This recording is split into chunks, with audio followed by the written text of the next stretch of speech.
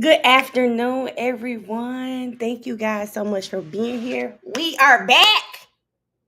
YouTube tried to keep a player down, but real ones always gonna rise back up. We are back, y'all, after 2 days of emailing back and forth with StreamYard and YouTube. I'm back here. Let me tell y'all, if we are watching trial and you even think they are about to show a weapon on my screen, put some I don't know what we can put in the chat. Those red exclamation points. Hey Taylor, hey Miss Renee, hey Brianna. Baby, put it in the chat, okay? Because I don't ever want to have to do the back and forth with them again like that. And the problem seemed to be StreamYard just wasn't communicating. Like the systems weren't communicating because YouTube approved my appeal the very day they took the video down. Yes, Jazz. Listen, come through with them. YouTube literally, I'm talking about within hours, approved my appeal. That I guess they saw that I was watching trial. I think AI does the initial takes the video down initially. You appeal it, and then a person goes to look at it. Baby took it down. They had my video back up. I got an email that my video was back up, but I kept trying to go live. I tried to go live that day, and it was saying, no, ma'am. StreamYard was saying YouTube is not allowing you to go live. So I said, okay, I'm going to wait. I restarted my computer. I restarted the systems. And then, yes. Yeah, day 3 was really about the weapons. I said we could go to day 4.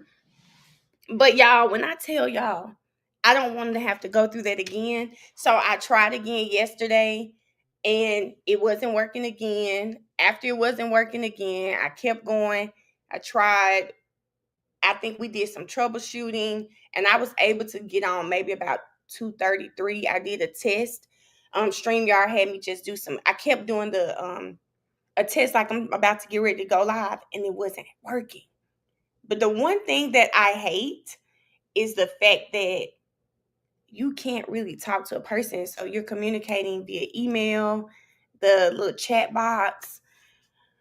It was just a lot. But hey, Krona, hey, Gariel. I'm just happy that it's back. The know that your account right.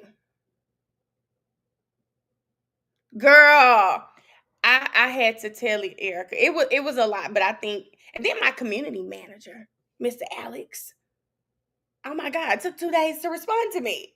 Because at YouTube, since I went through one of their boot camps, I was assigned a community manager. So I have a person at YouTube I can talk to. The one thing is he's on LA time. That's one. And I mean, there's probably a lot of us emailing him. So when he finally got to my email, hell, I'd already worked it out. Okay? Nay, I know that's right.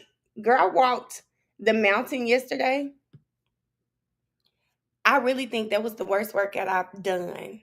I think that was the worst workout I have done, Nay. I mean, and I'll keep in mind, I'm just walking. That mountain, it let me know that when I'm on the treadmill and I have that treadmill on a 12 incline, I'm not doing it right. Because Mariah kept saying, Mama, you gonna stop again? Yes, I am. I am about to stop again. The incline on that mountain, y'all, that's a different beast. Good morning to everyone joining. Good morning. I'm having a great day. Missy said hiking is very intense. Missy, was it intense for me because I had on my little Nikes? I told Mariah I needed some little cute hiking shoes. She said I was doing too much. Y'all, Krona, I was walking and I was telling Mariah, I said, the way this incline is going, I said, my calves are going to look good and my butt is going to be sitting upright. I could feel it when I was walking. I could feel it. So we got a little parking pass so that we can do that mountain at least once a week. But y'all, I was so tired. Good morning, Too Pretty. Good morning, Stephanie. Y'all was so tired. When I say I sat on my floor for about 2 hours, I just could not move.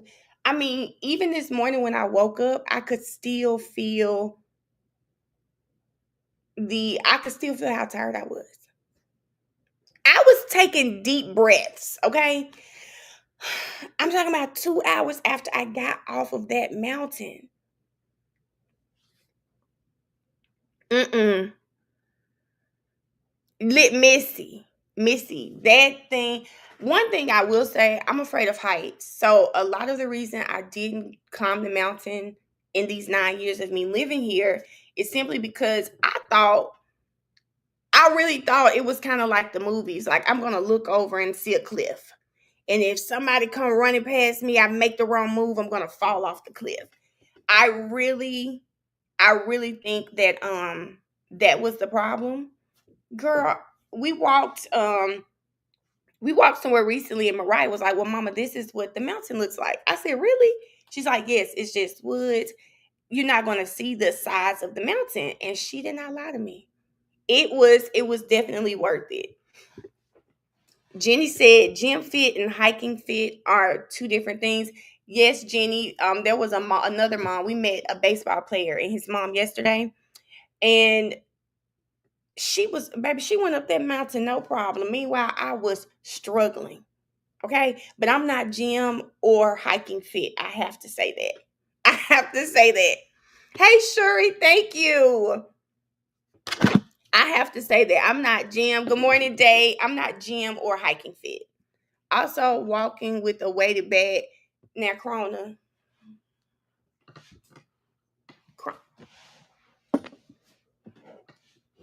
I know you know better than that.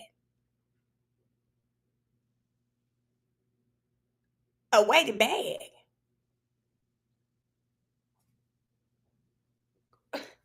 I am a serious beginner. I can't walk with a water bottle up that hill. Okay? Hey, JT. Talking about a weighted bag to help you out. Friend, I barely got up there with my body. Baby, Krona trying to take me too fast. Hey, Lily. Krona is trying to take me too fast. Oh, JT, don't be late. Well, I think I was on time today. She said yes, a little 35. And Krona, here I am thinking you were talking about a little 5 pound weighted bag, 10, 35. 35?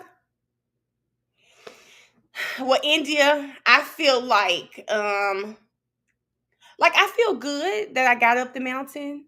It was not easy. I will not sit here and act like it was easy. I feel good that I got up the mountain. I'm excited to do it again. But am I still tired today? I am. Yes, Jenny, I've tried the Stairmaster too, a different beast as well. Mine is 45. There were some people showing out on that mountain. And when I say showing out, they were running. I saw a lot of people with their little vest on. I said, "Now wait." I said, "Oh God." It was a lot. It was a lot, but it was so good to see. What was really ticking me off though, and I'll tell this to y'all probably just because y'all won't judge me. The amount of little kids I saw running up that mountain, I said, kids make me sick. I mean, they, Barchi, please, they were just running. Do you hear me? You know, it's stones. Someone was just skipping stone to stone, like they playing, like they in a Mario game or something. Hey, Raynette, I'm talking about just boom, boom, boom, boom, skipping over the rocks. Then, I mean, they come from nowhere. I probably got my hand like this. I'm trying to get up the mountain. Here go a little kid. Boom, boom, boom. These kids had energy. And for the most part, you know it was the boys. I mean, first of all, I saw a group of 3 boys skipping up that mountain. Now we done got up the mountain, we sat down. Tell me on my way down, why was that same group still skipping down the mountain? Y'all are not tired? Y'all are not tired? I just, I just said, God, please give me that type of energy. Because how are y'all skipping down the mountain? At this point, I think up the mountain, down the mountain, by the time we got back to the car, it had been about 2 hours. Brianna, I don't know if I saved my marriage. Time will tell. Time will tell. Okay? Time will. Did I save the marriage going up that mountain? It's amazing how I used to be like, oh my God, how do they think about these sounds when they're doing TikToks or something, right? I was struggling up that mountain. I said, Mariah, I'm going to do that TikTok because I feel like Sheila right now. Hey, Lexi. Thank you, Lexi. I was like, now I get it. Something that you're doing is going to remind you of that moment. Oh, Alice, I did. And you know what? I almost didn't go, y'all. I almost was about to like tell Mariah next time because I was scared. I was gonna tell her, let's go next time. I put it off. She asked me about 3. I said, it's too hot. We'll go later. She asked again. I just said, come on, let's do it. Let's do it. Let's just go do it. Hey, Hope. Oh, yes, y'all. I got to see my sister this weekend. I saw her. I went to the High Museum. That's where I want to have my birthday party at. But I got to see my sister this weekend, and it was really good. She actually got to see Beyonce, and it was really, really cute, I might add. But I think, Hope, I have to text you because we are going. But we got we're getting other tickets, though. So I need to text you. Erica, I know you can. When I was, the great thing about hiking is people are so nice. They were telling us all these other mountains, and I was like, baby, let me get used to this one first. You're trying to take me too fast. Showing me other mountains around Georgia, everything's to Ja Rule is crazy. But I would go see Ja Rule. I'm sorry. I would not pay $250, but I would go see Ja Rule.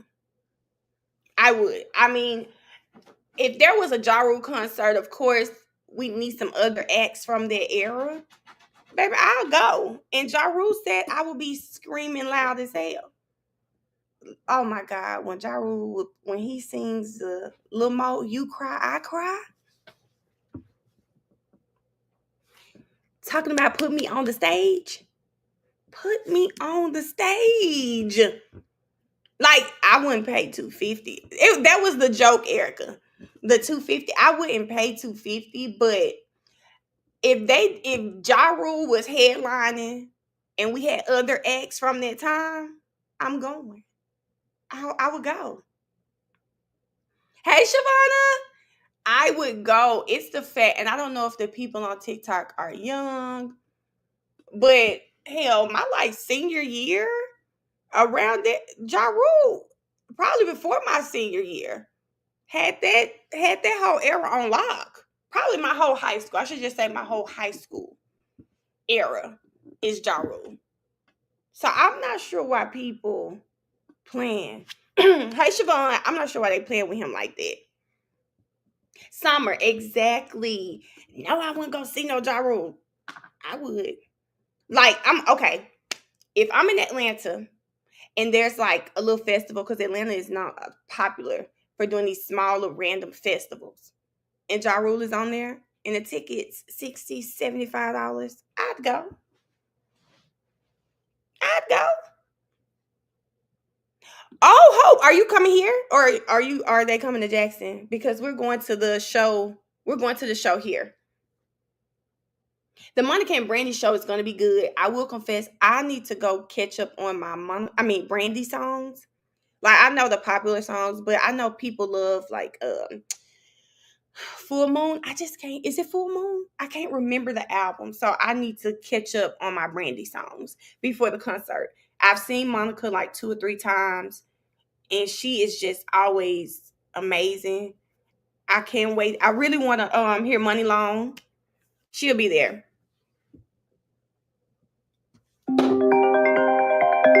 Sorry, y'all. I got my phone on, but not my laptop. Okay. So y'all know I went to oh Nene. Okay, I'll see you there. I will say Hope, they want to know how much you pay for your ticket. I don't have a ticket yet, but I'm gonna tell you this. I'll have my ticket. I have to get Chris Brown tickets this month. I'm never ever doing the whole wait to the day of for tickets thing ever again. Never, ever, ever doing the whole wait. No, Brianna, and I'd come. I don't know.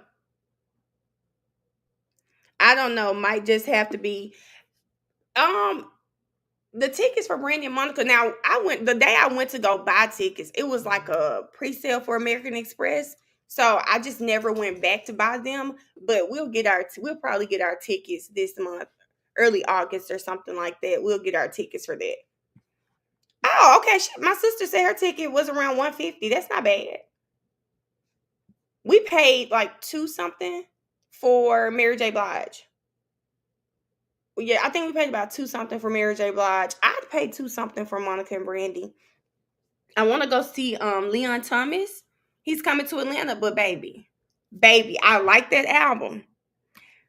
But $200 at I think his what is the name of it? It's a damn, I can't remember the name of the venue. Let me tell y'all where he's gonna be at in Atlanta. I just can't pay $200 for Leon Thomas. I'm like, I like the album. I would have paid 75. I would have paid 100.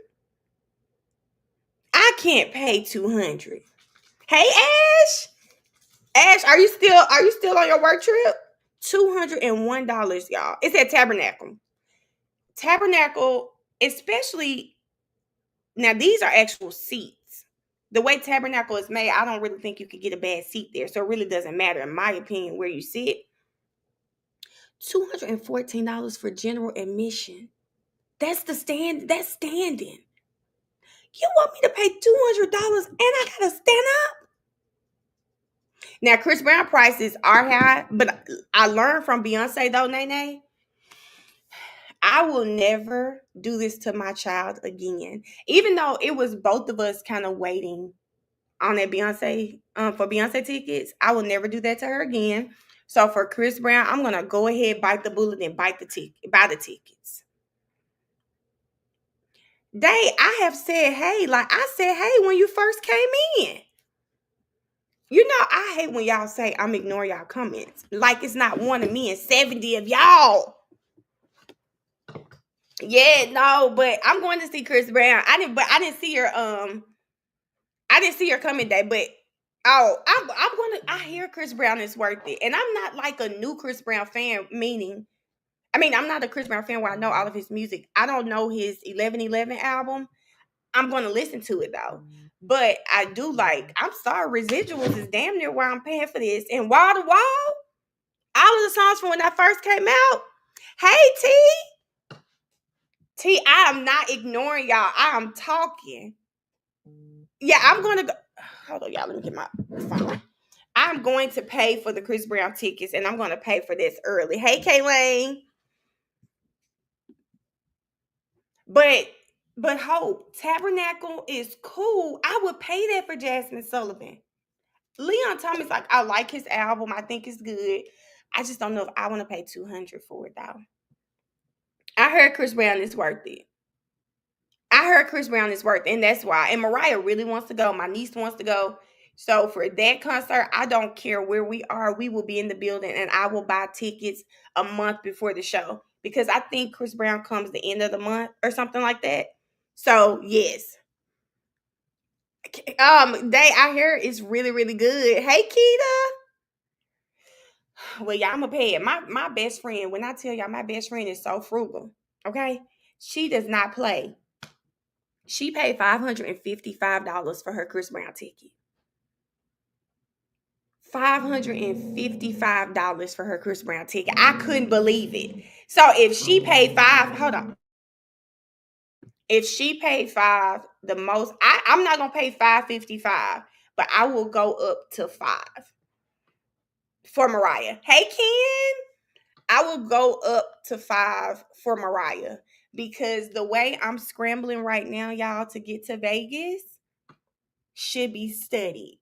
I mean, hey Tati, the way I mean, when I say I'm scrambling to get to Vegas, I am scrambling to get to Vegas right now. We got our flight. We already have our flights now.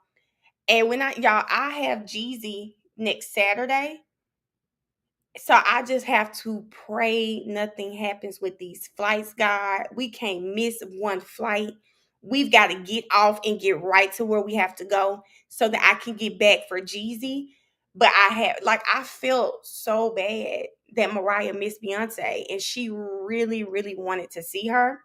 And the amount, I just met a man when my sister and I went to the museum. He said he paid $67 for his Beyonce ticket for that Monday, but he bought it on Friday or something. Never sat in his seats.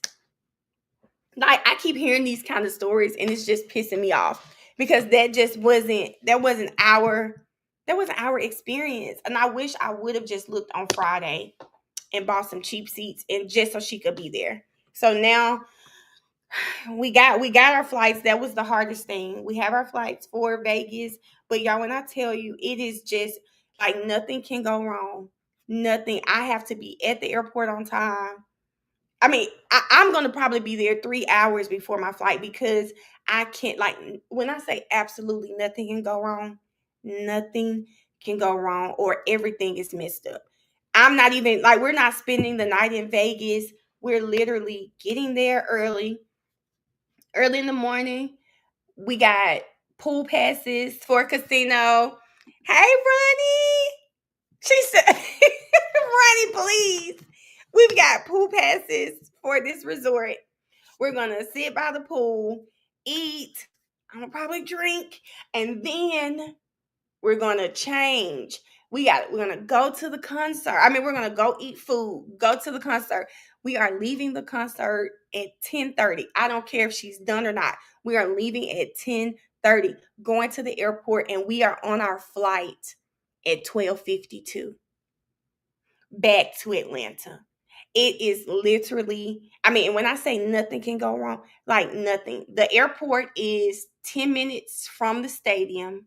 The hotel that we're going to go to is a few minutes from the stadium. Nothing can go wrong though. You had to sell your tickets, Ash. We're going to what, you had to sell your Chris Brown tickets? Is that what you're talking about, Ash?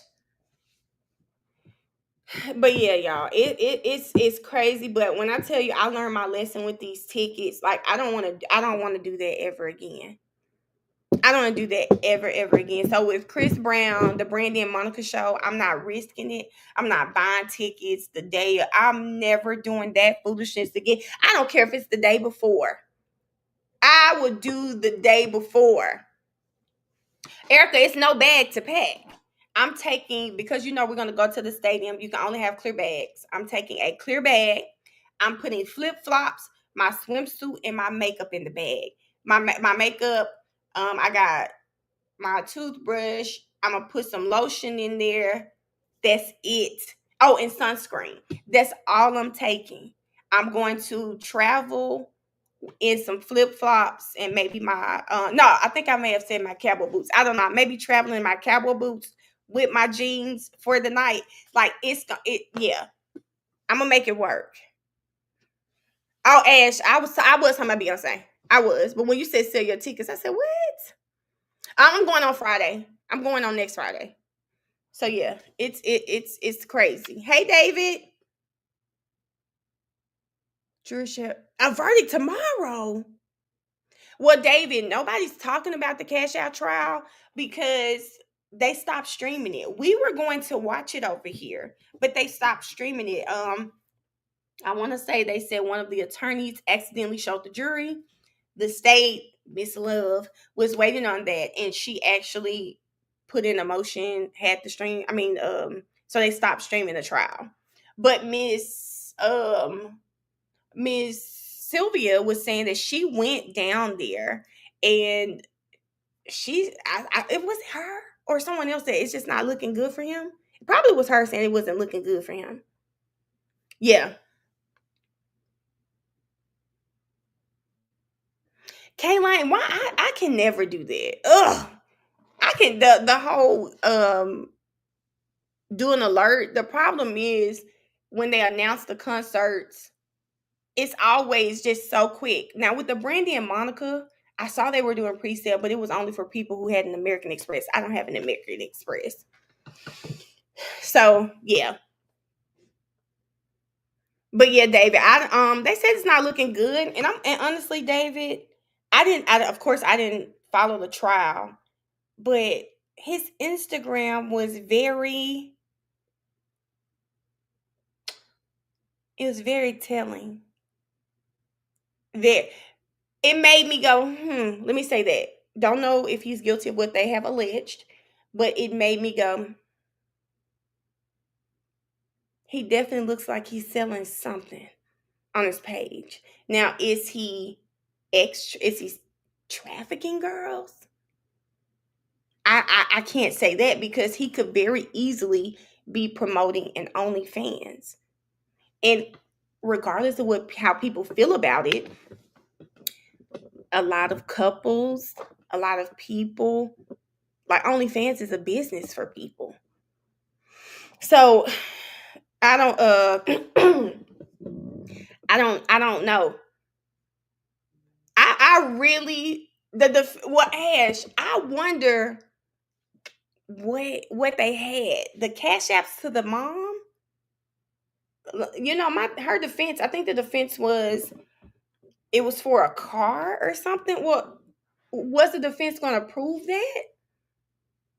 I don't know. I wish we could have watched it too because that Instagram made me go. But if you notice, we didn't see anything from the Instagram in the indictment. So, Kendra said Miss Sylvia thinks he's going to get a guilty verdict. Hey, Mikhail. See, I didn't even see Mikhail pop in. So, yeah. So, I don't know. I wish we could have watched the Cash App trial. But, yeah, they took the stream down. It seemed very interesting. I'm not going to tell you. I'm not going to lie to you. It did seem very interesting. The phones being the main evidence in these cases and play smart. What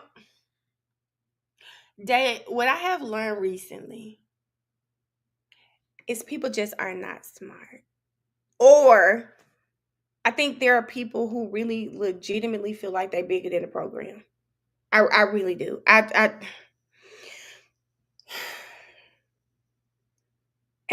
really do. And I just wish people would use their common sense. My mother used to tell me when I was young, and she was probably right because sometimes I have blonde moments. She used to tell me, you got all that book sense and no common sense. Yes, true. I'm already hip. Look, one of my cousins was Cash Out ex-girlfriend. She turned, ooh, whoa, whoa.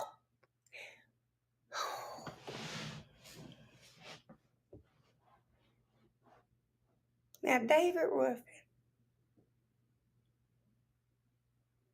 you say what now? You say what now?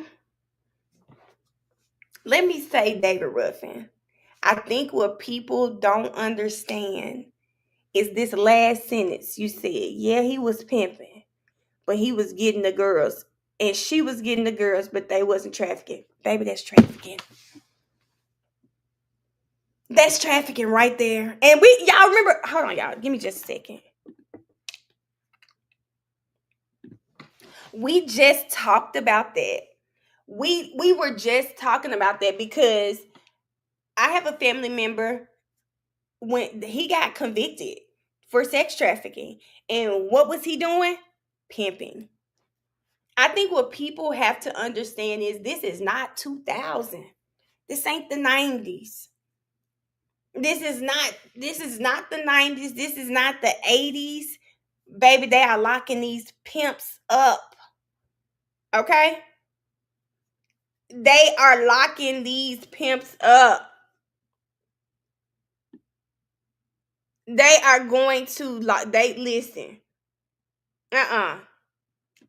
They are going to lock. They're locking these pimps up, and I just the problem with the whole trafficking thing, as we saw in the Diddy case, it can be hard for people to separate what the women wanted to do and what they didn't want to do. It's a very thin line. We saw what happened with Diddy. They did not believe those women. The jury did not believe those women. Yeah, they didn't believe the women. They didn't believe the women. They didn't believe those women.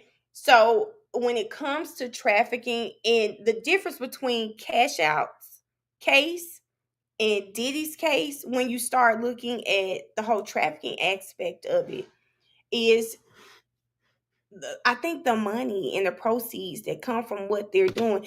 Diddy was doing this for his enjoyment, for the fun I mean, he just I don't know. I don't want to say something crazy on here, but the Cash Out tried. I'm telling you, when I looked at that Instagram, baby, I said he may have done what they said he did. Um, Jenny said, "You see, the state is trying to do everything possible to stay the trial in Melly's case." Yes, I did, Jenny. Listen, y'all, what's his case? It's like one Cash Out or something like that. I think it's one Cash Out. And here's the thing. I remember coming across Cash Outs. Hold on, Jenny. I'm leaving this coming up so that we can switch to Melly. I remember coming across Cash Outs Instagram maybe a couple years ago. It may have come on my For You page. And I said, what the hell he got going on? Because a lot of you guys, I told you we used to work for a record executive. One of the things I used to work for a record executive. One of the things that we would do is when artists would come to Memphis, he would be responsible, his company would be responsible for putting together listening parties. Back then, artists used to really go see DJs. They used to go make club appearances. Like if you came to Memphis, we made sure if you were there for 3 days, whatever was popping, whatever club was popping within those 3 days, this company would make sure you were at those clubs. You're talking to the DJs, your music is being played because you want to get a feel for what is it like in the club. Are people bobbing to the songs, whatever. And we did that with Cash Out. And seeing his Instagram now, I stopped working for them. I worked for them from 2009, no, 2008 to 2012, I think. So 4 years. So when he came across my feed, I said, it was given, I'm not doing music anymore, and now this is what my full-time job is. Right? Oh, Montrez, they got the drug rich Rico. I don't know who that is. Let me look who that is. But yes, I'm so tired of these Ricos in Atlanta. Funny is gonna have to get it together. Funny is going to have to get it together. Oh, that drug rich Rico looks interesting though. Said they were robbing like very prominent homes. Yeah, Kendria, thank you. I think you just summed that up perfectly. You just summed that up perfectly. But yeah, when I saw his Instagram, this was years ago. I said, what is he doing? Because you think about it. The little that Cash Out song, he did well. He had a good run. And when you work in the industry, you look at these songs, you're seeing them going number one at radio. Whether it's I don't think he went number one top 40, but I think on the hip hop charts, you're seeing these songs rise. So he had a good run with that cashing out song. So to see, hey, Destin, to see him on that page promoting the OnlyFans, I said, what's going on here? What is going? It gave that he was out here pimping, and when you start seeing posts like that, I'm starting to wonder. Okay, the royalties must not be doing well. You know what's happening here? It go look at that Instagram. That Instagram, I said, dang, what do they have outside of the IG? Because it looks like it looks like it. So we'll see what this case says. But I'm telling you, this is 2025. This is 2020. I don't care if you and that young lady have an agreement. I don't care if you guys have an agreement. If the police get wind to the fact that there are two individuals out here doing these type of crimes, pimping, as you want to say. I don't care if you love your pimp down. Your pimp is your child's father. The government does not give a damn. They're going to say it's sex trafficking. So it's not the same time. It's not the same time. You know, all these men that have these girls in the strip club, it's not the same time, baby. It's just a matter of time before they catch wind to what you're doing, and now that is sex trafficking. So I hadn't watched the trial, but I will tell you from opening statements. Now the defense, I'm with Ash. The defense did make me say, what I was anxious to see what the defense would be, but yeah,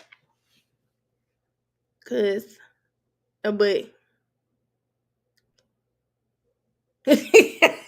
David, you probably right. David said, I wish David said, listen to the cashing out lyrics. He telling you what's going on. What David held now Fulton County about to tell him what happens when that's going on. That's the part about it. Brianna said, give Stevie J his Rico. He had Jocelyn in that strip club. I thought she was there before him. Oh, what? Okay. What, Brianna? Oh, wow. But yeah, but David, just to sum it up, I don't know. I saw Miss Sylvia's tweet, and she was basically saying it wasn't looking good for him. And again, when I looked at his Instagram, I was like, oh, I forgot all about he had a weird post on there one day. And when I was scrolling down his IG, I'm like, okay, I remember. I don't remember which post it was, but I do remember seeing him on my For You page years ago. And on that For You page, it was something just I thought was inappropriate. It wasn't a video. So yeah. Brianna, I know, but yeah, okay, y'all. So we're gonna get back to day 4. We done called up. We done talked about everything under the sun. So yes, I am starting with day 4. This is on the Melly's trial, and as Jenny said earlier, Judge Fiend said you're not saying this case, and it looked y'all. I don't know if y'all want to see it real quick. We could watch it real quick, but Cortland Henry is going to be tried with Melly. So there's and the reason you had to just put 2 and 2 together because I didn't know they were going to be tried together. So they're going to be in the same courtroom, which I don't know. I'm anxious to see how this is going to work because remember in opening statements for this trial, the defense was putting it on Cortland. They were kind of wanting the jury to wonder what are they going to do this go around. Remember, Melly's attorneys wanted to stay this case too. This case is in the Court of Appeals. They kind of both want to see what the appeal is, what's going to happen with the appeal. But Melly went against them a week or so ago and was like, no, I want to go to trial. I know he's tired of being in jail. But in this hearing, George Fiend is talking to hold on, y'all. What's today? Oh my God, it is the 17th. Hold on.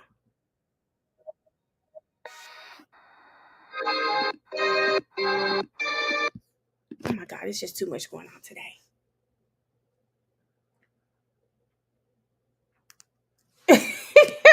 Thank you, David. Brian Kohlberger has a hearing going on right now. Is this the hearing the parents are going to be talking?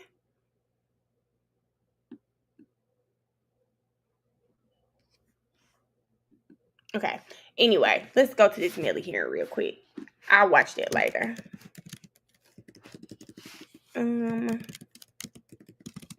Because I watched it yesterday. Okay, here it is, y'all. And it's quick. It's a quick hearing too, y'all. So it's not that bad. And I'm here for a while. No, this one. I can't stand. You can barely hear them though. Only for these two defendants. So anything that you need me for, okay? Yes, sir. Okay, so that takes care of Mr. Henry. Set for trial September the 10th at 9 o'clock with Mr. Demons. Listen, y'all. Listen to this.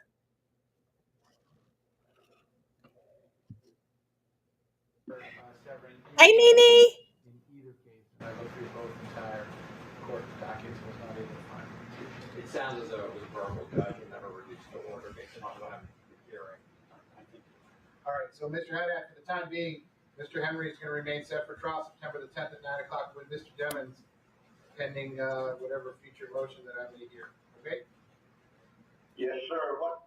Yes, sir. I have my secretary get a date. Yeah, I don't think Mr. Haddad knows the court dates that are available. I think it's August 16th and 17th and September. No, I'm pretty cold now. The lawyers, Mr. Haddad, your co-counsel or your opposing counsel, they can give you the dates and times. I'm in another capital case right now. I have 4 hearing dates left available between now and September the 10th. I gave the parties those 4 dates, and I'm holding all of those dates and times open only for these 2 defendants. So anything that you need me for, okay? Yes, sir. Okay, so that takes care of Mr. Henry. Mr. Mathis is Mr. Rares' client, so let me just skip on that one for a second. So the bottom of page 2 is Jamell Demons. I've got Mr. Benjamin here, Mr. Wilson here, Ms. Liberty here. Likewise, Mr. Gibson in person, Ms. Collins on Zoom. So I got the following. I got a state motion to stay the July 9th order setting the trial on September the 10th. Okay. Did you guys hear what I heard? Cortland is starting, he said, with Mr. Demons. They are starting, they are going to be tried to get.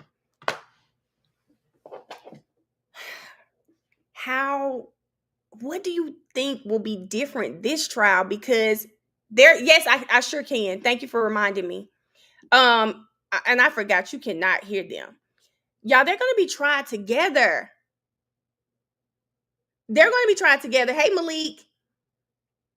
And hey, Ashley. Raven Liberty burnt out. But what is the state hiding so... Not you said she burnt out. What is the state hiding so bad that they don't want the detective to answer any questions? Malik, not only the detective, listen to this hearing, guys.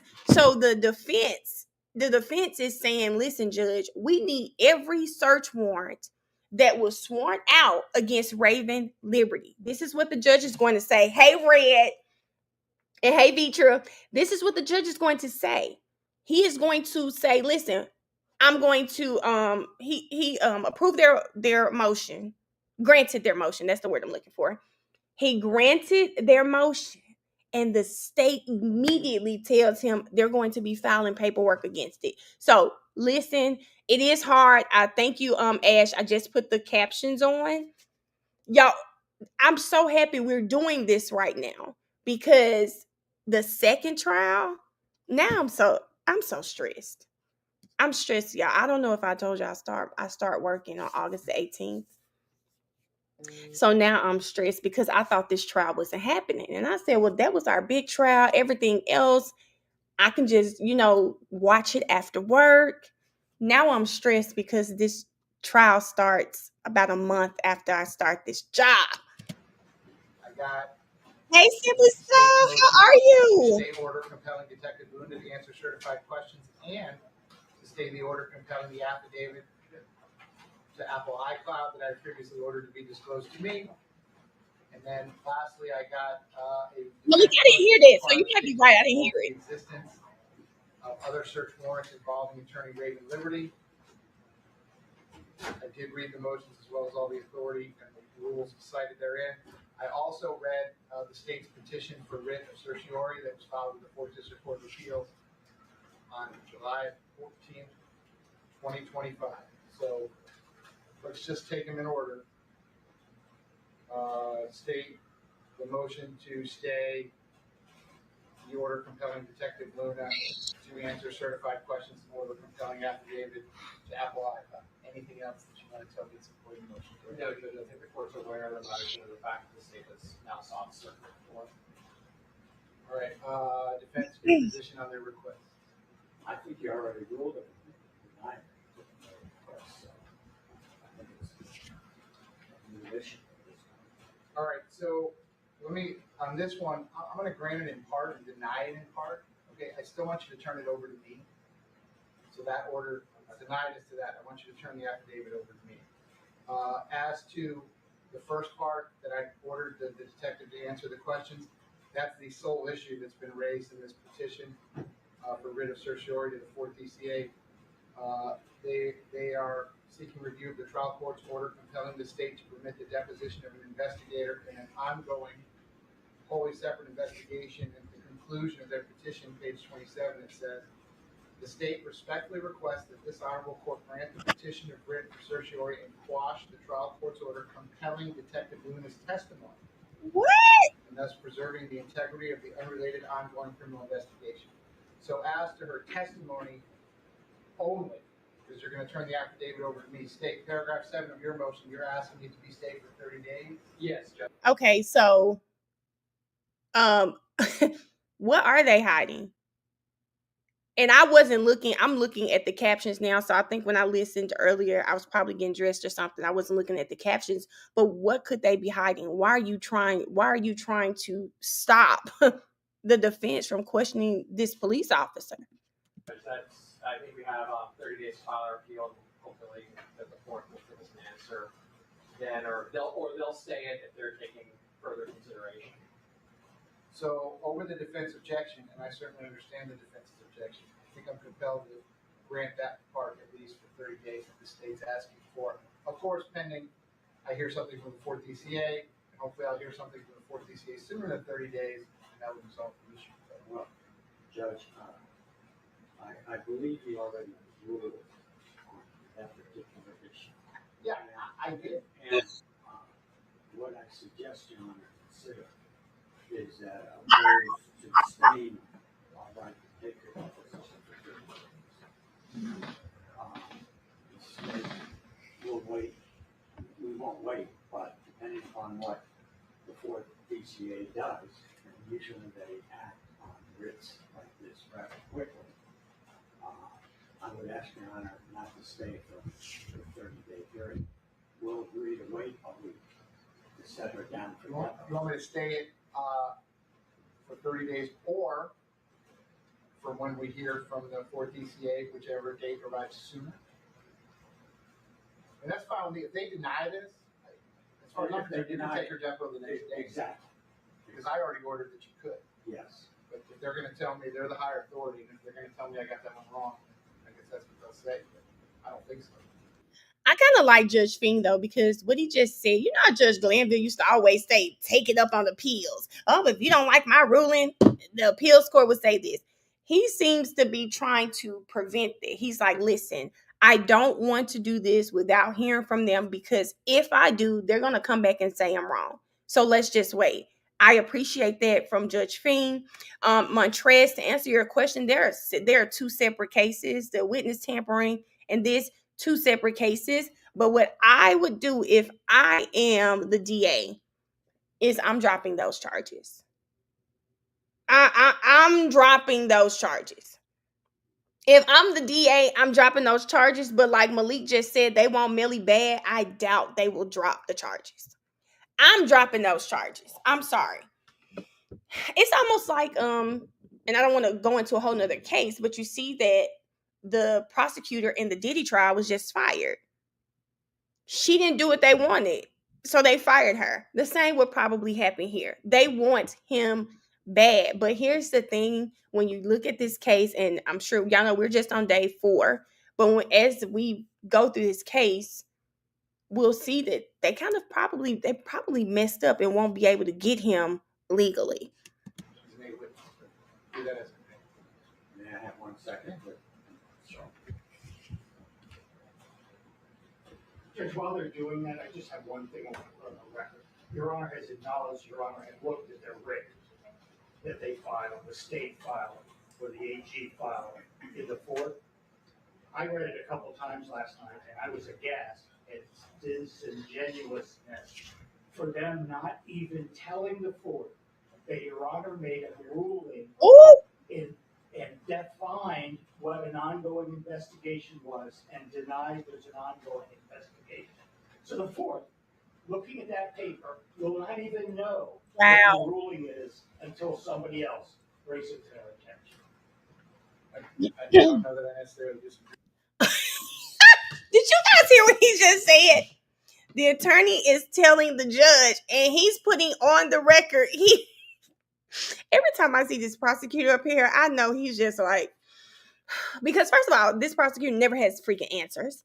He never has answers. It's always, oh, I'm going to get with the AG. I'll go back and speak to this person. We'll probably file this.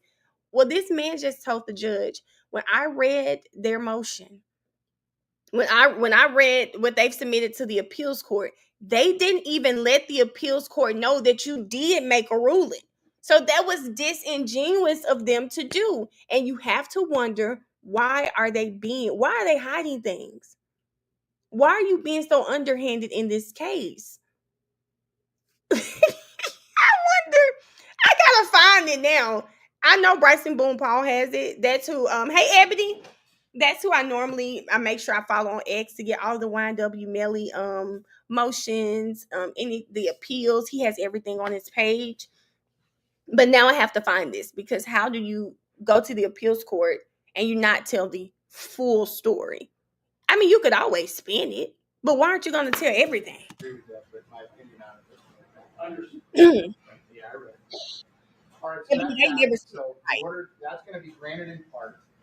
It's denied as follows. I still want the state to turn over the affidavit in support of the warrants to me, so I can have them and review them, and if we get a ruling from the full DCA. Okay, guys. Did you hear that? For those of you guys that have been following the Raven Liberty saga and how the state is trying to charge her with witness tampering, but it'd been a year, they hadn't filed any charges. They keep saying it's an ongoing investigation. I think they're just messing with these attorneys at this point because they don't want to turn over the affidavit. They don't want to turn it over. The judge just said, well, I'm going to grant it in part. Now you have to turn over the affidavits to me, and I have to review them. And you have to wonder, as a judge, if he reviews this affidavit and he smells something or he sees something that's inappropriate or wrong or fishy, anything, is he then going to rule that these have to be turned over to the defense? And if they're turned over to the defense, is there going to be something so prejudicial, something that's just so wrong that now the defense can file for some sort of mistrial with prejudice? I don't know. Hey, Shay. Yes, Jasmine. Like in the same room. Yes, ma'am. I can distribute those accordingly. It stayed only as to the deposition of Detective Linda Compellinger to answer those questions for a period of 30 days, or in the alternative, until we hear from the 4th District Court of Appeal, whichever of those dates comes sooner. So I'll enter a written order that reflects this. And the affidavit is due to Your Honor by based on. I'll be bringing it over this afternoon. All right, the state's motion to stay the trial date, September the 10th. State, anything else you want to tell me for that? No, Judge, same issue.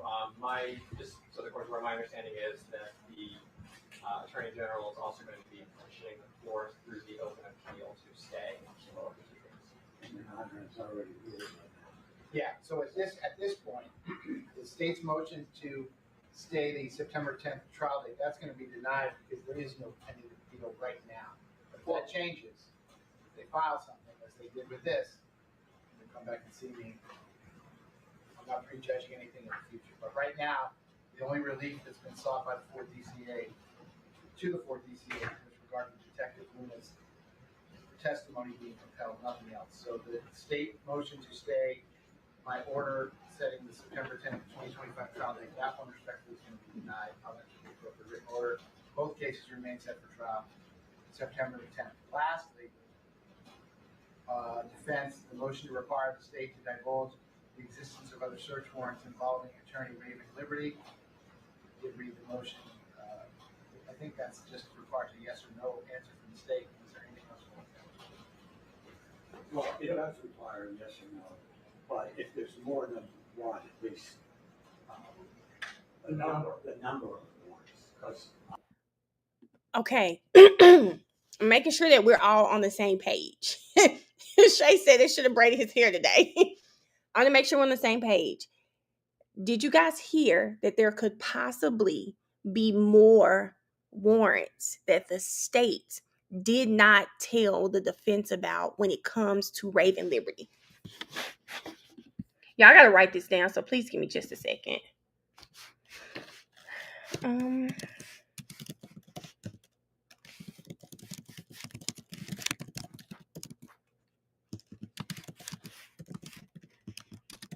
Okay.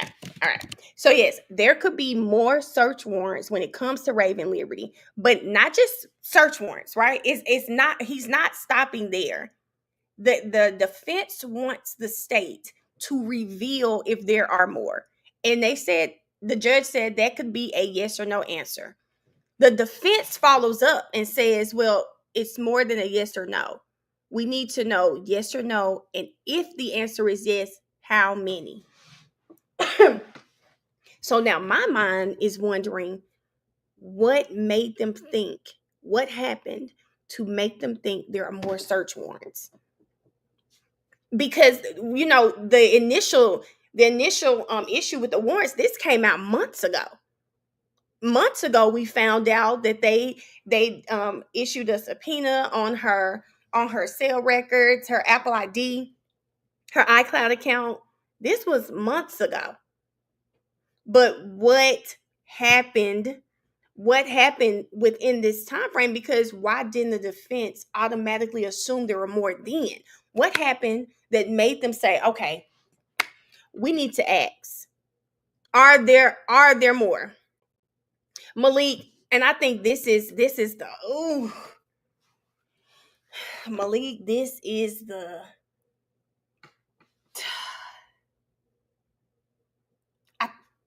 his defense being compromised. If his defense is compromised, which a lot of people assume because they've gone through this lady's iCloud account, they may have strategy. This is why the defense is fighting so hard to know what was in the affidavit, what are they using, what's going on, because it's been a year.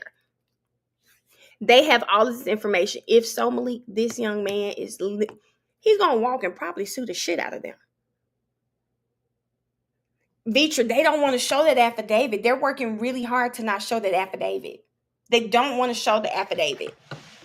They and the fact that they don't want to show the affidavits lets me know they're trying to hide something. They are stalling. They're doing everything they can to not show it. Hey, Miss Chocolate, this is old.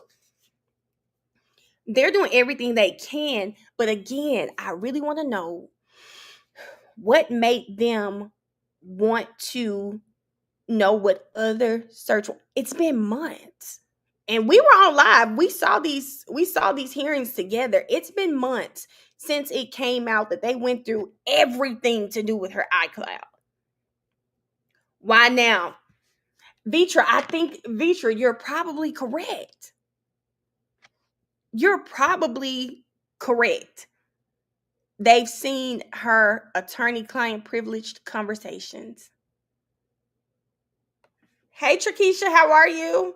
You're probably right. But the judge, they just asked, listen, they need to tell us, and listen to the state's response. They need to tell us if there are other warrants out there, and if so, we need to know how many. The last warrant, or the only warrant, was issued in 23. So Yeah. 23. So they may have issued warrants on her 24 and also 25. So we would like to know the number of warrants in the system. just to augment that, Judge, one comment or one argument. The state got up here and exhaustively argued the last time we were before Your Honor that this is a different case, this new case of the investigation of Ms. Liberty. I just want to bring it to the court's attention that it is an allegation of witness tampering. That's what the allegation is in what little we were able to see. What witnesses are being tampered with? We don't know. I would bet body parts, it's a witness or more in the murder case. So it's not some unrelated, absolutely, attenuated issue. It's about this case, the murder case, a first-degree murder, punishable by death, and the witnesses the state are going to call. So I just wanted Your Honor to understand why we're seeking at least the existence of and the number of warrants there may be, so we don't get surprised again on this kind of stuff. I don't mean to. But the state from day one, upon us learning about the law, has come into this court numerous times and said two things. One, it's interrelated to the murder. And two, they're going to use some of the tampering evidence, or they're going to try to, as consciousness of guilt in the murder case. And they've represented that from the first day we learned of the warrant, and they have gone by that premise as we stand. State your response to their request. That we're going to be objecting again. This goes to the fact that there's an open investigation. Unfortunately, no matter how I potentially answer this question, Right, please. it opens up a can of worms.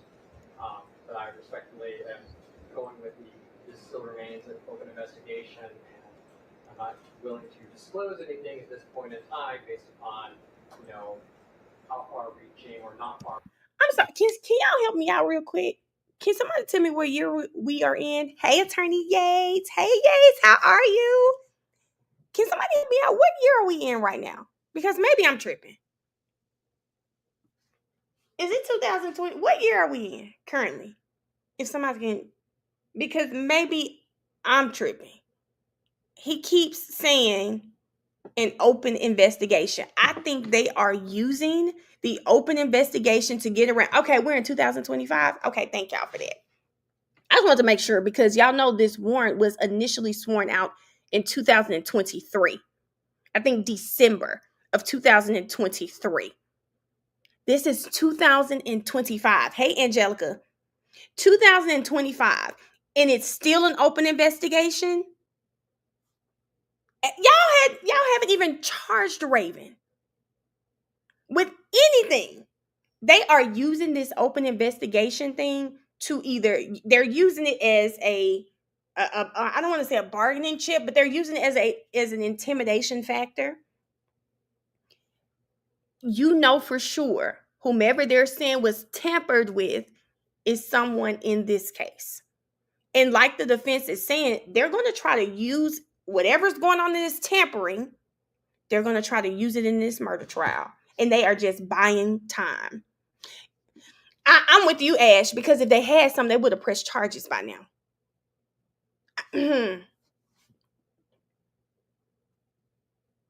Miss Chocolate, what do you mean the newest one? Hey, King Jiggy. Yeah, King Jiggy, what I think they're doing, I think they're trying to, like I said, scare and intimidate the defense. Because the defense is moving, but they have this tampering just lingering over them, right? So it's like a dark cloud. It's just sitting over their case. It's sitting over their case. And you really don't know what to do because you don't know what the tampering is. You don't know. Now, Zach, I've heard too that the witness is probably Mariah. But if that's the case, the defense needs to know. They need to prepare. Oh, Miss Chocolate, this is from yesterday. Beecher, you might be right there.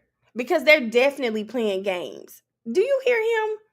It's an open investigation. And, I don't want to open up a can of new worms because it's an open investigation. He's just talking in circles. Okay. So over the state's objection, I'm going to grant the defense motion to require the state to divulge the existence of other search warrants involving attorney Raven Liberty. I'll enter a written order. State, I'm going to give you by the end of the day. I think this is as simple as sending an email to Mr. Benjamin and the rest of the defense team and saying either no, there aren't any other warrants, or yes, there are. But I would view, if there are additional warrants, I would view them no differently than what we've already done. I think the defense would be entitled to a copy of the warrant, and I think the defense would be entitled to a copy of what was returned as a result of the warrant. And then as far as the affidavit in support of said warrant, again, that's something I'm waiting from the full PCA to look at. Understood. Just so the court's. And just to clarify with you guys, what he just said is you need to tell them, you need to send a damn email, let them know if there are other warrants. If there are, you need to tell them how many. And just like we've done in the past, they deserve to see that. They need to see the search warrant and anything that was turned over as a result of the search warrant. But the one thing that he is waiting on the appeals court to decide on is if that affidavit must be turned over to. So he said you can turn it over to me, and I'll wait for the appeals court to see what they say. And if you have to turn over the affidavit, I mean, if they come back and say you need to turn over the affidavit, I'm going to have you do the same here as well.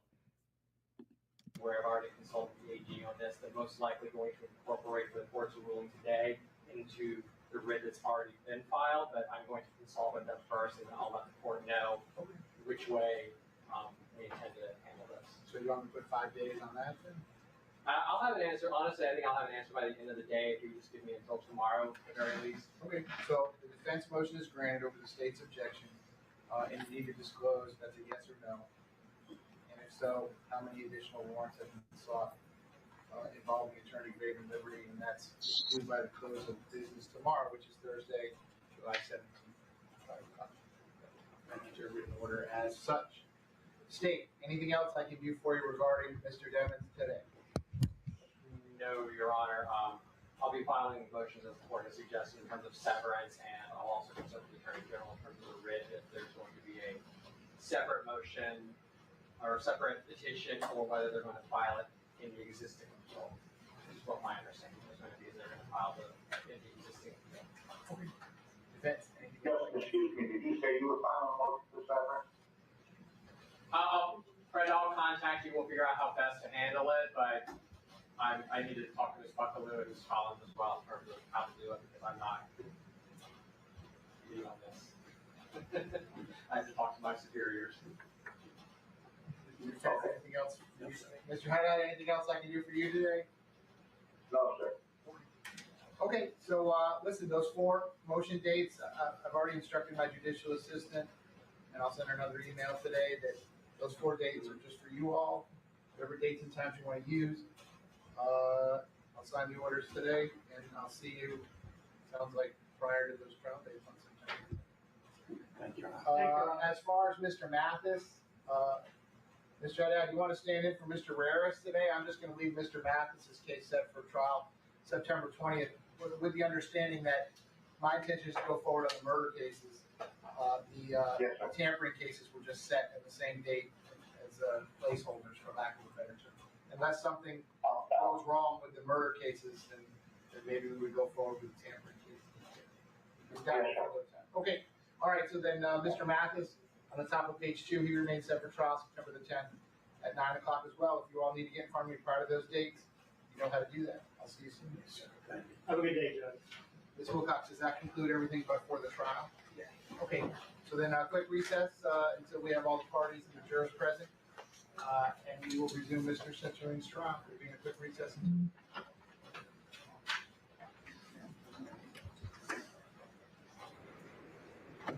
Now, did you guys hear that the state is going to be filing for a severance?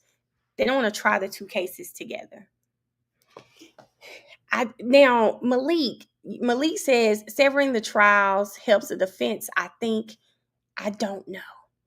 Watching the YSL trial, I don't know if it helps. I don't know. I don't really know, because I'm thinking about that trial, and it was like 7 or 8 defendants in that trial. You had all of these lawyers, so as a juror, you have to keep up with all of this information. Now it's only two defendants that would be being tried. Malik, what I'm worried about is Melly already looks weird, for lack of better words, during trial. His facials, just his behavior. What happens when Cortland's attorney tries to put this on him during the trial? What happens when Melly's attorneys try to put this on Cortland, as they said they do in the opening statements in the last trial?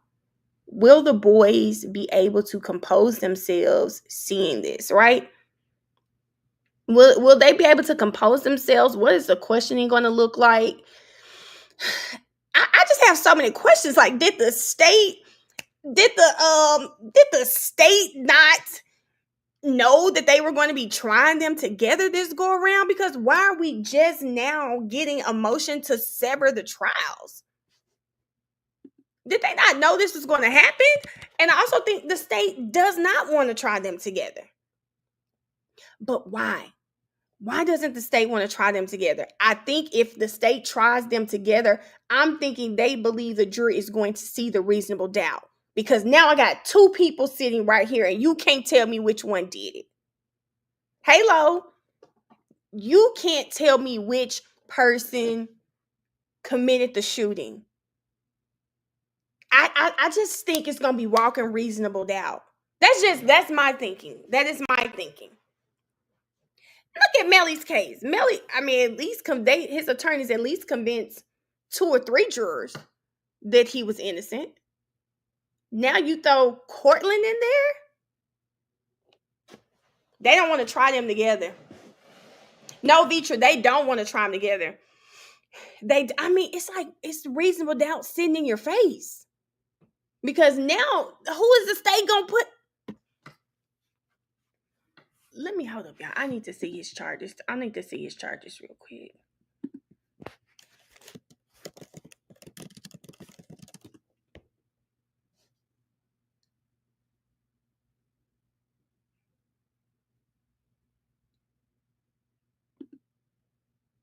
Okay. Let me read y'all this article. YNW Melly on trial. The defense incriminates YNW Bortland, who prosecutors accuse of cover up. Let's see which charges. They said during the trial, Melly's attorneys have been incriminating Bortland. The prosecution accused Melly of the murders. They also accuse Cortland, who is awaiting his trial, of helping him cover it up.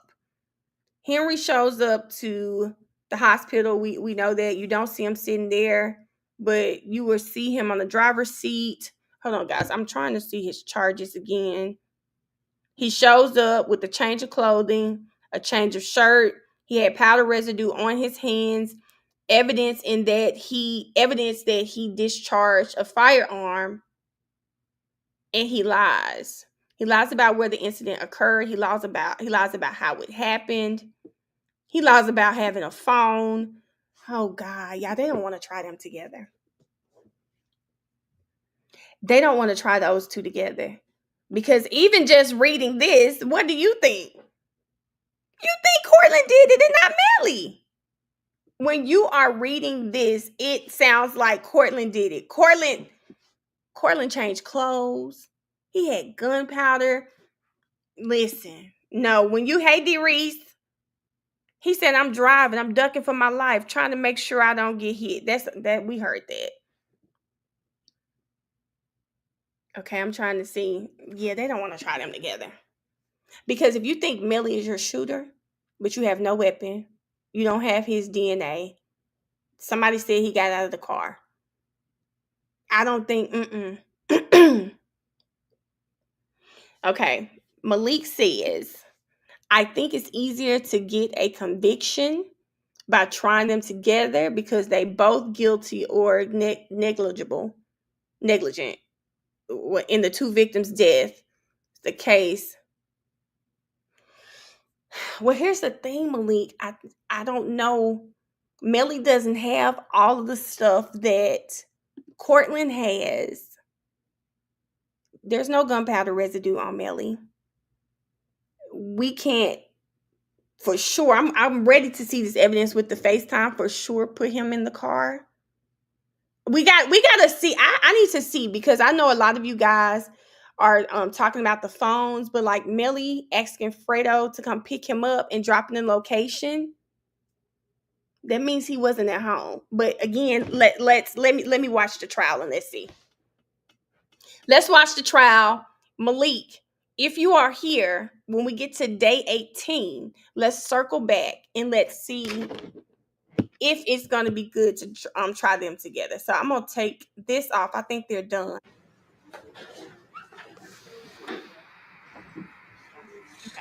They're done. And we're going to start on day 4. And toward after the end of this trial, let's revisit that.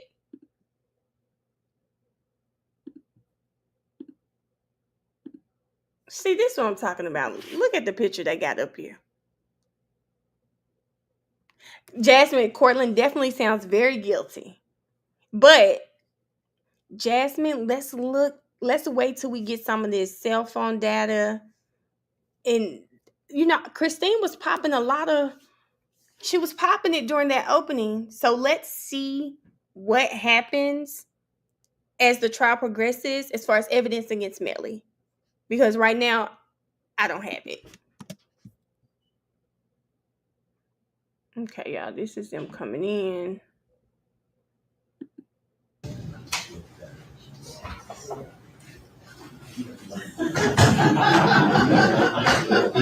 Why are you so small? Okay,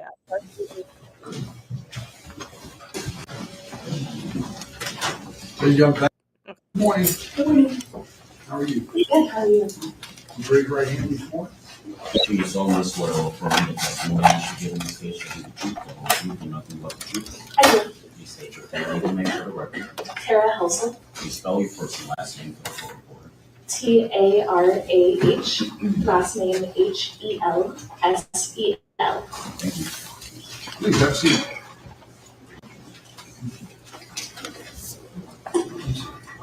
Also, the microphone in front of you moves up or down, doesn't go back and forth. Okay. Great. Yep. Counsel, you're ready to proceed. Thank you. Good morning. Good morning. Can you introduce yourself to the jury and tell them where you're currently employed? Yes, my name is Tara Helsel, and I work at RJ Group. And in what capacity do you work at?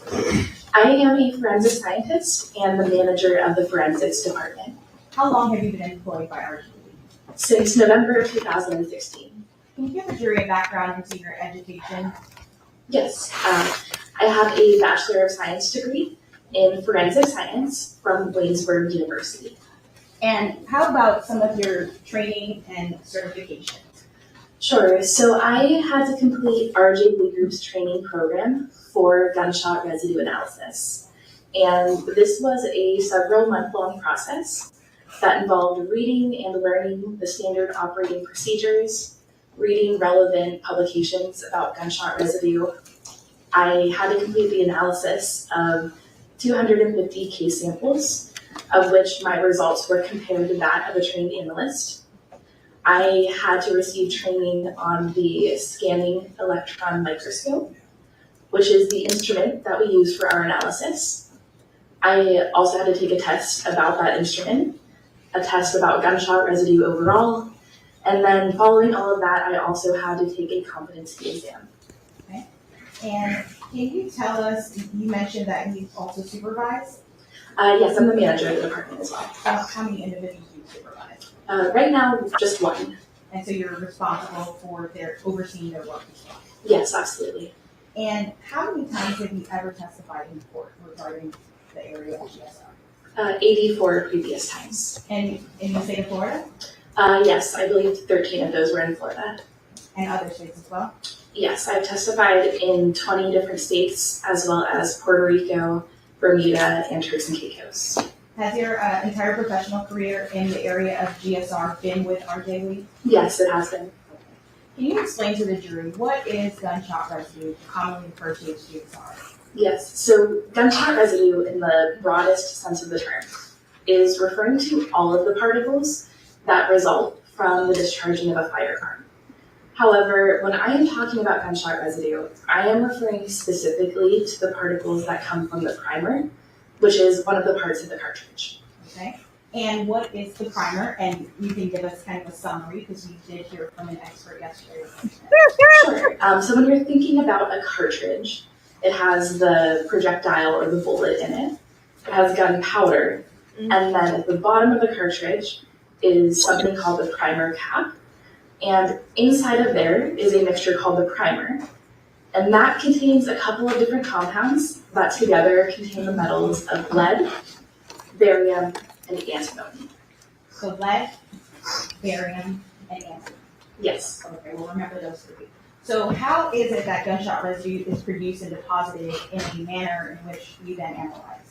So whenever a firearm is discharged and the trigger is pulled, this causes something inside of the firearm called the firing pin to strike the primer cap.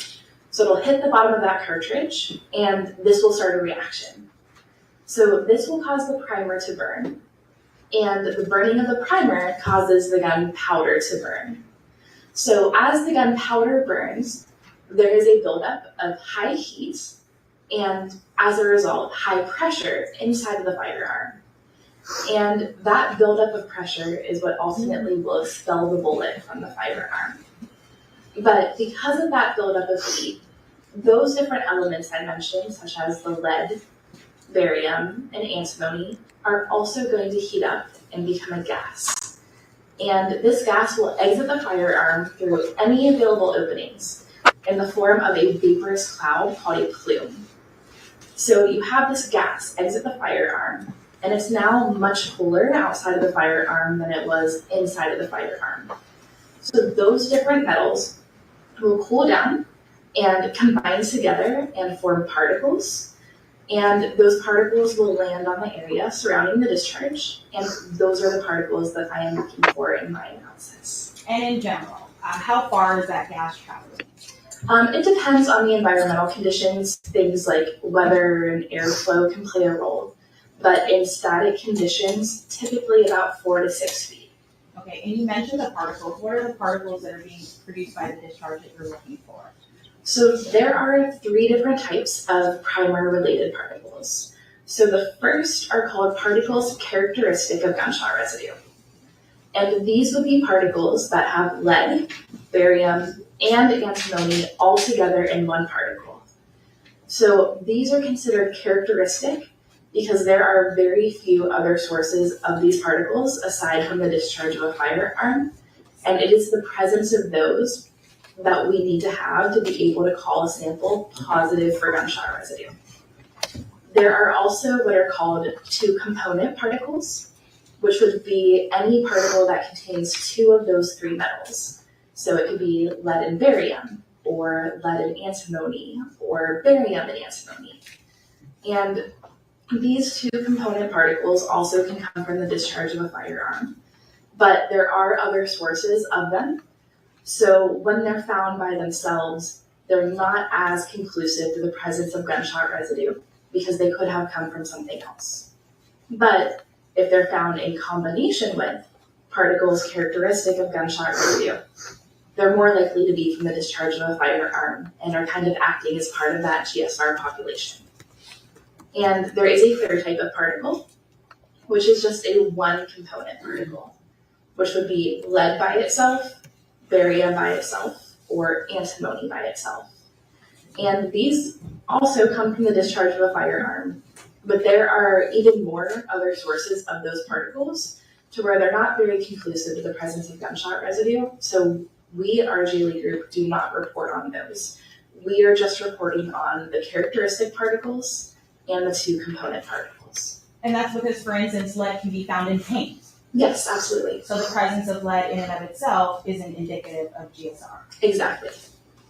And can you describe for us how you perform the analysis? And I know you brought up the microscope, which was briefly mentioned yesterday. Can you describe for us how that microscope works and your process? Yes. So we use an instrument called the scanning electron microscope, which is also referred to as the SEM for short. So this is a very powerful microscope, and it is computer controlled. So instead of looking at your samples through an eyepiece like you would in a traditional microscope, you're actually looking at them on a computer screen. And this instrument has the ability to magnify by thousands of times. And it also allows you to see the chemical composition of what you are looking at. So because gunshot residue is extremely small and not visible to the naked eye, and is made of very specific elements, that's why we use the SEM. And the way our analysis actually works with it is two parts. So the first part is an automated analysis. So I will take the samples and put them into the microscope, and I will set up parameters on the computer telling it, here are the samples I have, here's where they are located on my sample folder. From there, the computer will scan the surface of those samples, looking for potential gunshot residue related particles. If it comes across something that it thinks could be gunshot residue, it will stop and take a picture of that particle and also save the coordinates for where it is located on that sample. So it will finish going through and scanning all of the samples, and after that, I will do the second part of our analysis, which is the manual analysis. So I will go back to those particles that the instrument flagged, and I will examine them. So I will look at their shape, and I'll see if that's consistent with gunshot residue, which would be something that is smooth or round in shape as the result of a high heat reaction. In addition to that, I will look at the chemical composition of those particles and make the determination for what type of particle it is that I am looking at. And the automated process is performed by the SEM, right? The SEM for short. Yes. And what is it looking for? Those particles that we discussed earlier, or the compounds, the barium? Yes. So basically, the way the SEM works is kind of based on brightness. So the more dense something is, the brighter it will appear. Because lead, barium, and antimony are heavy metals, gunshot residue-related particles will appear very bright.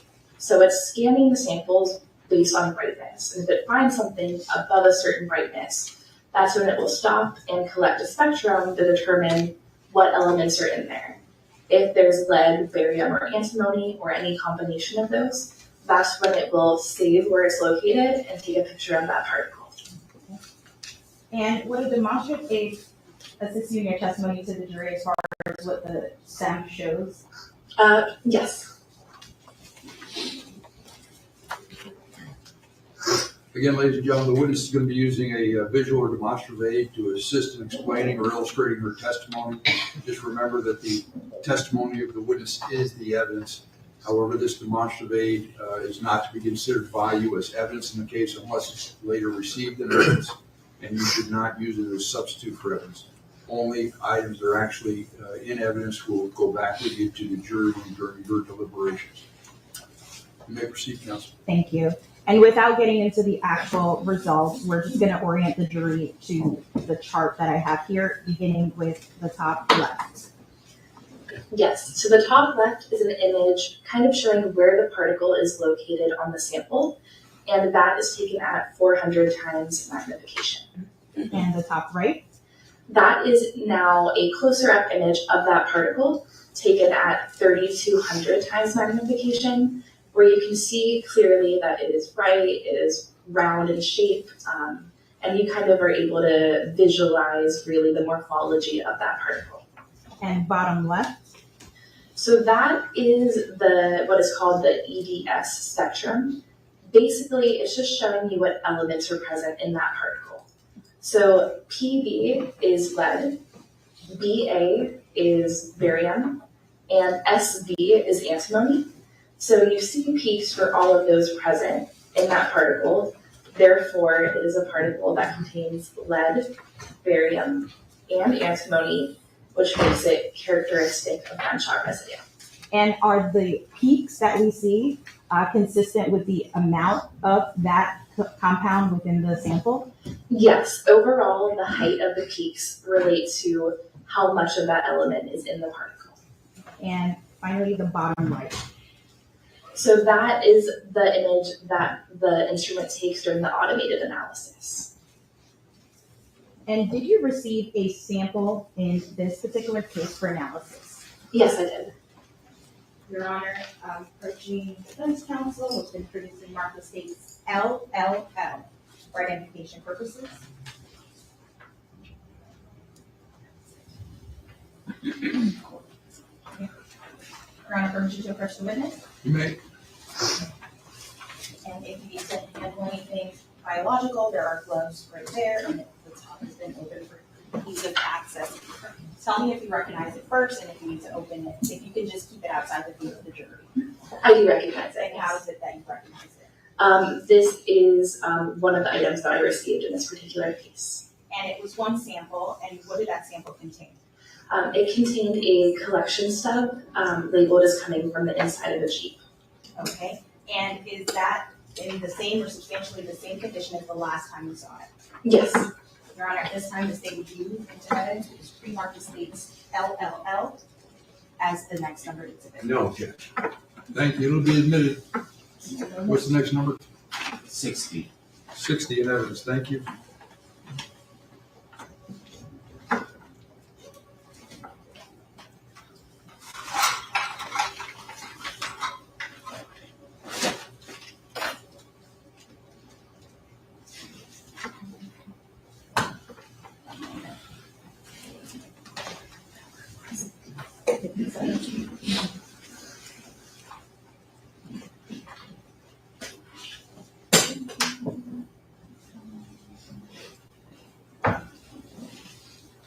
Looking for 50. I was trying not to have to fast forward, but I do, yes. And what is that? This is a gunshot residue kit that we received in this case. And did you analyze states 57? Yes, I did. And did you ultimately analyze state 60? Yes, I did. So, grab your scissors.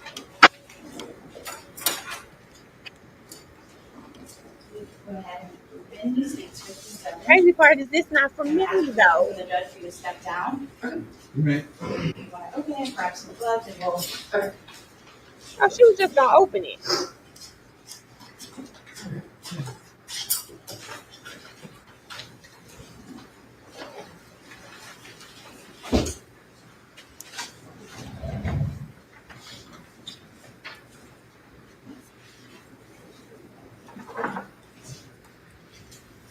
Just if you can publish states 57.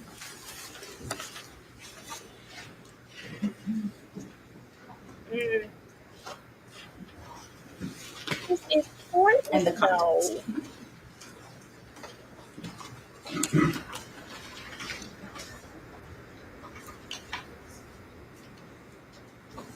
So you received one sample, but there are two tubes. Yes. What are they representative of? These were samples that we had received that are labeled as coming from the right hand and the left hand. And who's the individual? Cortland Henry.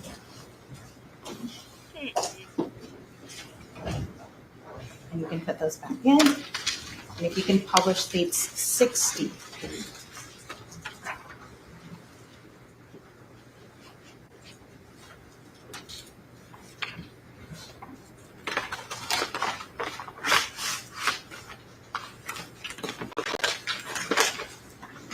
If anything, this look bad for Cortland, and he's not on trial.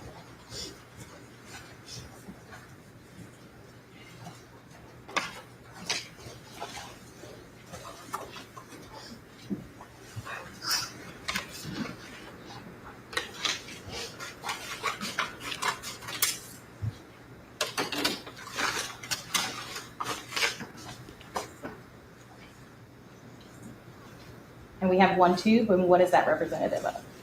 It is labeled as coming from inside of a Jeep. If you leave it, it will adjust. Thank you. You can put it back in and keep your seat.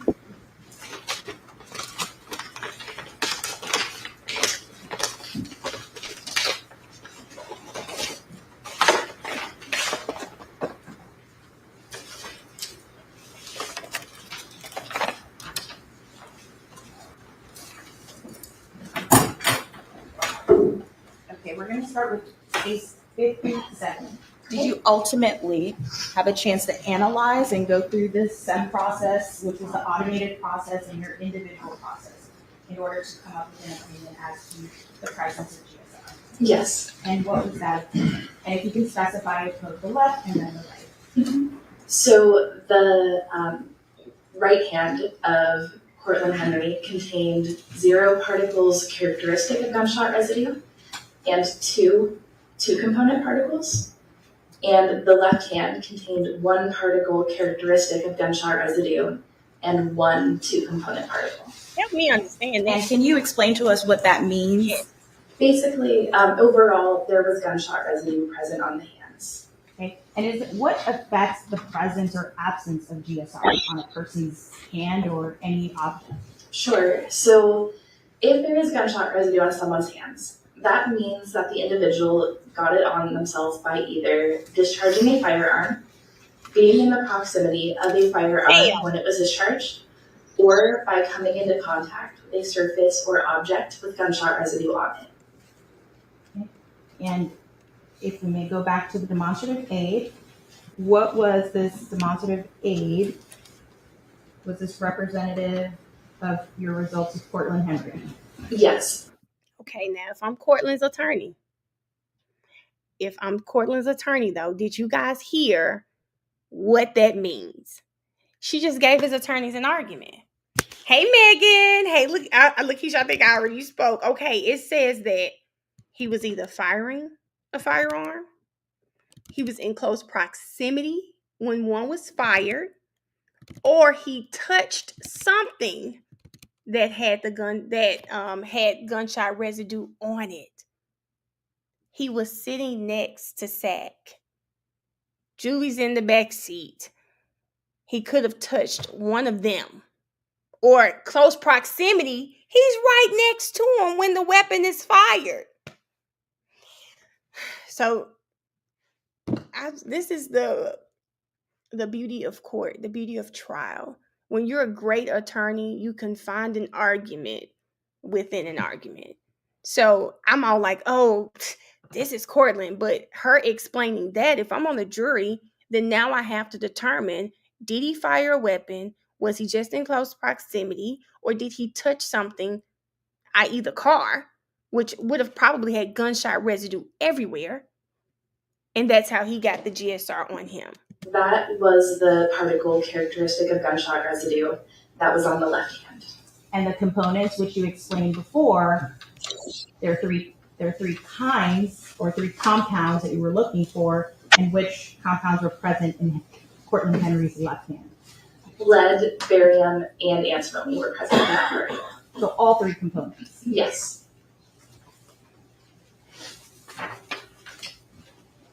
Okay, and let's move on to state 60, which was the sample for the G. What were your results? And again, did you also go through the SEM automated process and then your individual characteristic process? I did, yes. So there were 0 particles characteristic of gunshot residue, but at least 9 2-component particles.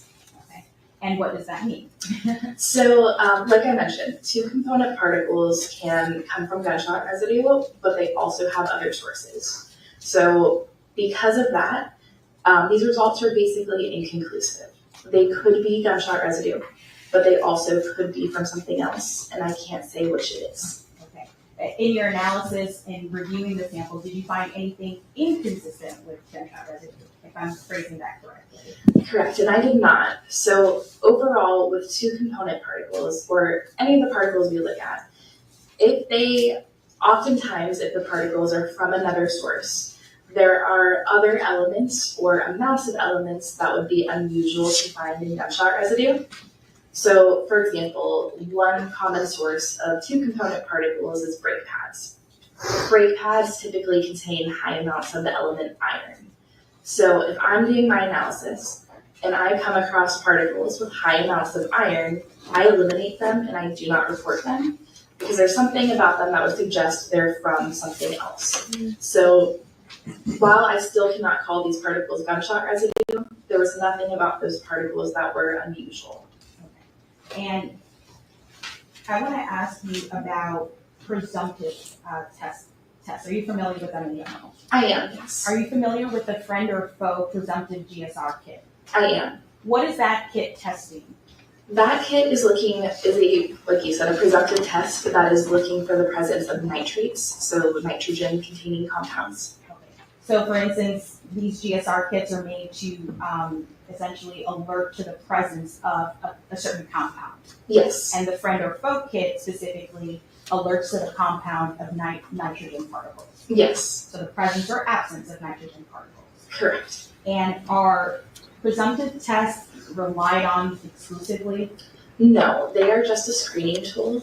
Like I mentioned, they're looking for nitrates, and there are many things that can contain nitrates.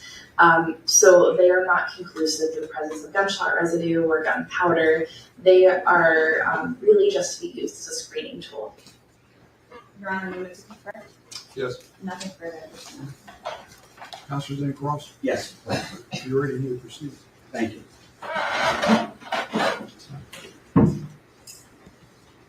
Good morning. Good morning. I don't think we've had an opportunity to meet. No.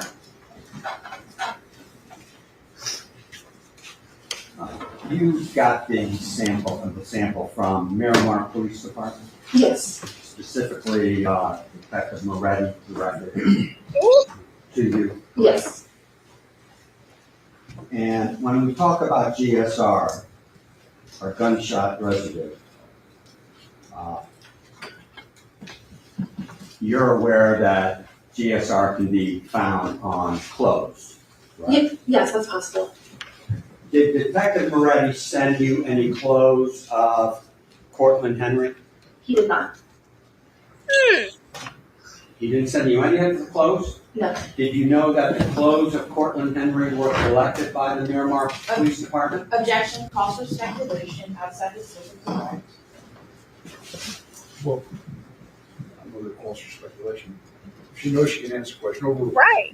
Were you aware that the Miramar Police Department collected Cortland Henry's clothes? No, I was not aware of that. But if in your examination, had you received clothes, you could test those clothes for GSR, correct? Yes, we can And you- certainly test clothing. And you've done that many times, correct? Yes, absolutely. Also, if someone is in a hospital, in a bed in a hospital, do you know if that person has washed their hands? I don't know. Okay. And by washing your hands, you can get rid of GSR, correct? Yes, hand washing can remove most, if not all, of the particles on someone's hands. Do you know if Cortland Henry washed his hands or changed his clothes? I don't know that.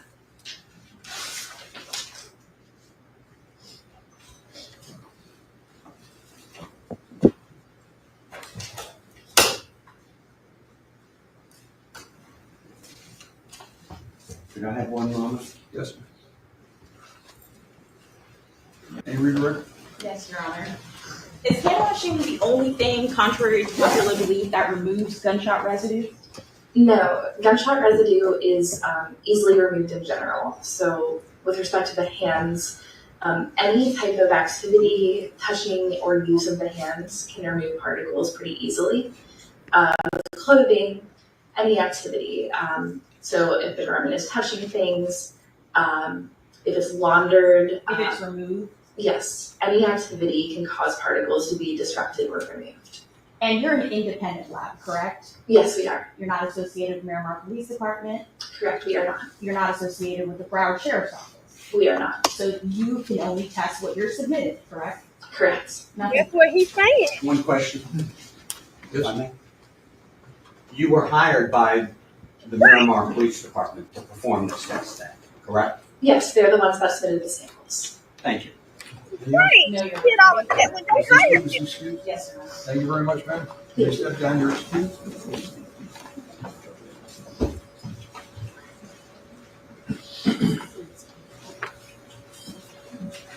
Thank you. Can I see several, please? Oh, Dad, don't put that down. Here's my thing with Christine. Christine is like, you're not associated with Miramar. Yeah, but they hired them. They also submitted the samples. If you had his clothes, why are we not testing his clothes? Test his clothes too. About the case to allow anyone to discuss patient presence and serve no research. Thank you. Just leave your head on the shirt.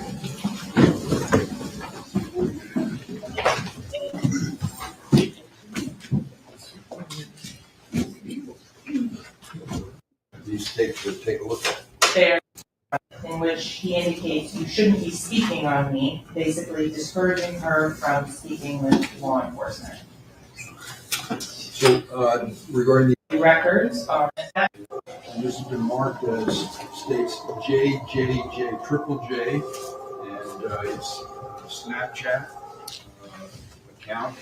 And so, what does this purport to be?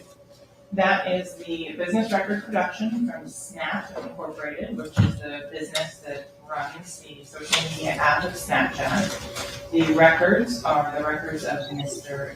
Defendant Jamell Demons.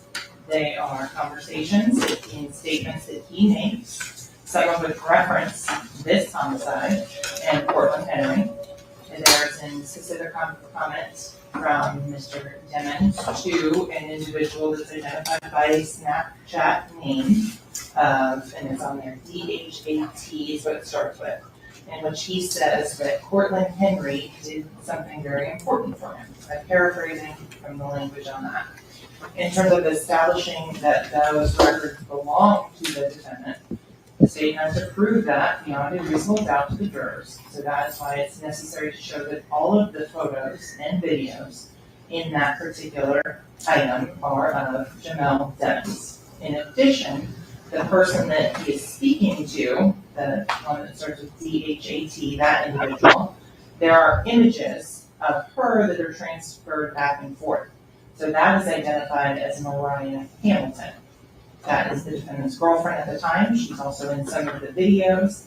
And then there are videos that the defendant sends to her that in which he indicates you shouldn't be speaking on me, basically discouraging her from speaking with law enforcement. So regarding these videos, how long are they? How many? I mean, you sent me Yes, that's 3 the, pages listed. I don't know how long these tapes would take a look at. they're less than 30 seconds each approximately. So let's. How many of them? The drive that is right there.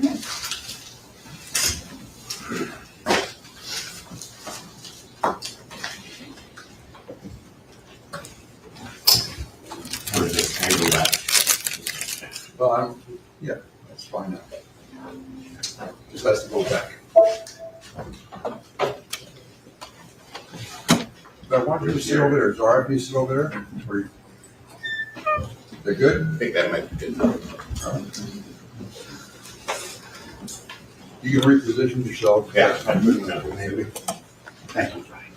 And feel free to do that throughout. Thank you. If something's showing up on the screen and you think you want a better view of it, you're always welcome. And this is the business records certification as included on the file from Snapchat. Yeah, I saw those. I'm not talking about that. I'm talking about the actual videos.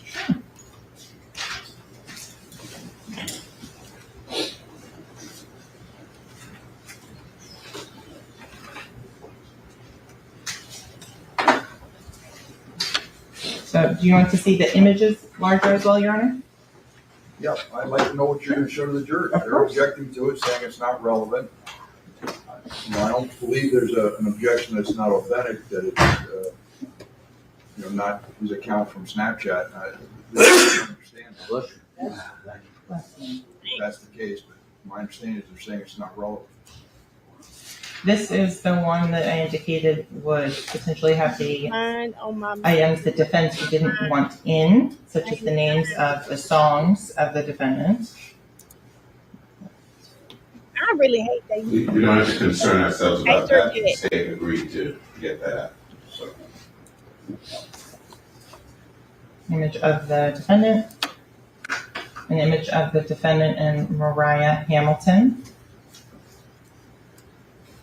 image of the defendant, You're saying that this is the defendant and Mariah Hamilton, and I haven't heard anybody identify her yet. Is that, I mean? Correct, that's why the next witness would do that. Oh, okay, so the witness is going to do that. Yes, Your Honor. There she is Hi, again. girl. That is Ms. Hamilton. This is the Snapchat logo of the defendant. I definitely said that was that good phone. That whole we passed the phones around stuff. I said, oh, okay. That was it. I definitely felt like that was his phone from the little. Moving on to the videos.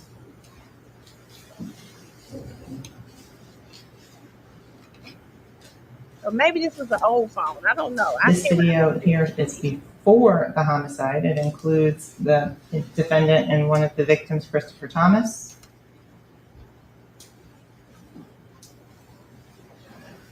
How do you go from that to killing your friend? That's what's so hard for me to understand, y'all. How do you go from that to There is volume to it. I don't know if the TV is turned down. Gary, can you check on that? That's good.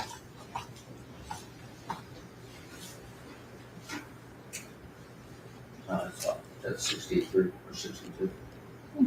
There is a volume.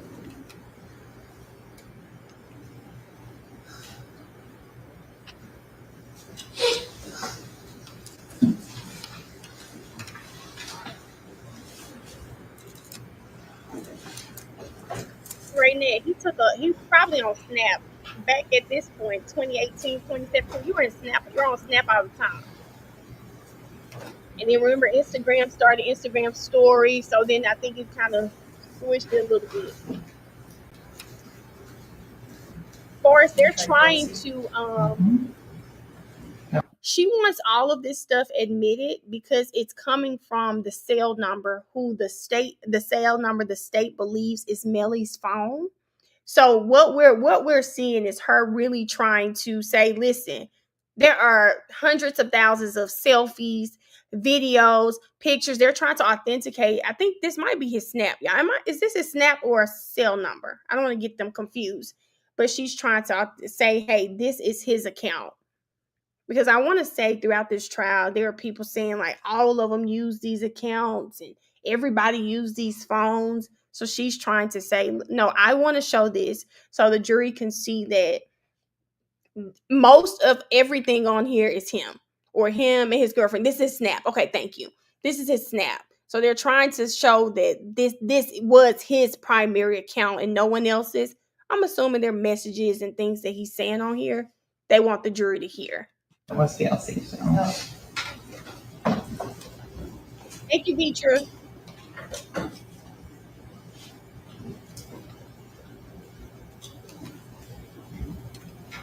Lord.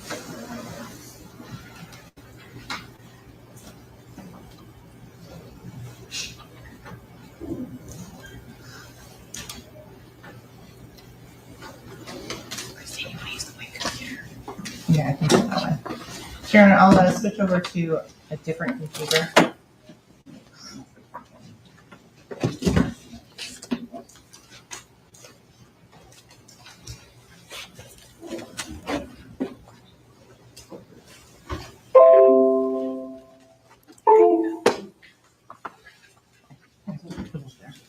Unfortunately.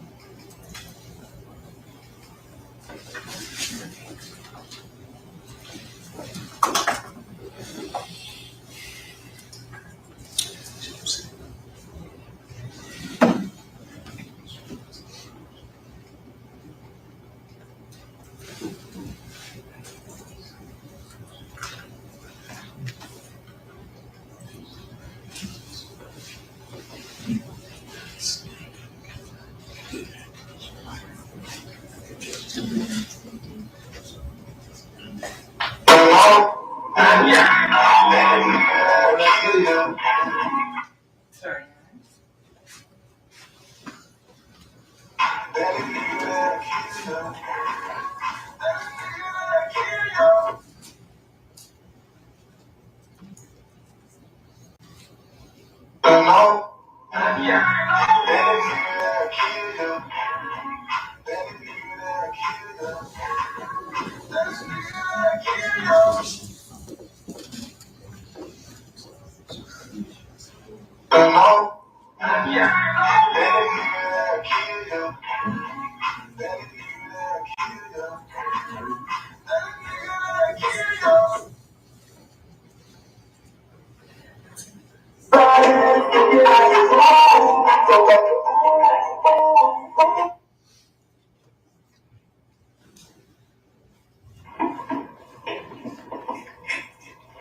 This bitch look like he got 5 kids at the student pickup right now, waiting.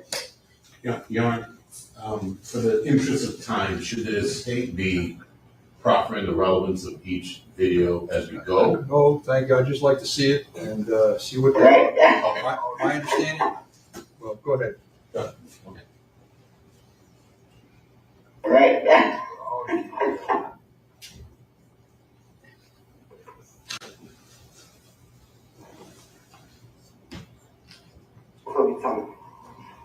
All that extra shit, they need the most important shit here.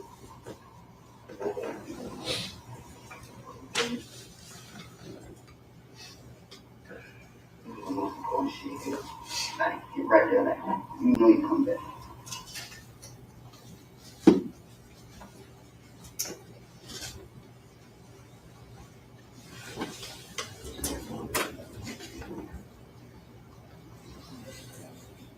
You be something big for me.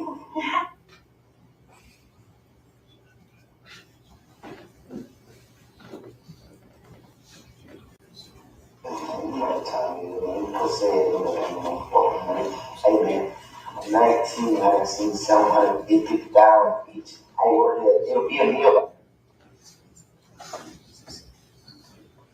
But I make sure, in the meal, I make sure you put salmon, get out, put salmon, get off y'all ass, man. Yeah, get off y'all ass, man.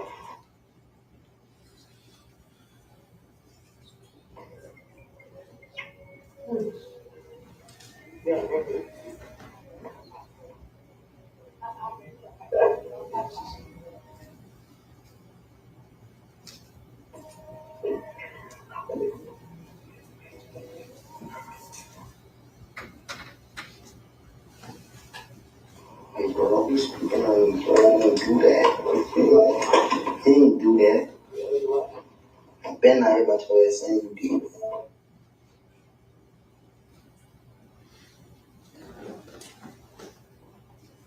Those are all the videos, Council? Yes, Your Honor. All right, so, Council, why don't you tell me your complete objection so I fully understand what you're objecting to on the videos as well as the remaining portion of this Snapchat under, I think it's triple J. Your Honor, our first objection would be relevance.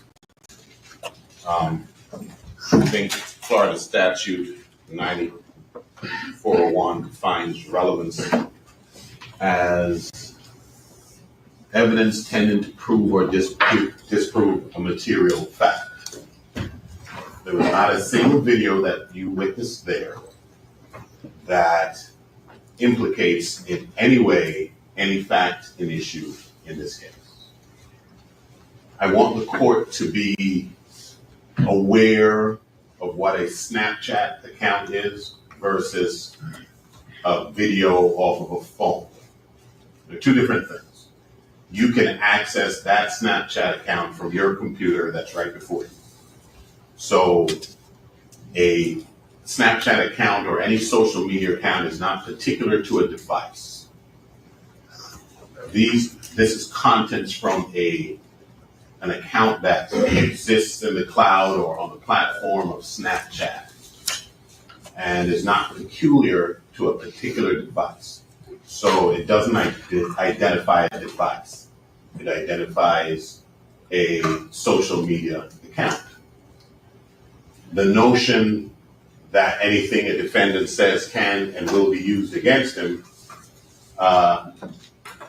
is an issue of hearsay. It's not a relevancy issue. None of those videos I haven't heard, and I think that probably we're putting cart before the horse by making me object to the relevance before she advances her theory of relevance. But the fact is, unless I'm missing something, there is nothing there that concerns the events of October the 26th, 2018 in any way. As far as the messages are concerned, it's similar. Now we're talking about what's in writing, correct? What's in writing is essentially a dump from that account, a selective dump, I think from August the 3rd through some date in November. If the state is indicating that there are messages there that relate to the offense, then the state should isolate those messages and make its argument as to what the relevance of those statements are. But to suggest that you can just dump all statements that somebody makes since birth until the time of their trial, and because it's non-hearsay because it's a statement of the defendant. And by the way, these are exchanges, so a relevancy of a hearsay objection relates to the statements of the. First of all, I want to stop and say, hey, Cass, hello, girl. First of all, this is why you need great attorneys. Because remember my argument, I said, well, I think they're trying to authenticate. We figured out they're trying to authenticate his snap. Well, he's thinking ahead. Well, they're not going to stop at the snap. What they're going to say is that this Snapchat was on the phone. But what he said was, listen, when he's making these videos, he could be on his computer for all we know. So we have no idea which device he was logged into at the time he used Snapchat. It does not mean he had that particular phone because he could access it from anywhere. That was a great argument. The defendant, not the ones that are made back to him in any kind of conversational exchange. Those statements themselves are hearsay because they aren't statements of the defendant. And I'm making this argument assuming, because I'm dealing with relevancy, assuming that those statements are indeed statements of the defendant, which I'm not conceding. They have to have some relevance to this trial and facts in issue at this trial. There are some statements that I observed that seem to be some maybe terse or conversations between him and any person that might cast him in a poor light because of the manner in which he communicates. How is that relevant to this case? So relevance is number one. A statement has to be relevant. So each statement the state would have to establish the relevance of each statement in isolation prior to it being admitted into evidence, saying these are all from his phone and therefore they're all his statements, and this is a business record exception and therefore they get in, doesn't cut it. As far as authenticity is concerned, and that's our relevance objection. Relevance must be established. I'll cite the court authenticity issues or authentication issues concern Rule Florida Statute 9.901. And I'll cite the court to some case law that doesn't necessarily deal with social media. It deals with text messages and emails. Simonet. I can't remember if it's Simonet v. State or State versus Simonet, but it's 100 Southern 3rd 180, which stands for concerns text on a cell phone. And it indicates, these are some notes that I took down because I didn't realize she was going to be trying to bring this in today. We had asked for some indication as to the witnesses. And I think this is the only day we didn't get any indication.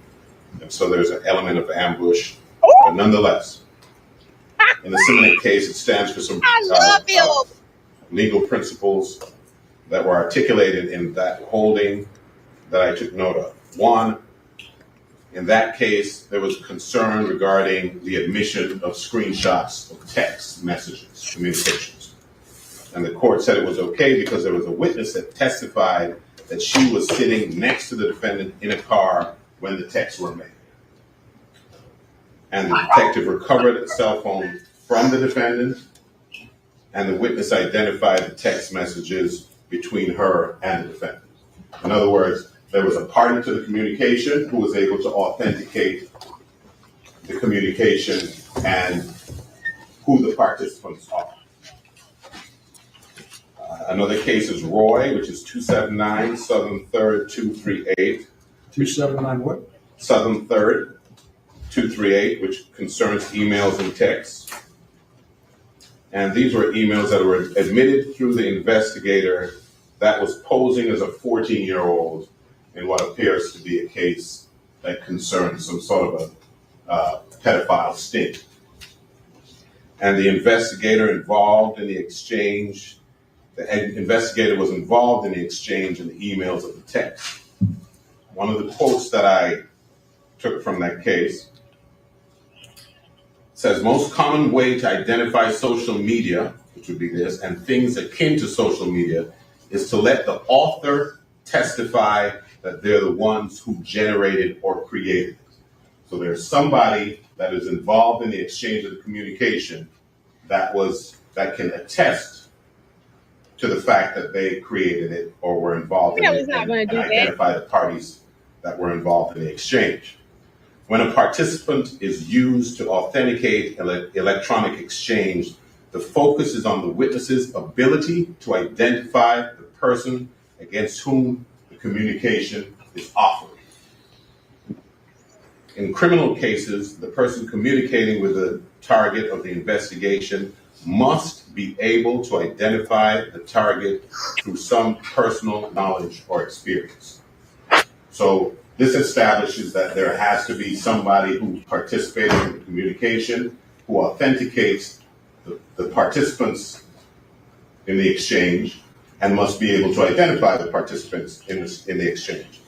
In the Roy case, the sergeant, who was posing as a 14-year-old, acknowledged that he had no idea who was on the other side of the emails and texts. Here we have nobody at all, let alone somebody whose knowledge is insufficient. Come on, Attorney Howard. This is just a PC affirm case. These opinions are, right? Am I reading this right? This is a PC affirm. That's in the concurring opinions or? Roy versus State. I can print it out if you I'm reading it right now. I'm not sure what the court is. It's a PCA affirm. Meaning the language that I'm reading doesn't exist. It exists, I'm sure it's there. I didn't read the whole concurrence. It's Okay, there, but it's a PCA affirmed. Well, I have, maybe I cited it incorrectly. I have. You cited it right.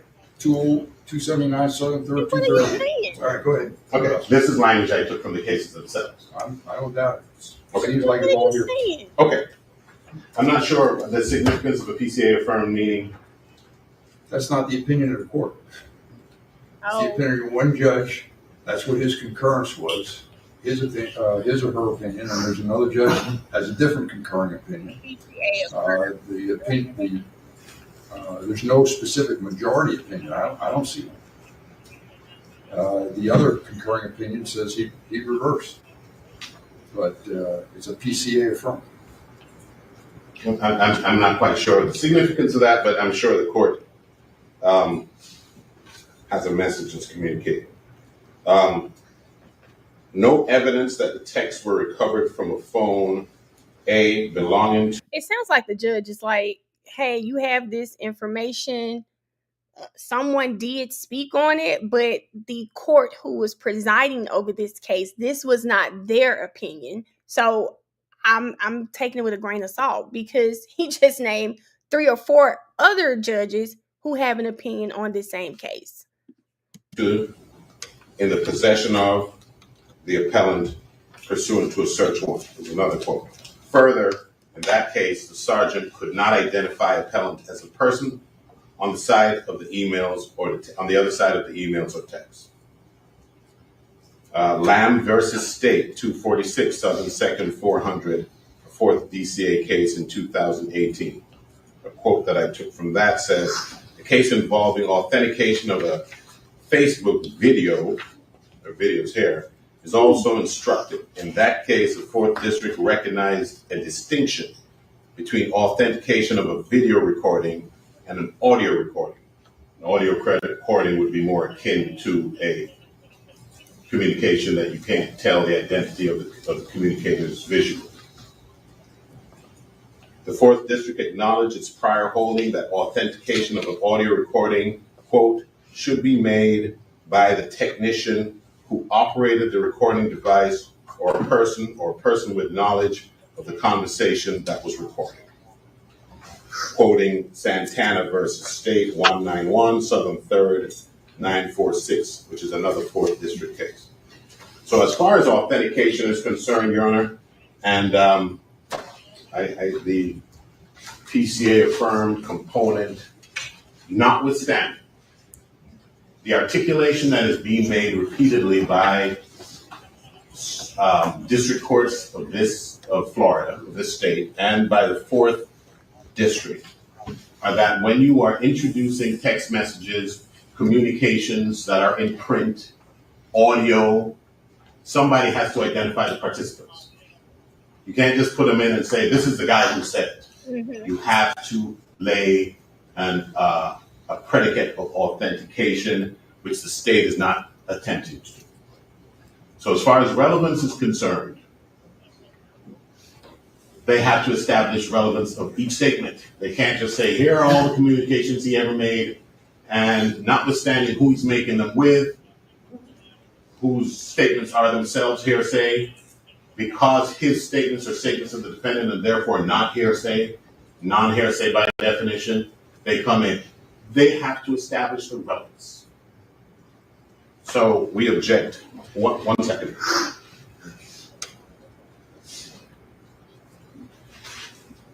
I agree. How do we know it was Melly? You assume it was him, but how do you prove it? The communications are not particular to a phone, so it doesn't meet that hurdle. They are particular to a social media platform. Mm-hmm.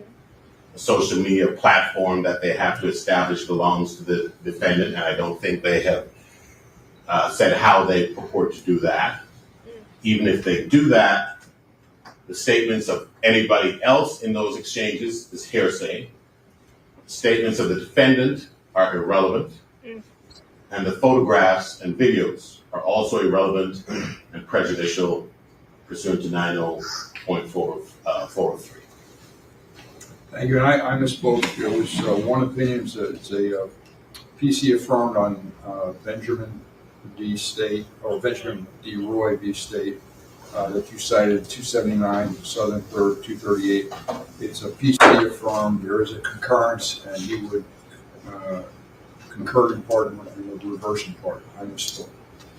All right. So, yes, Counsel, you want to be heard? Yes, Your Honor. With regards to, and defense counsel already has the Lamb case, so I'll just provide a printed copy to Your Honor. Specifically, authentication for the purpose of admission is a relatively low threshold that only requires a prima facie showing that the proper evidence is authentic. I'm reading on the 9th page of notes 5 and 6. Your Honor. Lamb case goes on to state that authentication for the purpose of admission is the ultimate determination of authenticity of the evidence is a question for the fact finder. Evidence may be authenticated by appearance, content, substance, internal patterns, or other distinctive characteristics taken in conjunction with the circumstances. In addition, the evidence may be authenticated either by using extrinsic evidence or by showing that it meets the requirements for self-authentication. With regards to the evidence that's before Your Honor, the defense is not agreeing that it's his account. So then the burden is on the state to prove that it's his account. Okay. As such, the evidence itself shows that it's authentic as it is the defendant in every single one of those videos. In terms of the contents of the defendant's statements, they are relevant. They go to the issue of fact of whether or not he committed these two homicides. The contents of the questions are important for giving context. An answer without any context doesn't give the fact finder, the jury, any way to meaningfully evaluate the statements. So based on the standard, which is low for authentication, the state has done that by the business record certification and the fact that the email address and everything else will be linked up in other witnesses as well, showing that that was the defendant's particular iCloud account that is the username. It's also important to note, Your Honor, that while the individual doesn't tie it to a specific device, it ties it to a specific individual because it's a unique logon and username and password, just like an email account, that it was used by this defendant. Thank you. Anything else, Counsel?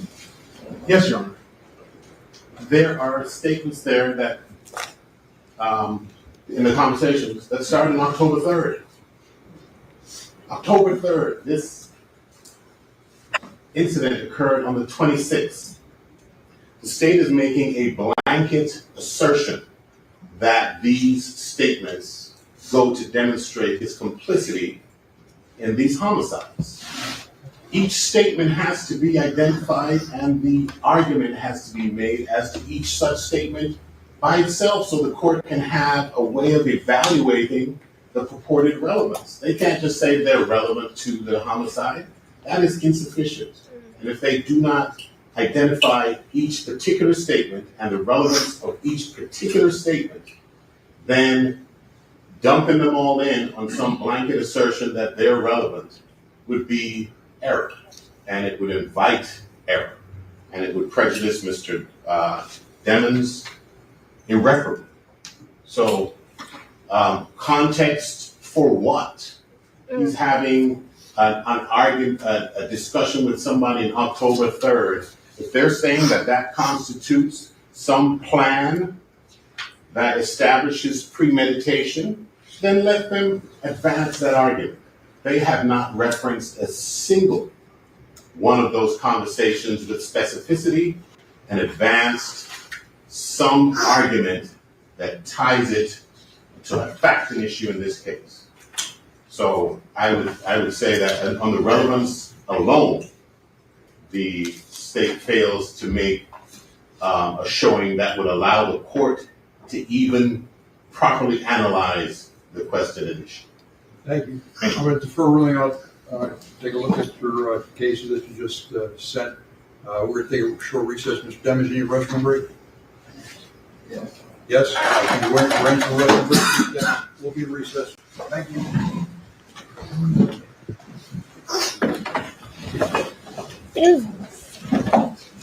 All right, so while that's going, while that's going, I don't know how you guys are feeling about the argument.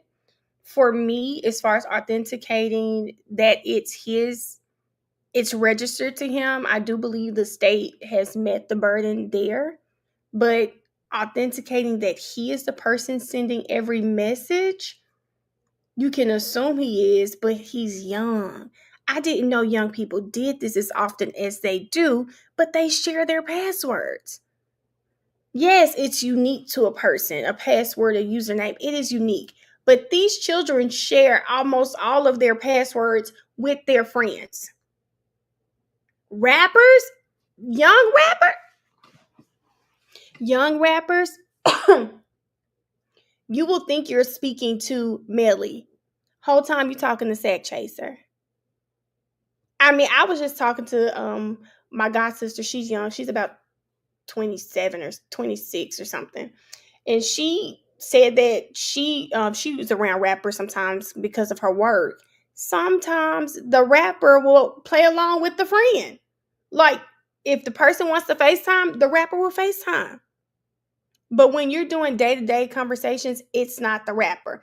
It's really weird, really strange, but I can understand what the defense is saying. You are not always speaking to the person you think you're speaking to. And I do think it's right for them to have some sort of personal knowledge of of who's sending these messages. You can't just, it's Melly. You just can't assume that. Now, I'm not sharing my passwords with kids, but you just can't assume that.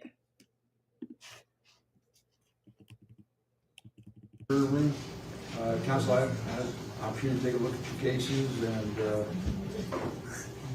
read over a little bit more about Snapchat. And my thought is this: I understand the defense objection not be admitting it, allowing the evidence to come in. However, there's a couple caveats. Number one is one of the videos I saw has a gun in it. That's this is all. Shows access to the murder of firearm 6 days before the homicide.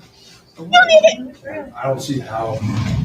Now she just pushed it. I am all for putting criminals behind bars. And I have to say this consistently. I am not.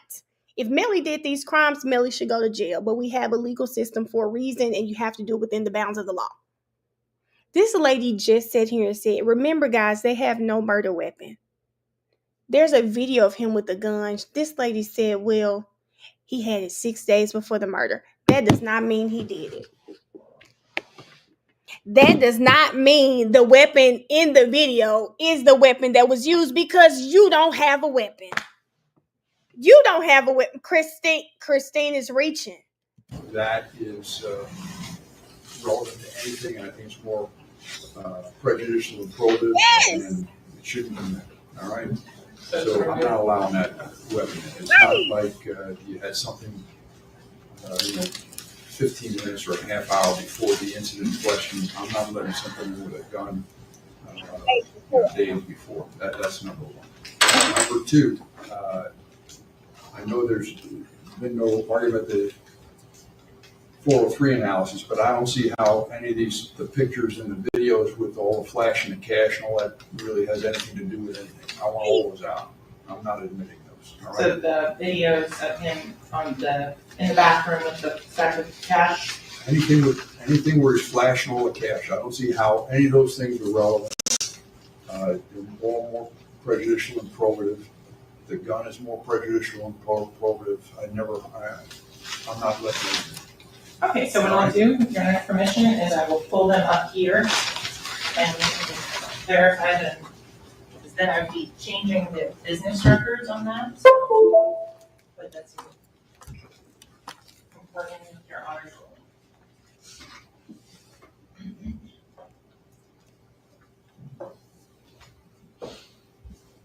Let's push.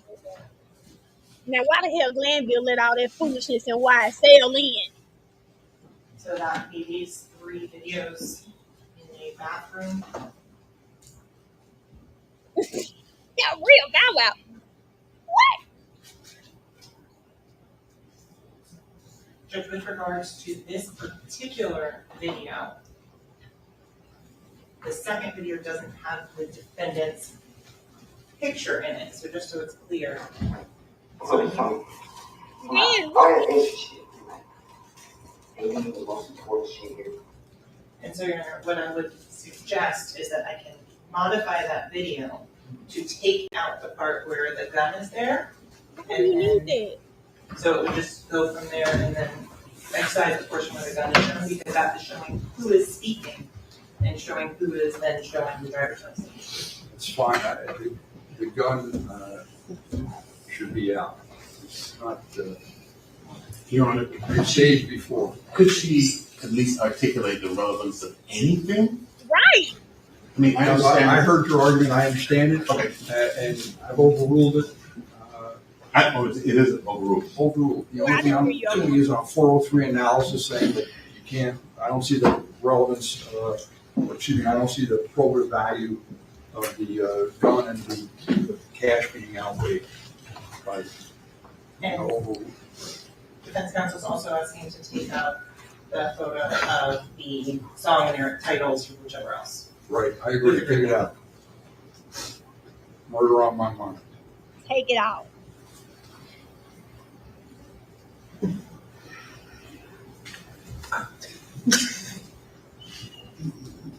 That's true too, Ebony.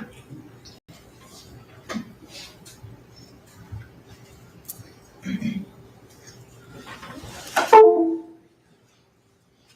so I just need about 5 minutes to fix that video. All right, we'll be in recess, you work on it. Yes, sir, you want to say something? Yes, Your Honor. So has the court articulated its ruling concerning the visual images, the videos, the pictures, or has the court also decided that all the communications come in without the state asserting a relevancy objection as to each statement, or a relevancy as to each statement? Counsel, the videos, my understanding, the videos as well as the written conversations, or you articulated and objected saying they're not relevant and they can't be authenticated and things like that, and the objection is they can't be authenticated. We don't, because how Snapchat works, anybody could have done it. And counsel's suggesting to me that she needs to put it in to show that it's his, because he's the one that's picture on those accounts. It's authenticating. I know I'm the determination of what's authentic, whether it's authentic or not. I'm making that decision. But it appears to me it's going to be argued that it's not his account, or he's not the one that's putting this information on there. That's the tenor of what you're suggesting. So it just seems to me that goes to show who's on the account and whose account it is. No, I understand that, Your Honor, and please do not understand me to be arguing a decision that the court has made. I'm trying to understand I love that Me too, saying Me that too. we're going to put all this in to prove, we're going to put in all these conversations to prove that it's his Snapchat account. Why are they trying to prove that it's his Snapchat account if not to get the very statements in? Right. So if the statements themselves are relevant, saying, well, we're going to put in these statements to prove it's his Snapchat account, should they at least articulate why are you trying to prove that it's his Snapchat account? Why do There's they? a statement in there which there's the state believes is an admission. Okay, well, if that is the case, then that statement should come in. And if those statements are isolated, then the defense would be in a position to determine whether or not they're going to take the position that it is not his Snapchat account and do a 403 analysis of our own. So if they're saying there are 3 statements in there that constitute admissions, fine. If they might want to put those in, and we might say, okay, we're not going to contest that it's his account, so you don't have to put in all the other stuff that is prejudicial. But they have to at least articulate it and isolate it so that we can make an informed decision. Thank you, counsel. You didn't bring up the fact that there's it's overly prejudicial. You had a straight relevance objection and authentication objection. I've overruled those objections. When I looked at the video, I said, nobody else, I said, I think that's too prejudicial, not probative of anything. The picture of him with the gun, and I want it out of there. I said the same thing regarding the cash. You did tell me, and I didn't articulate it, that you were concerned about the video with murder on my mind, and I agree with that. That should be out as well. All right? Okay. So that's the ruling. It's the relevance objection is overruled. The authentication objection, I admit it, but I don't want the items that I previously discussed being shown to the jury. Thank you. Yeah, I mean, a moment to show defense counsel the clip as it's been. Go ahead. We're in recess for a minute. Yeah. Show whatever you want to show.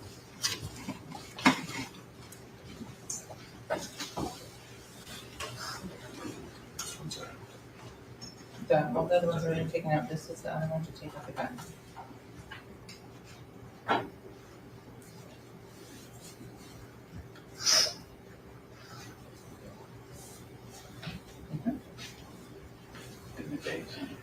It's a date of these so-called videos on. Yes, they are on each specific one. Could I see that diagram in that? Yes, it's there. I'll do it.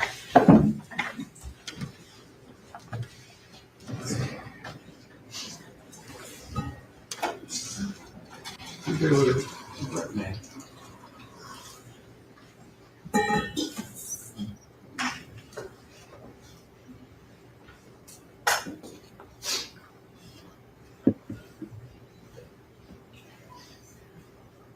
Okay, I think they're on a break. I didn't want to skip. Yes. Oh, they turned the music off. We're in recess.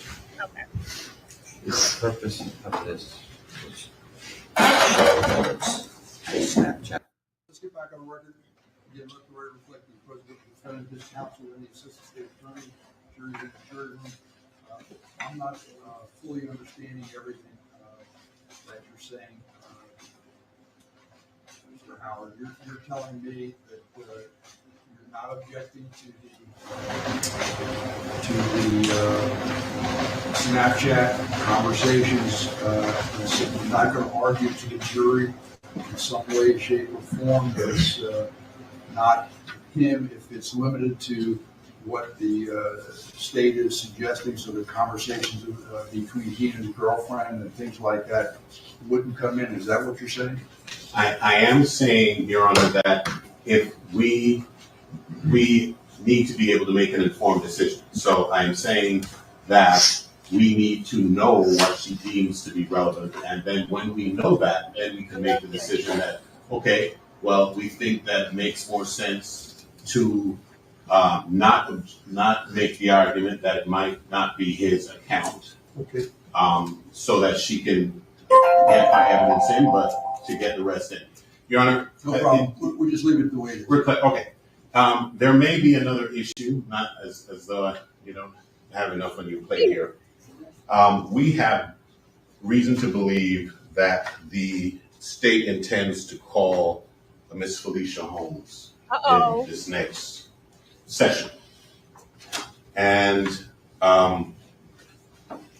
there is the law in this jurisdiction and in this state is that a witness shall not be called merely to be impeached. I don't know that that is the case or not, but I'm concerned with trying to unring a bell. The theory is essentially a statement that the state knows that they will not be able to elicit, and they seek to only impeach their own witness by a prior inconsistent statement, amounts to hearsay because it's being offered for the truth of the matter asserted. So when the state calls a witness that they know is about to, and these are instances when a witness says A and then recants and says B, and the state wants to get A in and knows that the witness's current position is B. To put the witness up there to say B and then impeach them with A Come on now. is improper. I have here some cases, a few, for the court, stand for that position. Dudley v. State, 545 Southern 2nd, 857, Florida Supreme Court, 1989. Belton v. State, 120 Southern 3rd, 126 Florida 4th DCA, 2013. Curtis v. State, 876 Southern 2nd, 13, Southern 2nd, 13, and that's First DCA, 2004, and there are many others. And may I hand up? I have highlighted copies of the cases. You have First State as well? I do indeed. If I may. Take a look wherever you have. Thank you, sir. Now, I understand that this might be a little bit premature to the extent that I don't know for what purpose they seek to call Ms. Hamilton, but I don't want to be. Christine sitting back in that chair like this mother. Look at baby, why is Christine sitting back in that chair like that? In a situation where we're trying to unring a bell when we are in a position to avoid that prejudice from occurring. So I'm alerting to the court to that possibility, and if that is in any way the state's intention, I would ask that it be voiced now so that the court is in a position to make that assertion. And they don't even need to voice it to us. They can voice it to the court outside our presence. And who's your next witness? Felicia Holmes, All right, so it is Ms. Holmes? And, not Ms. Hamilton. Felicia Holmes, sorry. and what do you anticipate Ms. Holmes say? Judge, I believe she'll testify consistently with her previous statement that she gave in You know she won't. 2018. And I'm very familiar with the case law, and I would agree with counsel that the state cannot call a witness just for the purpose of impeachment. However, I'd also direct your Honor's attention to 9803 subsection 5, past recollection recorded, in which a witness who no longer has a memory of an event but has previously given a memorandum or record as to what happened, they may testify as to lay a predicate as to that, and then that memorandum or record could be read into the record in support thereof. So are you telling me that you believe that your witness is not going to remember what you said previously?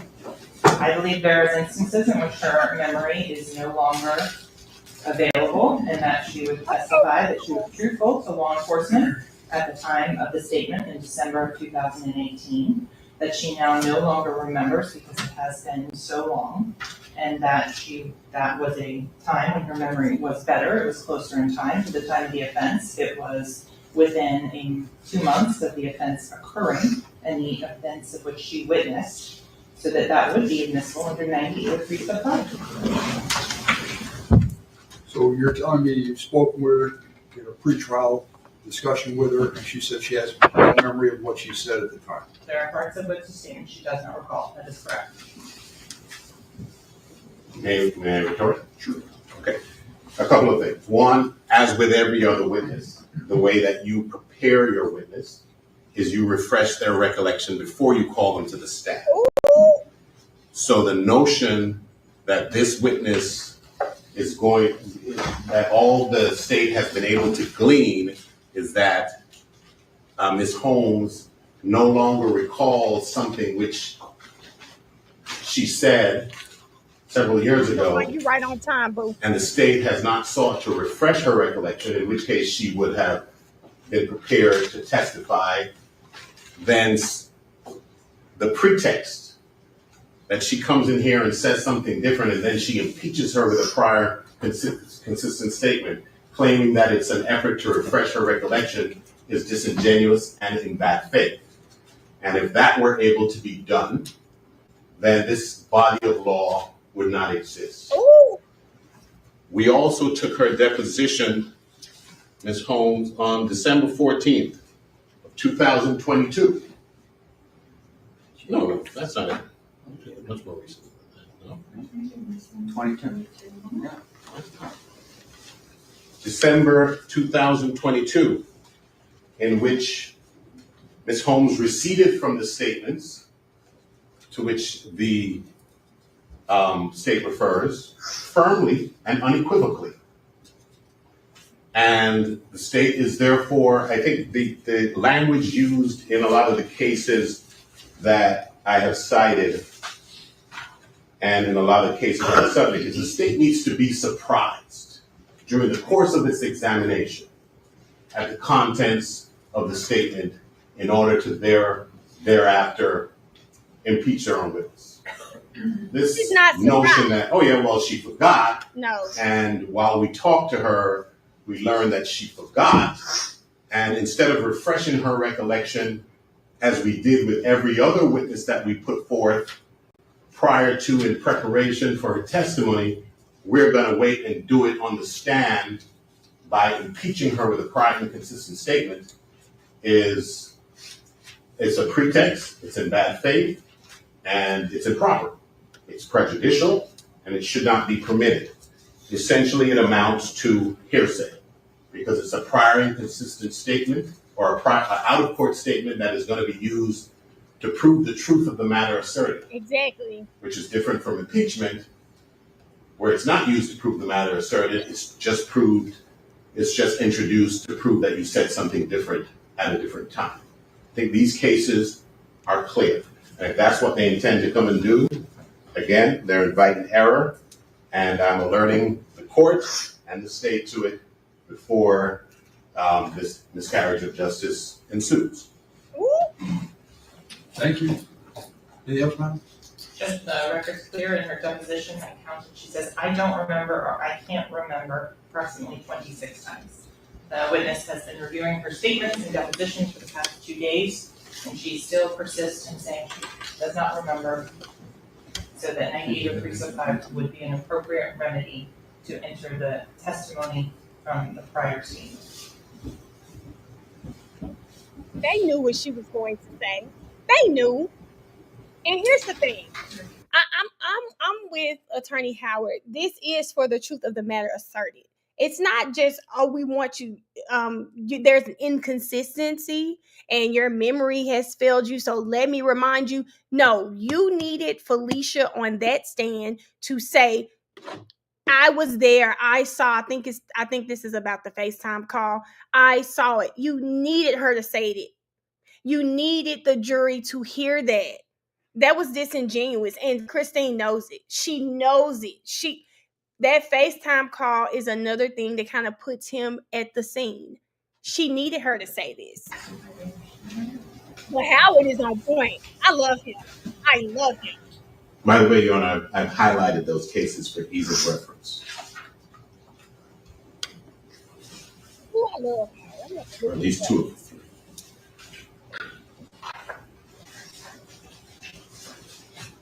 Alice, it's because she knew she was wrong, but she used her power. It was an abuse of power.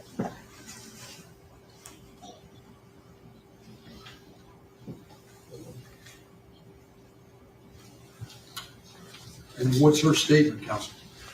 What is her statement? Right. They said, who's the next witness? She said, Joan. This was previously provided to defense counsel. Oh, just give me a synopsis. Yes, What is it that you want, or what you believe she's going to testify to, or if she doesn't remember what you are going to Jenny. try to refresh her recollection?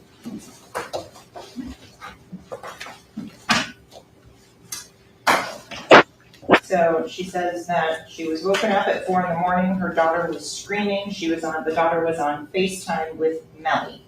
Mr. Demons then says he was saying that meaning Mr. Demons was saying that someone just shot the car up and was trying to shoot them. He then said there's like a car coming behind them and he's hiding. So then she asks Mr. Demons, are you okay? His response was, I'm okay. She then asks him where are Sack and Juvy, the common nicknames of the two victims, and he said, I don't know if they're in the car, I think they're dead. So she then says, you think they're dead. She then goes through and describes her actions and conduct. She said that she called his mother, Janie. Oh, I wouldn't go into the contents of that conversation because that would be hearsay. She then describes what she sees, which was her daughter on the phone on FaceTime with Mr. Demons. She then says that she's going to come down, and then she describes her actions, that she hopped in the car and came down to South Florida. She said that at that point she asked and called Mr. Demons again, spoke with him and said I'm at my friend Fredo's house, Fredo picked me up, so we went to Fredo's house. Then she describes that Fredo lives over in the same neighborhood that Melly lives in, and that she went in through another gate from the same neighborhood on that one. She then says shortly thereafter in her statement, when they get to Fredo's house, that Melly comes out and he takes Mariah and they go upstairs at Fredo's house.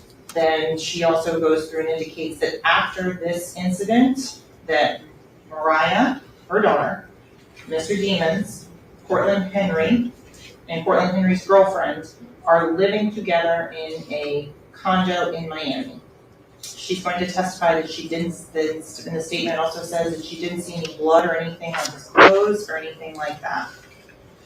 The questions asked then about her being FaceTimed, meaning Mariah Hamilton, the daughter of Felicia Holmes, FaceTimed, and her answer at that point was, he FaceTimed my daughter from the 772 number.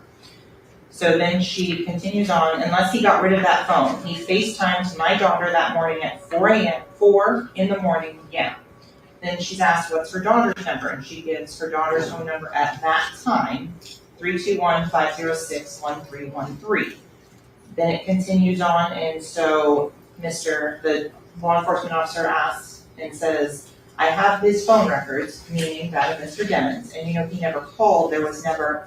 Then she identifies the phone number as, you have the 772-713-9807 number. She then continues on, he called and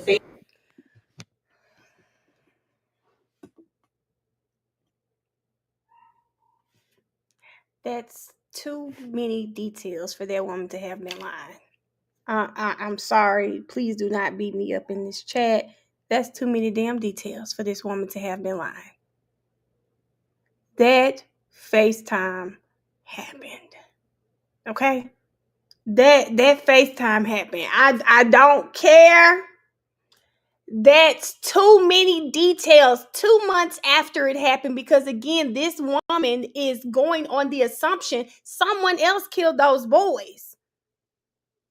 Someone else killed those boys. This is the way Mariah's mama is probably operating. Someone tried to kill my daughter's boyfriend and his 3 friends. 2 of them died, 2 got away. Okay?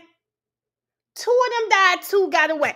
This lady said, Melly called Mariah at 4 a.m. saying someone tried to shoot them and he's hiding in the bushes right now, okay? Now, I do think that's weird I will say that I do think it's strange that you call Mariah. What the hell can Mariah do at that time? I don't know, but you call Mariah. You call Mariah, you say you're hiding in the bushes. They asked, well, where is Sac and Juvy? You said, I don't know where they're at, but I think they're dead. Okay? I think they're dead. Then she describing it. I hear my daughter on the phone. I hear my daughter screaming. Okay? I hear my daughter screaming on the phone. It's so damn serious. Felicia hopped in her damn car at 4 in the morning and drove down to where he was at. Hopped in her car at 4 or 5 o'clock in the morning, drive down to where he's at. I call his mama because I need to make sure his mama know what's going on, because I know how these kids are. He probably telling my daughter and ain't even called his mama. I'm going to call his mama because Jamie needs to be in the loop. Jamie needs to know that her son was just almost killed and his 2 friends probably died too. Okay? Then Felicia calls him again, because now she done drove down to Florida. She go through a whole nother gate. They said Fredo picked him up. She is saying, I went to Fredo's house, which is verifying what we've already heard, that Fredo picked him up. Okay?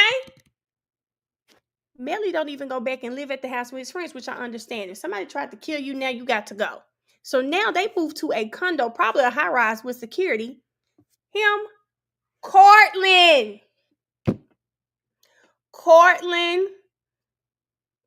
girlfriend Melly. She said, but why would she drive down there If he said Fredo was going to get him, she drove down there for support. Her daughter is probably frantic. My boyfriend almost died. And some of these parents, when their children date these basketball players, football players, rappers, when you date these people, when you date these type of people, the parents be right there with you, baby. Let's go make sure he's okay. That's why Felicia drove there. Now, I can't speak. Alice said Melly didn't kill those boys. I can't speak for Melly killing the boys, but what I am saying, that FaceTime, I think, happened. And I think he definitely said, I'm in the bushes. Here's the thing that makes me believe something had to happen for real, and it may not have been Melly. Because if you're trying to get an alibi, anything, you didn't have to call Mariah. He was probably really scared. He was probably really scared. If we believe what they're saying, I just can't see that being in the plan, y'all. I can't see part of the plan being, I'm going to call my girlfriend and tell her that these two people dead and we just got, that just couldn't be a part of the plan. He probably panicked. And someone, Raynette said he called the girlfriend for comfort. He probably panicked and called the girlfriend. That's the one person that would have comforted him in that moment. That could be it. But if that's the case, guys, then my other thing is, why didn't, it's just too many questions, y'all. Because now it's like, well, if they all in the car, did Cortland leave him because he ran away and Cortland didn't see him? Right? Or was this the plan? It's too many questions, unanswered questions. FaceTimed with, I talked to him on FaceTime. Then there's another incident, I don't know if potentially this could be possibly admissible, depending on the testimony. Could be. That she says that they told me there were other guys in the studio, and he was saying that the other guys got mad, but they never said who was at the studio. But you're telling me, counsel, if you spoke with the witness prior to, and the witness is not saying she didn't say X, Y, and Z, she's saying she doesn't remember Correct. The incident. In the presence of the witness and her attorney. Thank you. Your Honor, before I address the specifics there, I just want to put into the record some of the language that I think is most pertinent in the Curtis case, 876 Southern 2nd 113, which is a First District case in 2004. This is the language. It says Florida allows litigants to impeach their own witnesses, but that does not necessarily resolve the constitutional problem identified in Chambers, which is another case that's referenced.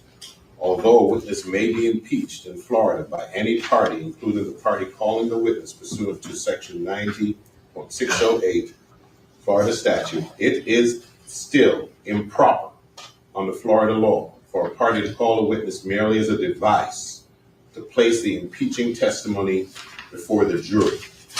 That is Curtis. In the Florida Supreme Court of Dudley, the language that we're relying on, the case says one major issue requiring our consideration concerns the calling of Robert Bennett as a court witness and the presentation by the state of his prior inconsistent statement as substantive evidence. There's language further down. It says, in a similar situation, the First District Court of Appeals in Austin v. State 461 Southern 2nd 1380 Florida 1st District 1984 found that although a witness's hostility towards the parties may justify the trial court's exercise of discretion in calling the witness as a court witness, to call a witness only to elicit prior unsworn statements for the purpose of proving the truth of the prior statement is error. The district court stated, under the circumstances of this case, it was impermissible to use the expedient of calling the witness as a court witness under Section 90.615 for the purpose of eliciting his prior inconsistent statement, either for impeachment purposes or as substantive evidence. To conclude otherwise would permit indirectly that which may not be done directly. Further language from that case says the fact that a witness may be hostile or unwilling does not mean that he is adverse. In order to be regarded as adverse under this section, the witness must give testimony prejudicial to the cause of the party calling it. So if you know that's what's coming in to begin with, there is no surprise. And then in the Felton v. State, 120 Southern 3rd, 126, 4th District, 2013,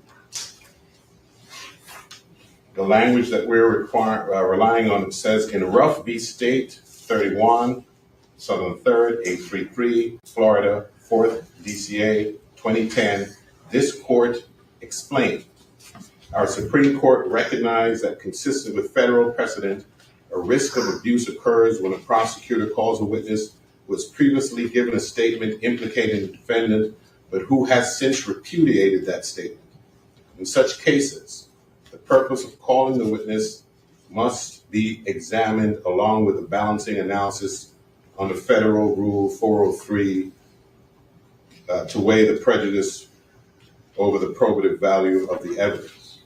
Generally, however, if a party, and that's citing to Morton v. State, 689, Southern 2nd, 259, Florida, 1997, that was receded from on other grounds. Generally, however, if a party knowingly calls a witness for the primary purpose of introducing a prior statement which otherwise would be inadmissible, impeachment should ordinarily be excluded. That is exactly what is taking place here. There's no failure of recollection. If the state, first of all, if somebody gets a call at 4 a.m. concerning a murder that occurred, you don't forget it. This notion that she forgot and she is now going to refresh her recollection by reading a statement into evidence that is impermissible, hearsay, is a pretext, and it is a 403 violation, and it is a violation of well-established law in this state that I've just articulated. And if the state was unable to refresh her recollection of such a significant event during preparation, the notion that she is now just going to read the statement into evidence on some pretext is a miscarriage of justice. If she has a witness, she has a witness. If she doesn't, and she knows she doesn't, calling the witness to impeach them by essentially introducing hearsay testimony is improper. The deposition that we took made clear that she she was receding from the statements that she made, and she gave explanations for why she made statements that she made. This is not a situation of failing recollection.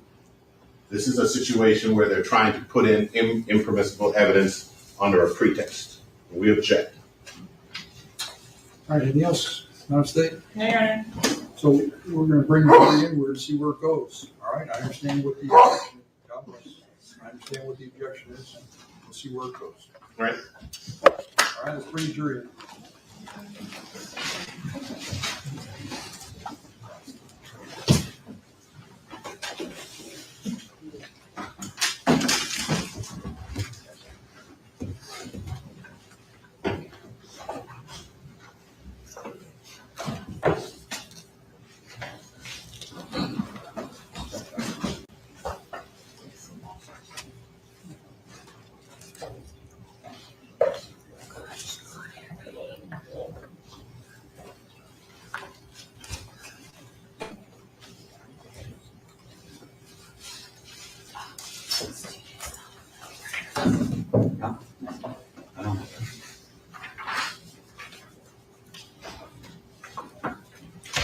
Those aren't the same statements that we're looking at. Sure.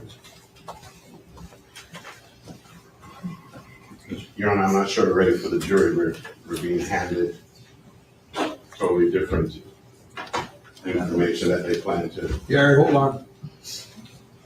put in through this witness.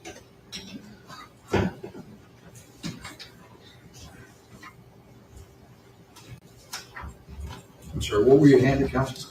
Counsel has been handed and was previously provided a portion of the defendant's phone extraction. This particular summary, and there was a notice of intent to rely on summaries filed prior in this case by the state. This particular summary details the conversations between the defendant under the 772-713-9807 phone number, conversations with Mariah Hamilton, the witness's daughter, and her cell phone on that, as well as conversations with Miss Holmes herself, who is a party to some of these conversations. There was a group chat going on in which she is able to authenticate that the phone number, the 772-713-9807, which is reflected in those records, was being used by the defendant at times before, after, and during the homicide in question.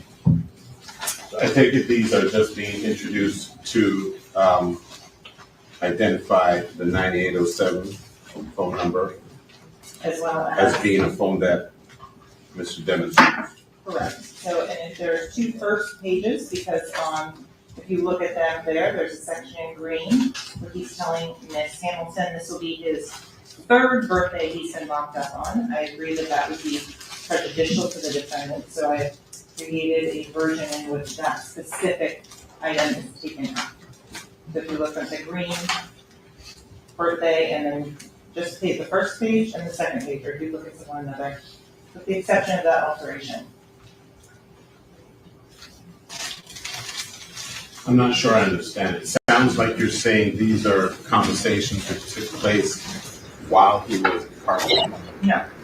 He knew and was made aware he was going to be serving a sentence in Lee County, because that was a negotiated resolution. So instead of saying third birthday I'm going to be locked up on, WTF, instead I just put third birthday and then her response on that. To the extent that Ms. Holmes is not a party to the conversations, she can't authenticate. Now, I understand the state is saying that there are certain conversations which were a group conversation between Mr. Demons, Ms. Holmes, and Ms. Hamilton. Correct. Are all of those? Do all of the conversations in that exhibit fit that description? No, she's also identifying her daughter's phone number in this other one. Identifying her daughter's phone number, Your Honor, doesn't identify the participants of a conversation. And so here are the other ones in which, for example, there is other participants in which her daughter's phone number is in. Did you hear Christine take a deep breath? Christine, this is not going to be easy. When Chris, throughout today, just today, because I'm not going to go on the other days, just today, it seems like Christine really wanted the defense to just let her put this stuff in. She seems very annoyed, but this is their job. Their job is to make yours hard. That is what they get paid big money to do. Make your job hard. You're not, yes, I'm going to object to everything. And I'm going to make you work for it. That's why you get paid. You have to work for it. She up there annoyed. This is the job. Included with the defendant, the 9807 phone number, the manager's phone number, the little brother's phone number, the phone number of Miss Janie King is on there. Then there's the phone number down here that's part of the third part, where is the defendant's phone number, Miss Hamilton, and Miss Holmes, that are all listed on there. And the state has not articulated a relevance of even establishing Ms. Holmes or Ms. Hamilton's phone number. For what purpose?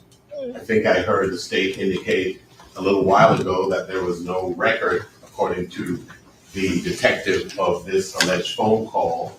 So it's not as though they're going to say, see, here's a phone call between this number and that, because they don't have a record of it. So establishing the phone number, for what purpose? They might as well establish my phone number. What does it matter? If it can't be tied up, or if it's not going to be tied up to some other record that they have. Right. Saying that we want to put it in to show her phone number. Show her phone number for what? What does Ms. Hamilton's phone number have to do with anything? I just just want to know, why didn't they get phone records? It would make sense for us to show some text messages or something. Like, give me more other than his Snapchat and talking about these phone numbers. Give me more. They can proffer it, but they have not yet articulated it. And there's several phone conversations there that do not involve the witness they're about to call, and for those phone conversations to come in through that witness is just improper. How does she even lay the predicate to that? Yes, ma'am, I don't know what you're trying to do. So in terms of authenticating the phone numbers and laying the foundation for when these come in later on, I don't intend to publish these at this point. This is a predicate question that has to be established by this witness to show the phone numbers, the participants, the identity of those individuals, and some of the items in them. When you say participants, Correct. does she know who the participants are? She's a party to this? She is. She is one of the parties. For example, one of the specific items that's talked about is the defendant killed a pet. It was a snake that died. She knows and knows who had that snake, the circumstances of how it was killed, so she can authenticate based on the content who was on the other side, who was using that phone. The point of contention is who had the 772-713-9807 phone number at the time of the homicide. Okay, thank you. All right, so we're going to just see where it goes. You make whatever judgment you think are appropriate. Okay, so thank you. I'm sorry, something funny? Pardon me? Something funny? Not that you're ruling. Your Honor, I mean no disrespect. And I hope you don't get that impression. Let's bring the jury. Thank you. Hey, okay? Somebody is something funny. Yes, her. He is funny.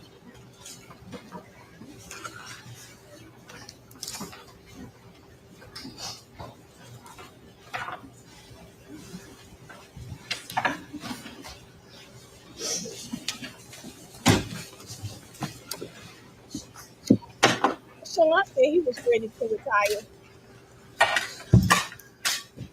He is 15 is funny because it was funny that you would have put me in touch with what it's saying.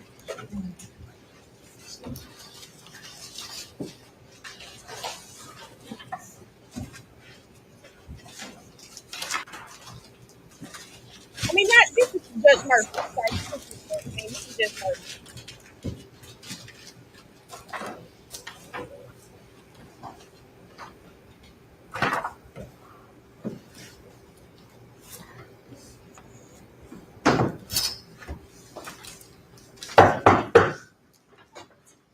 Jury entering.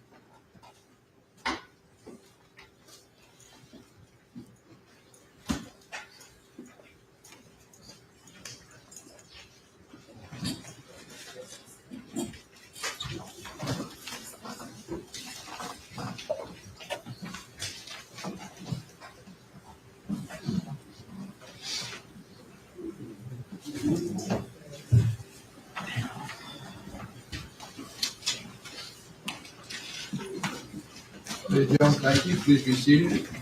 Let the record reflect the presence of the defendant, Demons, his attorneys, assistant state attorney, the jury. Ladies and gentlemen, I apologize for the delay. My fault. Anybody else, I apologize for that. In any event, I think we're ready to proceed. So, Madam State, want to call your next witness, please? State will call Felicia Holmes. And you're at this time the state offers state triple J, which was previously shown to defense. And your 9803.6 is a business record. Oh, hold on, let me hear it. And your custody.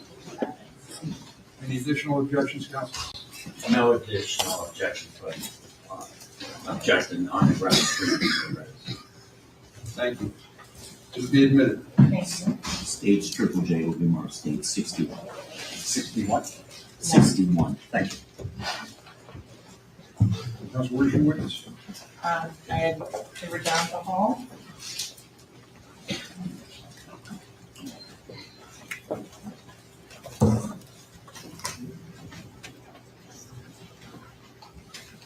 With your permission, I send you a text message, Ryan? Yes.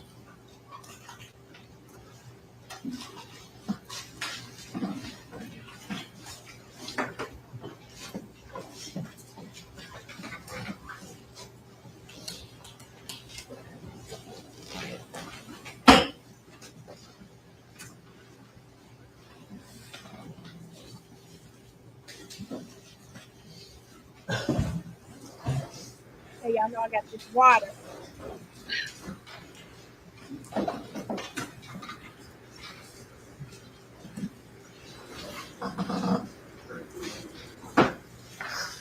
Good morning, are you Ms. Holmes? Yes, I am. Welcome. Come Hello. on up here, this is our witness stand. He's trying to make Ms. us Holmes, feel when you better. get there, what I'd like you to do I is know he remain knows. standing. Raise your right hand and be sworn. You get the first round. Thank you. Raise your right hand and be sworn.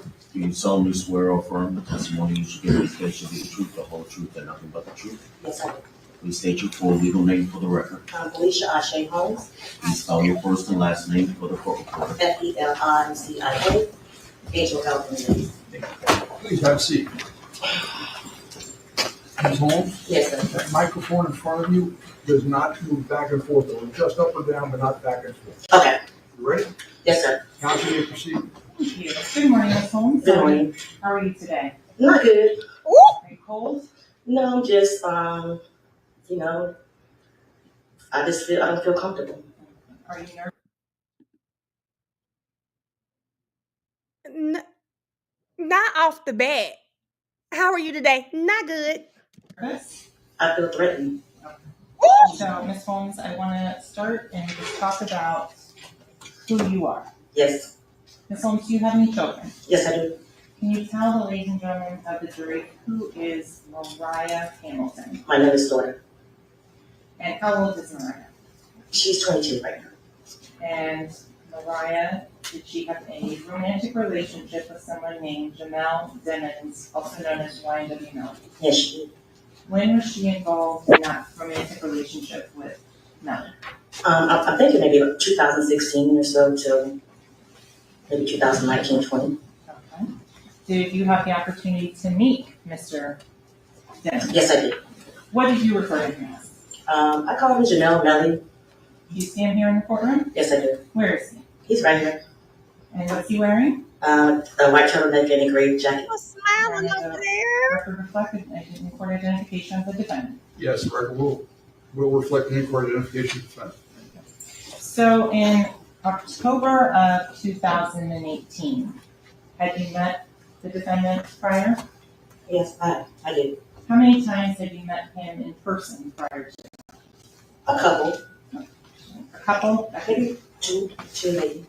Okay. Did you follow him on social media? I'm not sure. In 2018, I wasn't. No. Okay.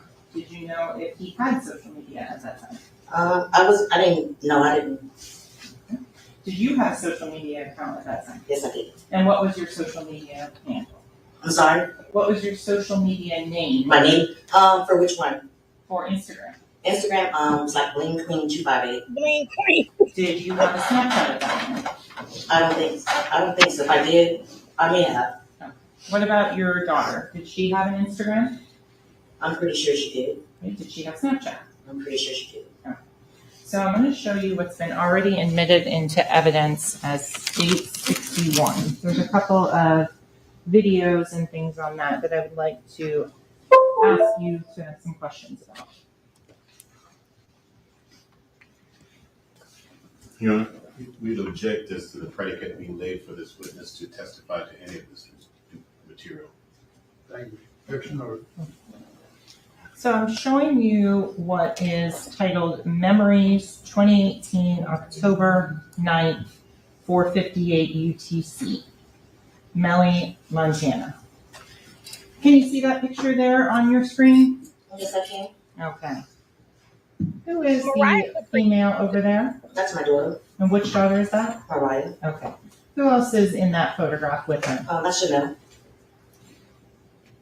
I want to go here to this image. This is 2018, November 11th, 23:53:26 UTC. Again, Melly, Montana.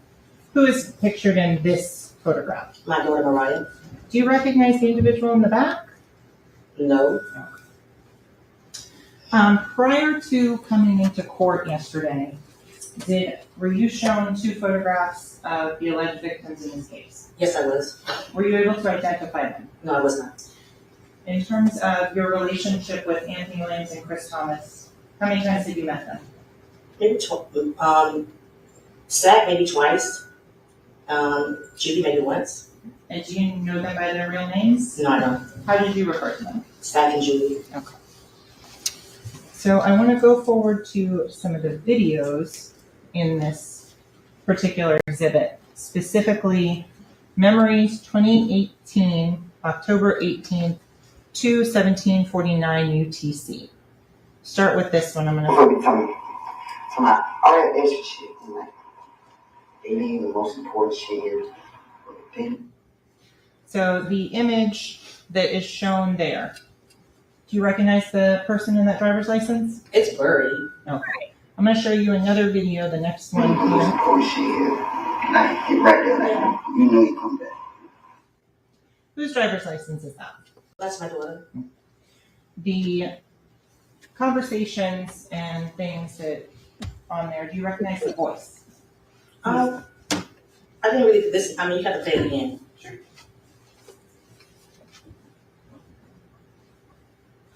Before tell me all that extra shit, and like, they leave the most important shit here. Do you recognize the person who's speaking in that video? Yes, I do. Who is that? That's Jamell. Okay. Felicia up there looking good, baby. I might have to wear my little all white to Daisy, girl. That look good. So I want to go back to October 26th of 2018. Where were you living? I was living in Cocoa. And my geography is terrible, I think. How far away is Cocoa from Broward County? About 3-4 hours. What do you do for a living? I'm a registered nurse. Were you a registered nurse at that time as well? Yes, I was. Did you know the defendant's mother? Yes, I did. And who is she? Jamie. Have you met her prior to October 26th of 2018? Yes, I did. Have you communicated with her? Yes, I did. Did you have a phone number for her? I'm pretty sure I probably did. I'm not asking you, sir. I don't know, but I did or not. I can't remember. Okay. So I want to go forward on October 26th of 2018 and talk about that early morning hours. Did you receive or hear a phone call or a FaceTime video call in which the defendant was a participant? I did overhear. I'm not quite sure exactly the context of the call, but I did overhear the phone call. Okay. Tell the ladies and gentlemen of the jury what woke you up that morning. Just hearing my daughter's voice. Okay. What was the tone of her voice without saying what she said? I don't remember. I don't remember. Okay. Do you remember anything the defendant said on that video? Not verbatim, no, I don't. Okay. Did you have an opportunity to read the statement you gave in 2018? I read the statement. Okay. I don't recall. I don't remember anything from that statement, but I do remember my deposition from December 22. So the deposition, that would have been 6 months ago? Yes. Okay. I want to go, and when you spoke, you remember speaking with law enforcement in December of 2018? I remember speaking with them, but I don't remember what they look like. I don't remember their names, but I do remember talking to someone. Okay. So, Ms. Holmes, I want to ask you, were you honest and truthful with law enforcement when you spoke with them? I would hope so. I mean, it was 2018. I went through a lot during that year, so I'm not sure where my mindset was at that time. Did you lie to law enforcement? I would hope not. I don't remember what I said at that. And see, this is the stuff that I'm not sure how it carries over to the jury when the state does this type of stuff to their own witness. I would love for a juror to tell us, how do you feel when you see the prosecution attacking their witness? Because look at what she said. Did you lie to the police? And I know she has a case that she has to win. I do understand that. I'm just talking about the tone, the demeanor. Could she have walked her through this differently? How does it look when she's like, you can tell there is the energy between the both of them. You can tell there is something between these two women just from listening and how Christine is talking to her. The jury has to know. It was like 5 years ago. Oh, of course. I understand it's been a long time. So in terms of the time frame, that was closer in time to the incident of October 26th of 2018? If that's where you guys are saying it is. You don't even remember? I don't remember. Because 2018 was a very hard year for me. my husband just went to prison. My father died. I had a lot going on, so I was really out of it. Okay. And in terms of your conversations with the police officers that morning? Yes. I do remember that they kind of bullied me and threatened my daughter and take her to jail for accessory after that. I do remember that. Yes. And in terms of the statements that you made about what happened, you don't have any recollection of it. Did you read this statement multiple times? I looked at it and I just didn't call it, and I don't know. And so you indicated you hoped you were truthful with law enforcement. Yes, I did. I have to ask you to be more definitive. Were you truthful? I don't remember what I said to them back then, so if I was to tell you something now, I could be lying. I don't want to lie on the stand because you're going to take me to jail. So I'm saying what you want me to say. I do not want you to say anything. I want you to tell the truth. Okay, that's what I'm doing. Okay. So, Ms. Holmes, with regards to that day, did you lie to law enforcement? Excuse me, overruled. Repeat your question. I don't remember. Excuse me. Yes, sir. Only one person can talk at a time, and there was an objection. I just wanted to be clear. All right? You ask your question again. Okay. So, Ms. Holmes, did you lie to law enforcement? Not that I recall. Okay. I don't remember. Okay. Going forward to the events of that day. Yes. When you heard that phone call, where were you? I'm home. Okay. Where was it? Home in Cocoa? Cocoa. Who else was there at your house? My kids. When you heard the phone call, did you hear what had allegedly happened? I heard that there might have been a shooting. Okay. Did you see any pictures or videos of anyone that was injured at that point? No, I did not. Did you see the defendant on the screen of that video call? I saw his face, yes.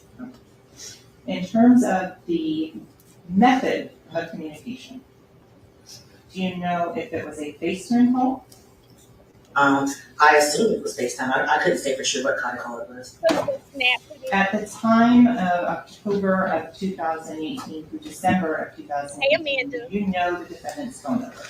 No, I don't. Do you recall today what the defendant's phone number was? No, I don't. Okay. In terms of the information and stuff that you have regarding that phone number, was that saved in your phone at that time? It may have been. I can't remember. Do you remember what phone number you had? No, I don't. No, I don't. So, Ms. Holmes, to go back in terms of looking at your statement or any of the other things, refresh your recollection as to what the defendant's phone number was and what you had at that time. I'm sorry, could you repeat the question? Sure. You said you didn't remember the defendant's phone number. No, I don't. Would looking at a copy of your statement help refresh your memory as to what? No, I don't think it would. Okay. Would you like to try to do so? Yeah, look at it for you, sure. Okay. And so, counsel, on the record, I'm trying to Trying. Do you hear me? Felicia walking around all these questions. And so what I'm going to ask you, Ms. Holmes, is just read this part silently to yourself. Are you listening to the words Felicia's using? I might have, maybe. I'm not sure. I don't recall. Felicia is not, listen, first of all, she's a nurse. So you got to get, nursing school is hard. Felicia has gotten through nursing school and she probably prepped for this examination like she did. What is the test y'all take? What is it called? Y'all starts with an N. Felicia has prepped. Do you hear me? She is going to get a passing score for this because Felicia, she looks educated. She does look upset. There you go. That's it. Thank you, Campbell. Hey, friend. You listen. You know that you can tell that she's very uneasy, bothered, upset. I don't know. It could just be me. I can feel the tension through the screen. I can feel the tension through the screen. Okay.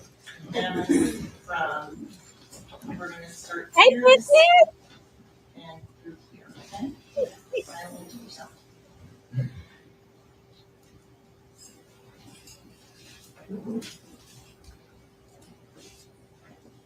You can tell, Alice, like, oh, you can tell. When you're doing that, does that refresh your recollection?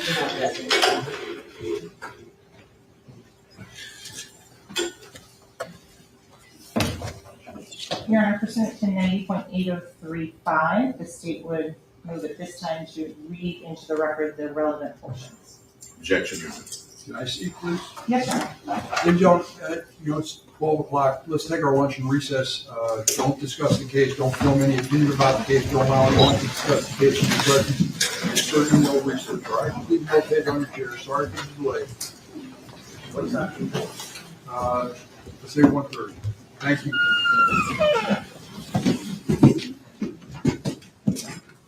I think that's his mama. Let me dance. Talk to him on FaceTime.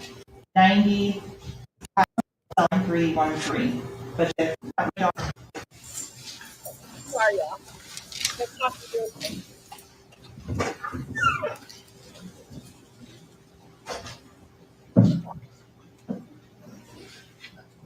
So what do you anticipate this?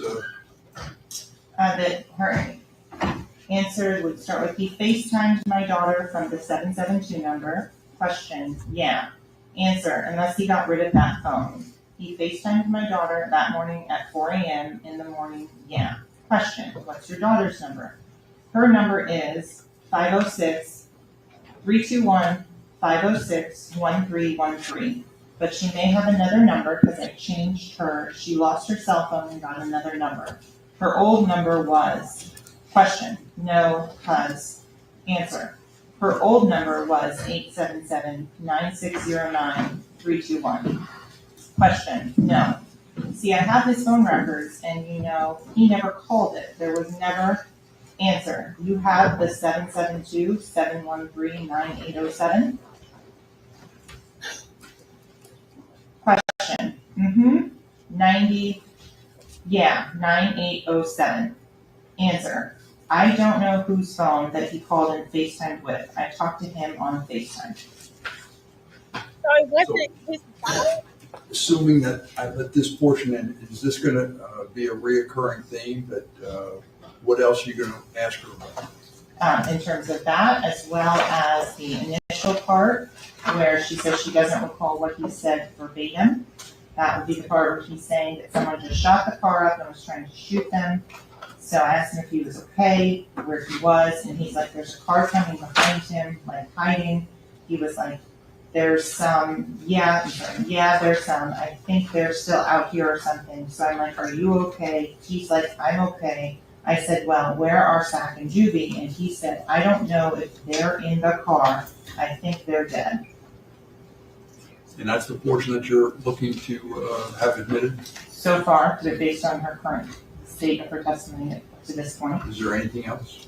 If there's anything else that she doesn't remember on that, for example, the Frito Bang or Frederick Billings is his actual name, aspects of that, anything about the condo in Miami, about the blood on the clothes. There's another part later on where she then describes the conversation again that he said. He just basically said that his friend they just got killed, and that he was like, there was lights coming, somebody's coming, someone's coming. I'm like, are they still out there, Question, answer. It's like I don't know. And I said, we're on our way, just stay put, we'll come get you. So at this time, I'm thinking he's somewhere hiding in the bushes somewhere from whoever shot him. And the statement goes on, there's other things that you're trying to get out through this witness that you're concerned she may or may not remember. Those are the relevant portions, Your Honor. There's a lot of other things that she indicates in the statement that I would agree would not be relevant, and that wouldn't prove an essential fact that is at issue in this case. So I would not be seeking to insert the entire statement. Basically the portions that you just elicited. Yes, correct? Sure. And I can I have the ability to, in a Word document, to isolate those so that they can be succinctly read, provided to defense as well, so they would have copies. But the case law is clear and the statute is clear. The state cannot introduce that statement, but defense would be able to if they so chose. Thank you. And your objection is? Your Honor, we have a copy of her deposition, which makes clear. Can I stop you for a second? I'm sorry. What is counsel reading from that? What are you reading from that? I am reading from her statement of December 12th of 2018. You're reading from a statement, not a deposition. Correct. Thank you. I'm sorry. Go ahead. Thank you.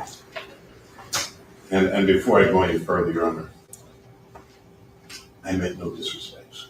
And I appreciate your and understand your authority, and you're making decisions. Whatever reaction I had was not intended to convey disrespect, whether I agree with your decisions or not. Her deposition of December 14th, 2022 will clarify the issue of whether this is a failure of recollection that the state is trying to refresh, or whether or not this witness has recanted her statement and is making an entirely different statement about the facts of that night. In this deposition, she is not claiming not to recall. She said she wasn't certain about the time of the call, but she quickly got herself together and came down here, and it took about 3 to 4 hours, like she said, and she got here around 12 or 1 o'clock, which would place that call at 8 or 9 o'clock. There are several other substantive statements that indicate that she is recanting that statement she gave on that day. She says the reason that she gave the statement was because her daughter was threatened with arrest, like she said here. She said that she feels threatened, and the first thing she said there, she's not talking about Jamell, she's talking about the state. She's on an ankle bracelet. They arrested her in the Virgin Islands and brought her over here. And the statements she's making in her deposition do not support and are I wouldn't say they contradict, but they're not the statements that are made in the statement that the state seeks to elicit. If the rules allowed her to put a witness on just to get in a prior statement, then they'd be in okay territory. The rules don't permit that. She's creating this pretext. Oh, you forgot that? Well, let me read it into the record. I would offer the court a copy of this deposition over lunch to review. That makes it clear that she is recanting. She is not forgetting. She is recanting. And that's exactly what these cases speak to. And the process that the state is, what they're attempting to engage in is to violate and circumvent the rule and admit out-of-court statements for the truth of the matter asserted, which are hearsay, which are recognized to create constitutional problems, which have resulted in some of these cases and murder cases being reversed, murder convictions being reversed. And she's inviting error into this court, into this trial. And we'd ask the court to at least get a context of what is going on here, whether this is a failure of recollection, whether that's the way she's fashioning it, or whether or not what she said in her deposition does not comport with what she said in that statement that she's recanting, and whether the state is just using this rule as a pretext to get the statements that they're not permitted to make. Thank you. You have the statement from Ms. Holmes as well? I do, Your And that Honor. was taken under oath? It was, yes, it's a sworn statement from Ms. Oath, from Ms. Holmes in December of 2018.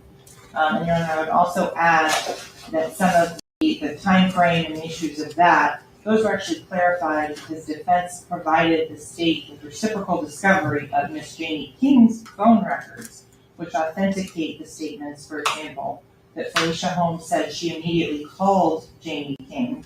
That is shown in Ms. King's phone records. Who's Jamie King? The defendant's mother. So there's outside sources that corroborate the sum and substance of her December 2018 statement.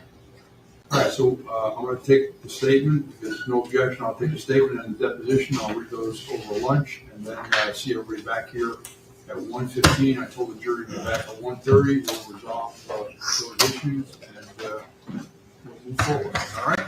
Thank you. Thank you.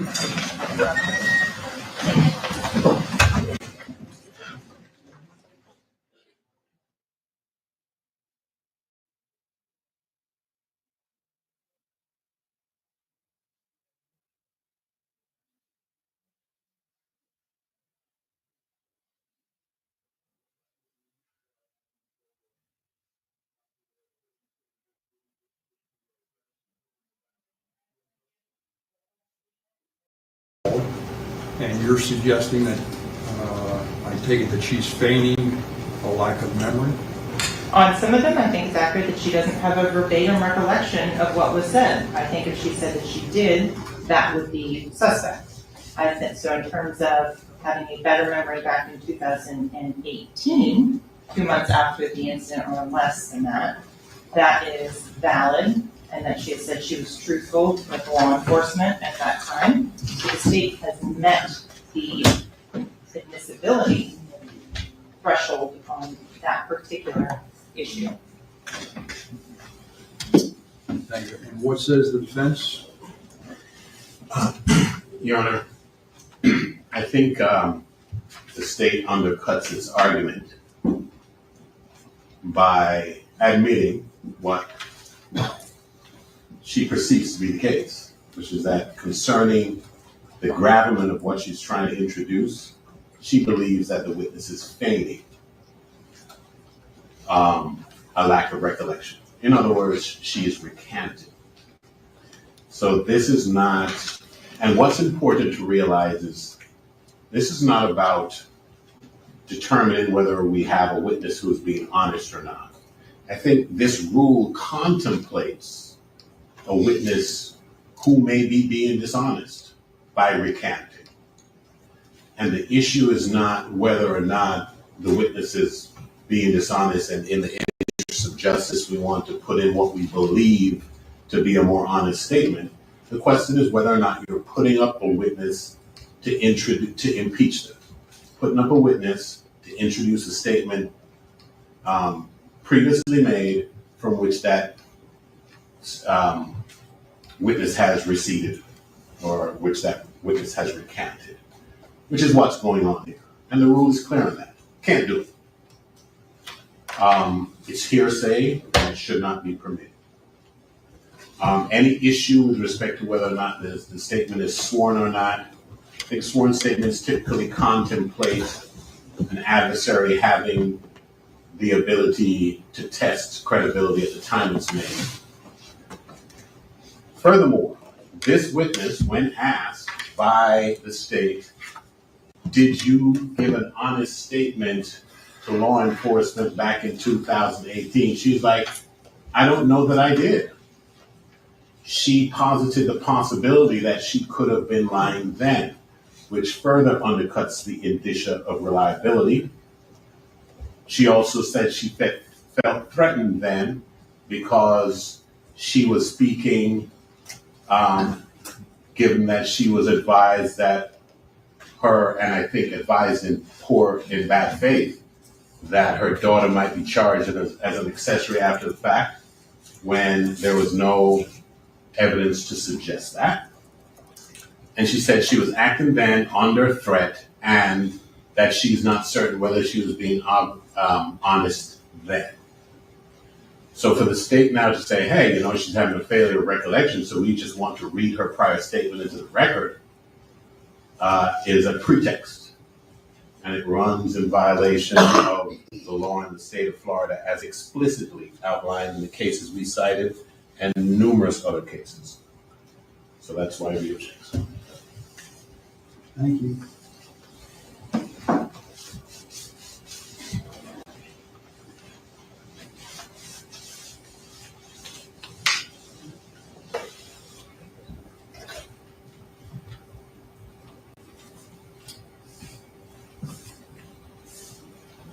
So, counsel, I've looked at a couple of cases that came across. First is 880 7-2nd 561 Pierce v. State, Supreme Court of Florida, and the second 993 7-2nd 1108 4th DCA case SL versus State. And in the first case, the Pierce case, that was an issue whereby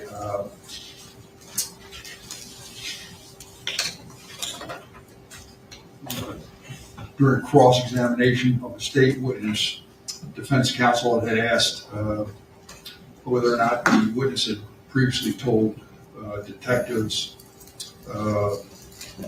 and that he made a statement and expressed surprise at some piece of evidence, and the state, his response was he didn't recall, don't remember anything along those lines, and the end result was that the Supreme Court said in order to resolve this claim, and I'm reading from the 8th page of the opinion, it said in order to resolve this claim, we must examine the law relating to the admissibility of prior inconsistent statements. Prior inconsistent statements are not hearsay and can be admitted as substantive evidence.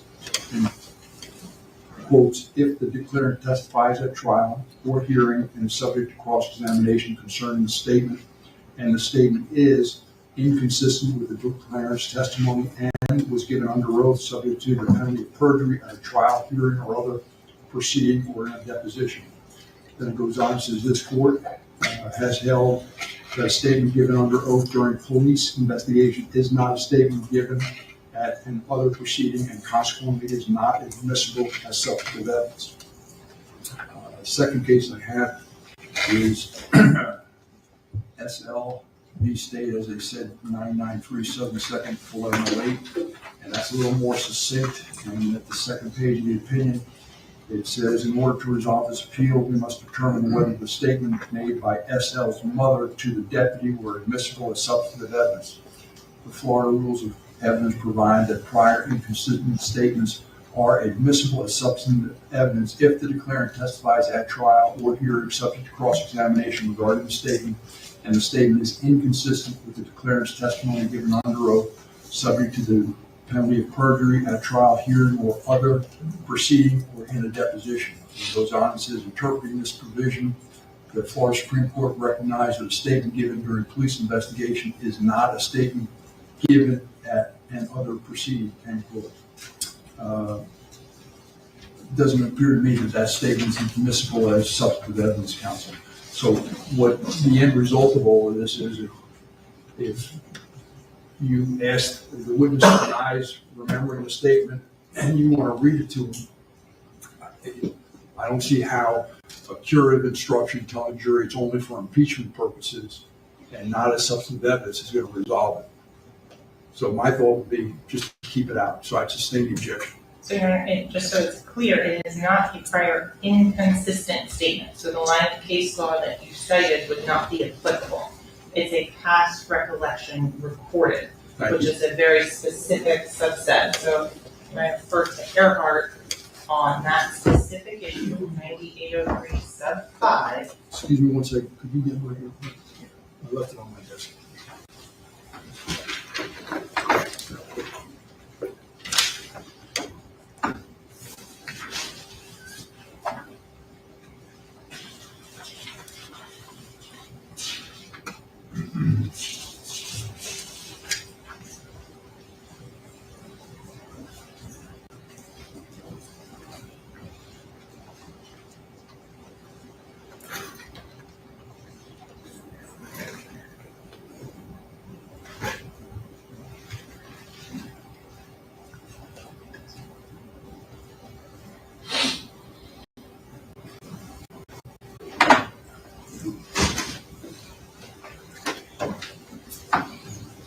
No, my hair on.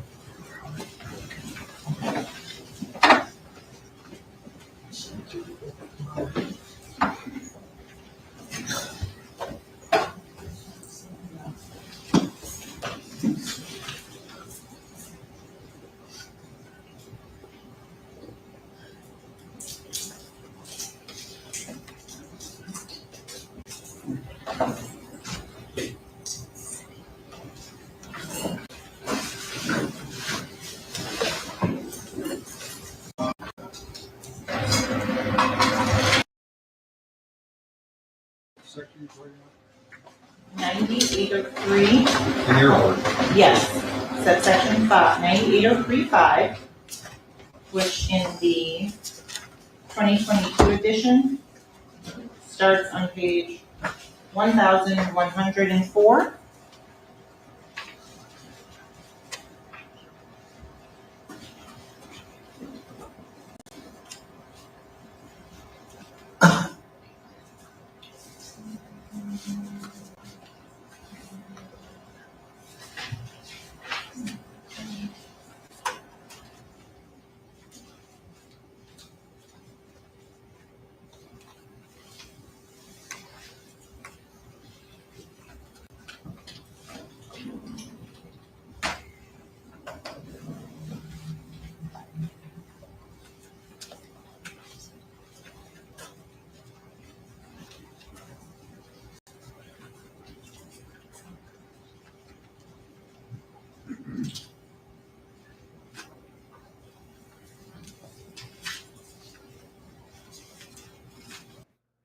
Sorry, y'all. I was trying to eat. Let me say this. Hold on, guys.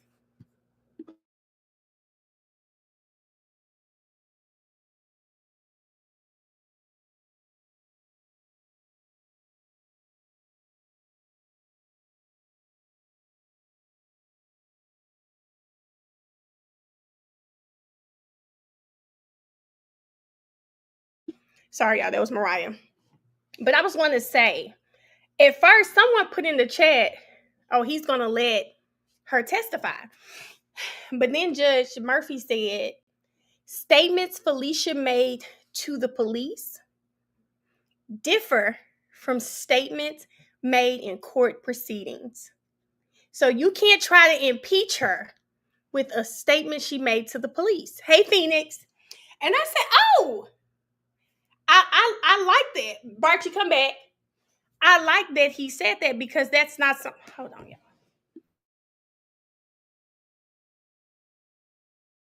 I like that he said that because Christine is trying to impeach her with her statement she made to the police. Someone in the chat said, I still think he was in the car. You can't think he was in the car and then make that FaceTime video and then Fredo picked him up. He can't be 3 places at one time. He just can't be 3 places at one time. I do believe the FaceTime happened. She too damn detailed. Felicia is so detailed in what she told police. And keep in mind, this is 2 months after it happened. What would Alan Jackson say? What would Yannetti say? Your memory does not get better over time. It's just not going to happen. The FaceTime call happened. Now, was that FaceTime call Melly trying to cover for himself, or was he actually scared and called the one person he felt comfortable enough to say it to? That's what we have to figure out. But I like how Judge Murphy said, I'm not letting this in. These are 2 different things. She was just talking to police, right? Telling them this is what I think happened. She also said she felt threatened. They told her daughter she would go to jail. She told them what she knew. But when it came time for the court trial, maybe she started hearing other stuff. They just said that someone was extorting Melly. Maybe these same people could have hurt her or her child. So now, hell, what I said back then, I'm not saying now. And that's what Christine has to use in this court case, not the police statements.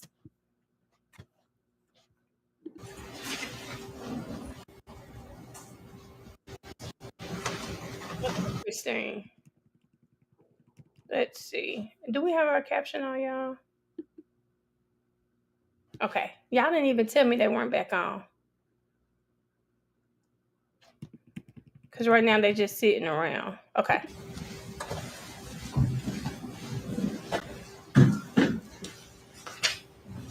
Oh, yeah. And so Zach just put in here. Zach, when I'm online, I'm also tweeting. So I just looked at Bryson Boone Paul. The state has submitted another motion to stay this trial. And they will, I think the hearing is tomorrow. I'll see what time it is because tomorrow I'll be back on time. I'll see what time it is. I saw Bryson Boone Paul say that the hearing is tomorrow. They are trying to stay this case. They're not ready, y'all. Because think about it. Not only do they have to try Melly, they have to try Cortland as well. 2 of their biggest cases right now. They have to try both of them. And they're not ready.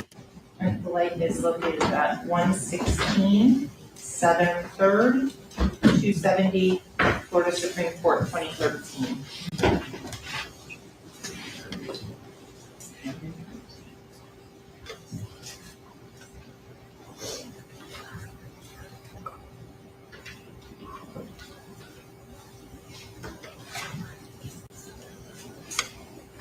Yes, when you're ready.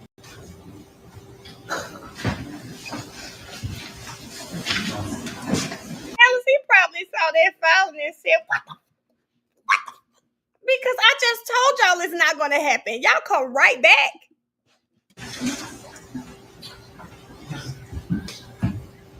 This is hilarious. They're not going to stop.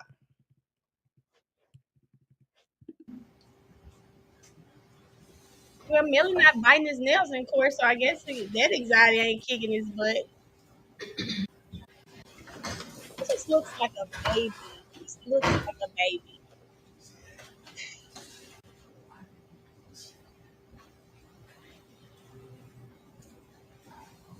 Y'all, he looks like a baby. And that's sad.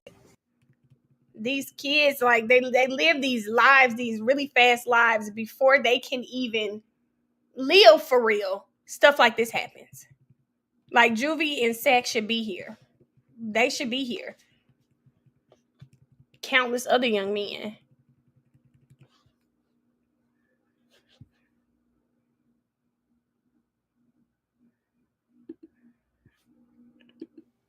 I do love that Judge Murphy is really reading though and really studying. No, we just started with Melly. This is day 4, and we go in order. We're not just watching certain people. Bad, bad sin, bad Sinokia. I'm gonna just call you bad. So we watched the whole trial.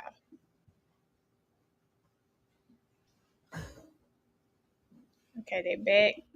Case that was just provided. Okay, here we go. Anything else you wish to share with me, Counsel? Yeah. How about from the defense? Anything else? A commentary on the case that was just provided. Yep. Okay. The polite case, the very first headnote, says that the admission of the past recollection recorded under exception to the hearsay rule requires the witness to indicate that the statement was made at the time when the events were fresh in her mind, his or her mind. That's done. And also attest to the accuracy of the memorandum on record. The opposite of that. Excuse me. And that's in the bottom as well. That you're reading the head note. Yes. I just highlighted the portion at the end. It says, we reject the 5th District's embrace of a totality of circumstances test and affirm that in Florida, the admission of past recollection recorded under section 98.803 subsection 5 requires that the witness indicate that the statement was made at the time when the events were fresh in his or her mind, and also attest to the accuracy of the memorandum or record. Then it goes on in conclusion. In this case, a proper foundation for admission of the witness' statement of past recollection recorded was not established. As we've explained above, the hearsay statement was inadmissible because the witness did not vouch for its accuracy or correctness. That's something further. Counsel, my thought is this. If what I heard her say previously was that she couldn't vouch for its accuracy or something to that effect, if that's what she continues with, I'm not going to allow you to admit the evidence. All right? So, are you ready to proceed? Yes. All right, let's bring the jury. Are you ready as well? Yes, you ready? Yes. All right, bring the jury in. Yep. Bring the witness in, bring the jury in. Judge Fiend is okay. So he lets us take. Grab the witness. Judge Fiend, I like Judge Fiend. I'm all for any judge who can be fair on both sides. My issue in the Melly case, especially when it came to Raven Liberty, but I'm not a lawyer. I'm not a judge. So I am well aware that there are rules, regulations, laws, codes that he is using when he's making these decisions. But at some point, I just feel like someone has to step in and say what Judge Fiend said. This man has been in jail over 2,000 days, and he added it up. You guys should be ready. The state is playing games, and someone has to make them stop playing games. 7 years of his life gone. They didn't even take him to trial until I think it was about 3 years in before he even went to trial. So, I mean, Judge Fiend, I like him more than I don't, because he gets it. He is saying, listen, this isn't fair. He's been in jail all of this time. Go to trial. Even now, him not staying the case, go to trial. Y'all had this man in jail for about almost 7 years. Go to trial. And I can appreciate him for that. Yeah.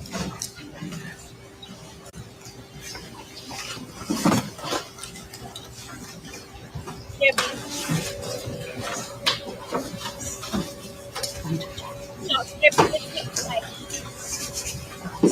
Jenny, if he's found not guilty, he gonna sue the shit out of them. 7 years. They have violated his constitutional rights. We're seeing it every day. He is going to sue them, and he's going to win. Let him get the not guilty.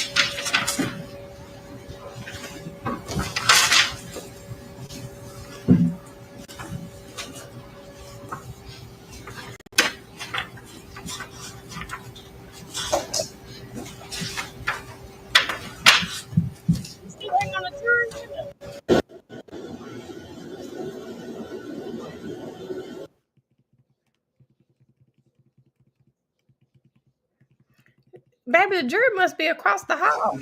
Holmes remains on the stand. Ladies and gentlemen, I apologize for the delay. It's my fault. In any event, I think we're ready to proceed now. Ms. Holmes, I just remind you you're under oath. All right. Thank you. Proceed, counsel. Okay, so I'm going to talk a little bit about your deposition. Yes. Do you recall, and you've been provided a copy of that deposition? Yes, my lawyer got provided a copy. When you, in that deposition, were you asked if your prior statement? Improper impeachment. She trying to do it. God damn it, Christine just started. Back. We just got back from lunch, and she go right on in. What was she about to ask her? She's about to ask her about the statement to the police. They're telling her, keep it with the deposition. That's an official court proceeding. Christine's ass said, I'm still going to go up here and say, well, in your deposition, were you asked about your police statements? She's still trying to do it. Oh boy, she did not want to be there. I heard it over. You can ask your question, counsel. Ms. Holmes, prior to that deposition starting, were you given your prior statement to review? What you mean? Were you? I understand. The deposition that I did on December 22nd? Yes, it was given to my lawyer yesterday, right before, briefly to look at, yes. So the deposition you that was It was given to my lawyer yesterday, yes it was. Okay. So, do you remember coming into that deposition? Yes, I do. I was in jail, put me in jail. Correct. I remember. So it's clear in terms of you don't want to be here. You're making me be here. Yes, yes. I also have a band on my leg. I'm a nurse. I can't even work properly. Yes. You were under house arrest because you failed to comply with the subpoena? No, you're not. Restrain. Listen. How we're going to do this is you ask your questions, counsel, and listen to her question, answer her question. Yes, I am. All right? What are they arguing? So going back to the deposition. Yes.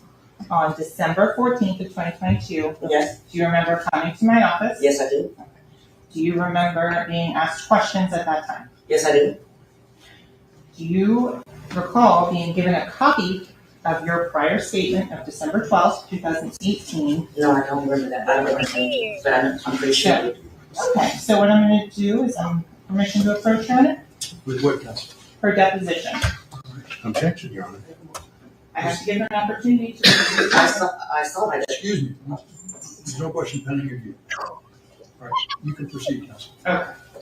So, counsel, I'm showing her page 10, line 10 through. I'm confused, y'all, because do y'all hear her saying I'm showing her deposition, but she's also giving the date of December 12th, 2018, which is the statement to the police. Christine, what are we doing?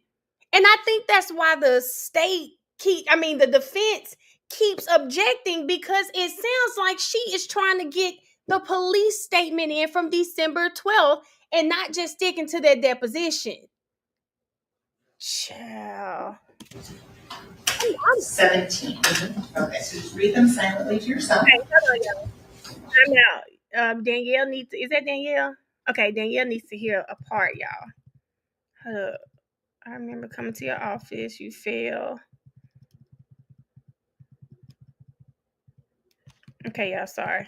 It was right after. Danielle needs to hear something. Ms. Holmes, prior to that deposition starting, were you given your prior statement to review? What you mean? Were I you? understand. The deposition that I did on December 22nd. Yes, it was given to my lawyer yesterday, right before. Briefly to look at, yes. So the deposition you that was It was given to my lawyer yesterday. Yes, it was. Okay. So do you remember coming into that deposition? Yes, I do. I was in jail. You put me in jail. Correct. So it's clear in terms of you don't want to be here. You're making me be here. Yes, I have a house with a band on my leg. I'm a nurse. I can't even work properly. Yes. You were under house arrest because you failed to comply with the subpoena? No, you did not. Excuse me, sustain. Listen, how we're going to do this is you ask your questions, counsel, and listen to her question, answer her question. Yes, I am. All right? Yes, sir. Okay. So going back to the deposition. Yes. On December 14th of 2022. Yes. Do you remember coming to my office? Yes, I do. Do you remember being asked questions at that time? Yes, I do. Do you recall being given a copy of your prior statement of December 12th, 2018? No, I don't remember that. I don't remember anything, but I'm pretty sure I do. Okay, so what I'm going to do is permission to approach her on it? With what, counsel? Her deposition. Objection, Your Honor. I have to give her an opportunity to. I saw my. Excuse me. There's no question pending. All right, you can proceed, counsel. Okay. So, counsel, I'm showing her page 10, line 10 through 17. Okay, so just read them silently to yourself. You let me want her standing beside her. Okay. So, back on December 14th, 2022, were you asked if you need to make any corrections or deletions to the statement of December of 2018? That's what the deposition said, judicially. And did you indicate that there was no corrections or deletions in those statements? I don't remember, but that's what's on the deposition. Okay. So, December of 2022, you said that this is a correct statement. Objection. Sustain. So, Ms. Holmes, is the December 2018 statement that you gave correct and honest? Objection. Ask and answer. Excuse me. You have to I understand you're trying to answer the question, Ms. Holmes, but when they raise an objection, let me answer the objection first. Yes, sir. Objection notice overruled. Question is the statement. Can you repeat your question? Is this December 2018 statement correct and honest? I don't remember the December 2018 statement. In December of 2022, yes, did you state that it was an honest and correct statement? That's what you put in the deposition. I don't remember saying it, so I can't remember. You said you. I remember some parts of this deposition, but not all. Okay, is there anything that you need to refresh your recollection to determine whether or not I'm being truthful and accurate as to what the question was in your answer? I don't know to say that. Okay. Is that a question? I've asked if there's anything that was. One at a time. Right? Just one at a time. Now, let me just say, I think sometimes when I'm in conversations and I get heated, I think I can come off like this. And I try to work on that because you come off as combative. And Christine, you are the lead prosecutor of this case. You can't come off as combative. You are not Melanie arguing with her sister. Okay? Arguing with her friend. That's not who you are.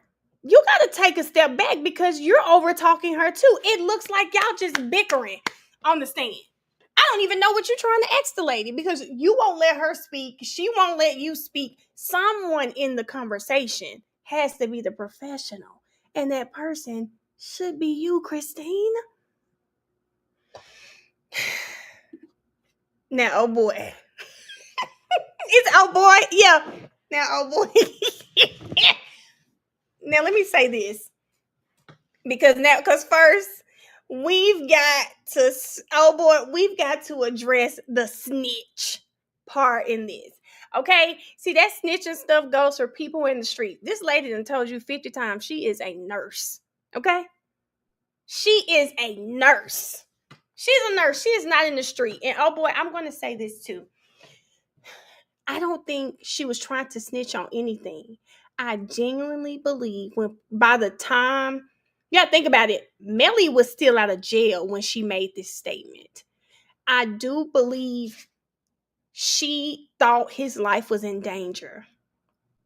I think she thought she was helping him because Melly didn't tell her what was going on. Clearly her daughter didn't tell her. I really believe she thought she was helping him. I love this boy. I love him. You can see from her smile. She loved him. He was on the phone that night scared. And now you're hearing people trying to put this on him. No, it was not him. Because the last time I talked to him, he was in the bushes scared. He was fighting for his life. I hopped in my car so that I can save him. She thought she was helping him. She didn't think she was snitching on him at all. And then as time progresses, now his lawyers are trying to say he was in a red Jeep when she knows for a fact she saw him in bushes. And listen, like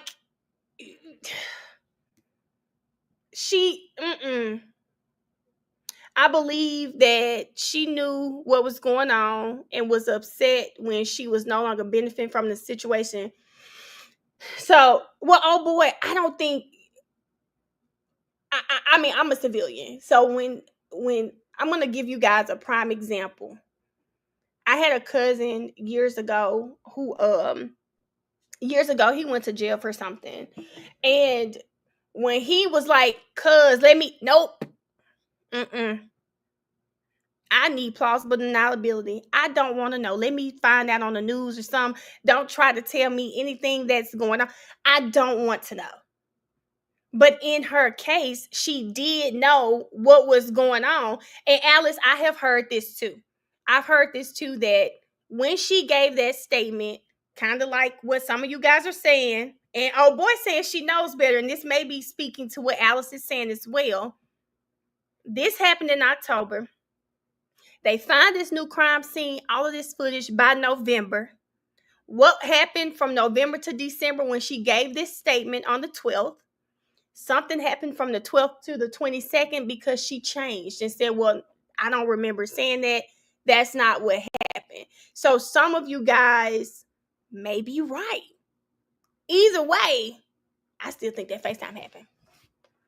Either way, I still think that FaceTime happened. So Bad says, like I previously said, I think she forgot because her daughter's life was at risk.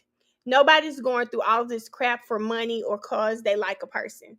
They do this for their child, and I couldn't agree with you. That may be why she changed it. That could be right, Bad. I think she did too, Ebony. I think she unintentionally spoke without knowing how this would turn out. That's why you should lawyer up even if you are not involved in the situation. Get a lawyer. And Ebony, I agree.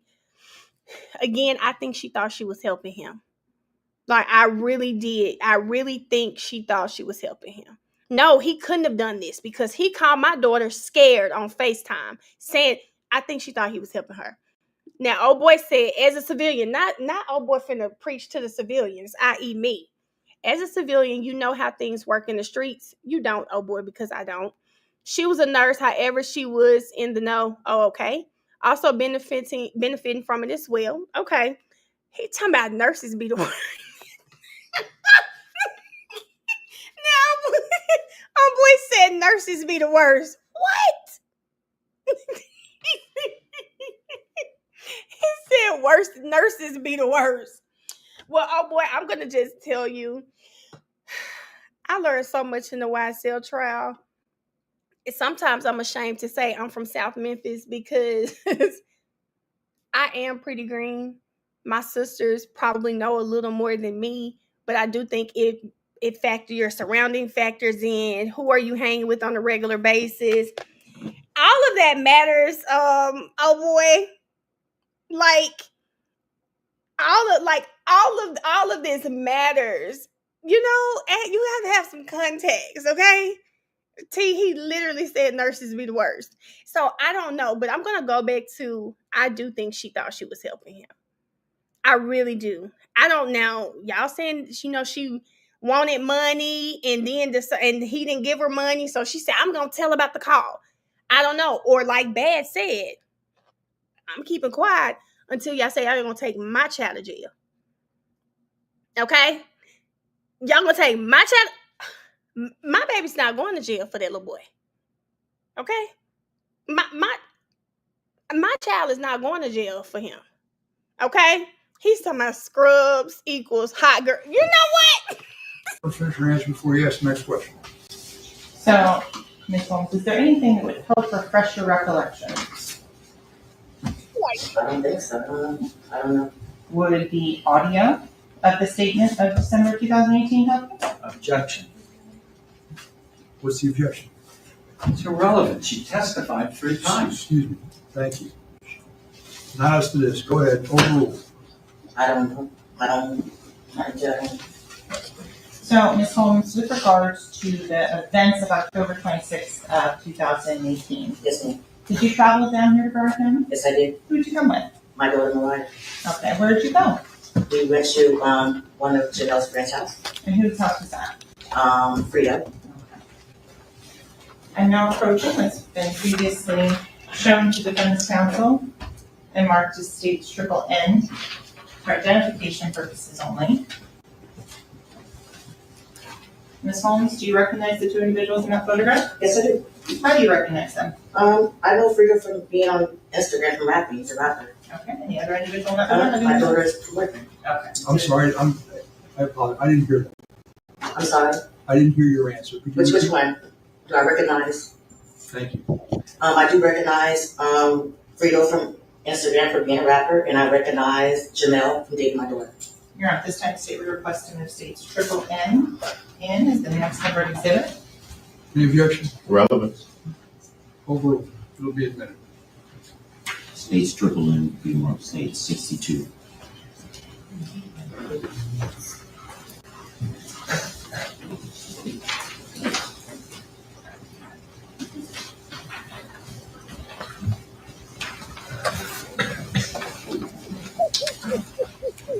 Yes, it is.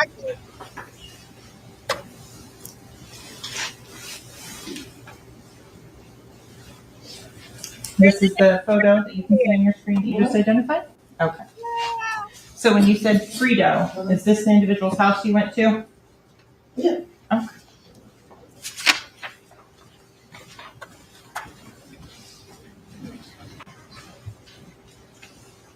Ms. Holmes, how much money has the defendant's manager given you since the October of 2018? Objection. What the Relevant. hell?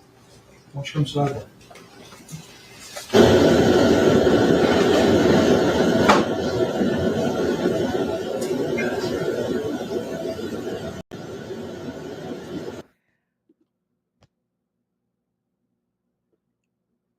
Okay.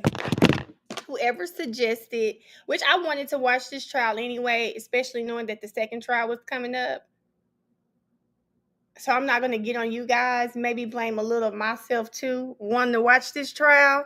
What the hell? Wait a minute. Hold up. Y'all, that man said, hey, Miss Cherie, how much money has the defendant's manager paid you? In front of the jury? How do you know that, Christine? Christine better have some evidence. Christine better have some evidence asking that type of shit. Like, no, Christine. Christine don't get to just say that and move on. I know they chewing her out for that one. How much money has his attorney given? Baby, I know they up there chewing Christine out. How much money have you gotten from the defendant, Jamell Demons manager? And with regards to that specific statement,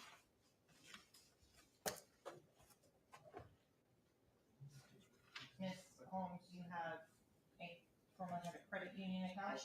Launch credit union. Okay. And at Launch Credit Union, you banked there for. Hold on, y'all. Did I turn it down? Yeah, I did. Sorry. The credit union that you've been at, it's been your account, and I won't put your account number on the record for that reason. Can I object to this line of questioning? Right. So your testimony is that you have never been given money whatsoever. You didn't say that. I've never been given money for personal use. Okay. So the question is, how much money have you been given by the defendants?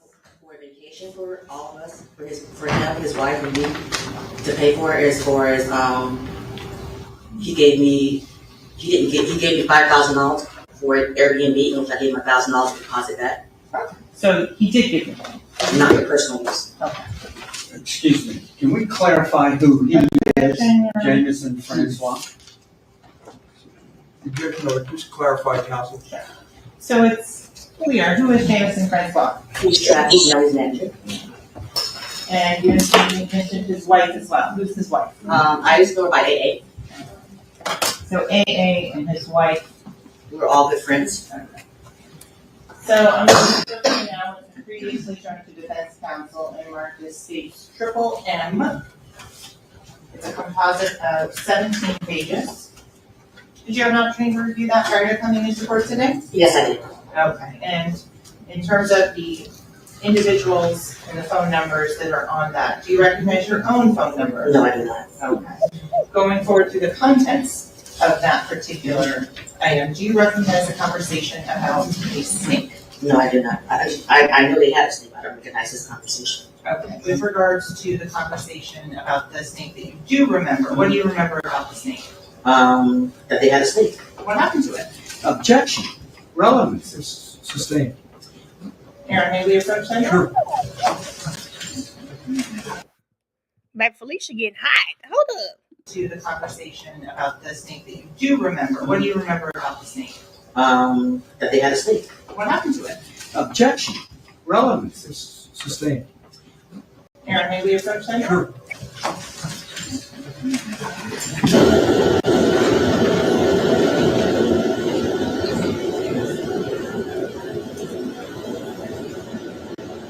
This is why I turned it down. Oh boy, I don't want you to think that I don't think Felicia knew what was up. I'm talking about when she gave the statement, I think she thought she was helping him. But did Felicia kind of know about the gang stuff, guns? Yes, her daughter was young. She knew too much. Like I know things about my daughter's friends because she tells me, but I'm not like sitting around kicking it with them, want to go to the party. Like, no. The fact that lady got in her car and drove 4 hours told me everything I needed to know. She saw this man as her daughter's potential meal ticket, I'm sure. He was young, making a lot of money, probably took care of her daughter. Baby, she got in that car and drove to go see him 4 hours away. Okay? So, yeah.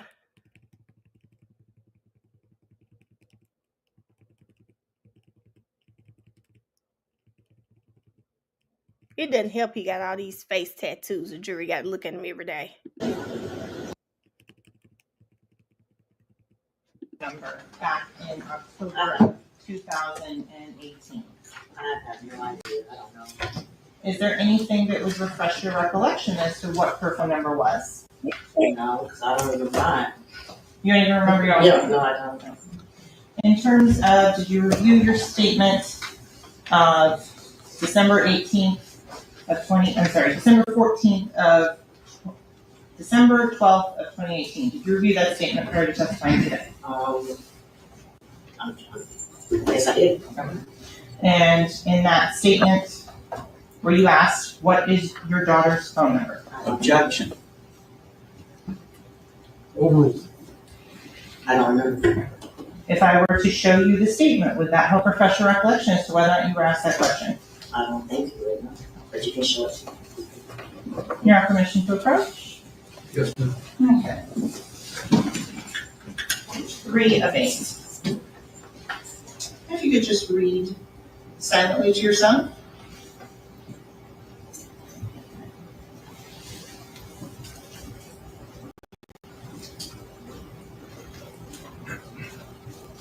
Okay, looking at that, does that refresh your recollection as to what your daughter's phone number was? I still don't recognize the number. It doesn't for me, but I don't know if that's her number. I don't recognize the number. Okay, so you don't recognize the number? Yeah, I got 3 daughters, so I don't know. Understood on that one. So, Judge, permission to treat the witness as hostile? Objection. What's your sidebar, please?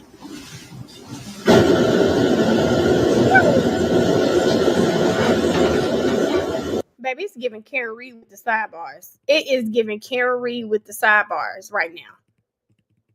And see, this is what I think the judge knew Felicia was going to be just like this. Oh, they didn't even let the jury out. Hold up, y'all. That judge knew her testimony was good. Yes,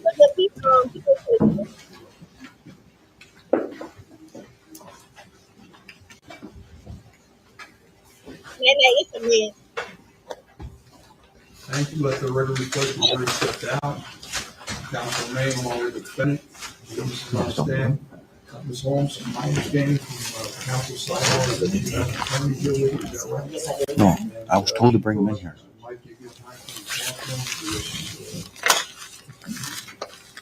So, you want to speak to your attorney? Any objection to that? Yes, What's yes, the Your Honor. objection? The witness is on the stand, and for the state to suggest to a witness who has already been sworn and is in the middle of testimony that she goes and talks to her lawyer, it's type of intimidation, coercion. I think the rules have been. So we do object to that. It's intimidation. Well, let me ask you this. Is it something you think you need to talk to your lawyer about?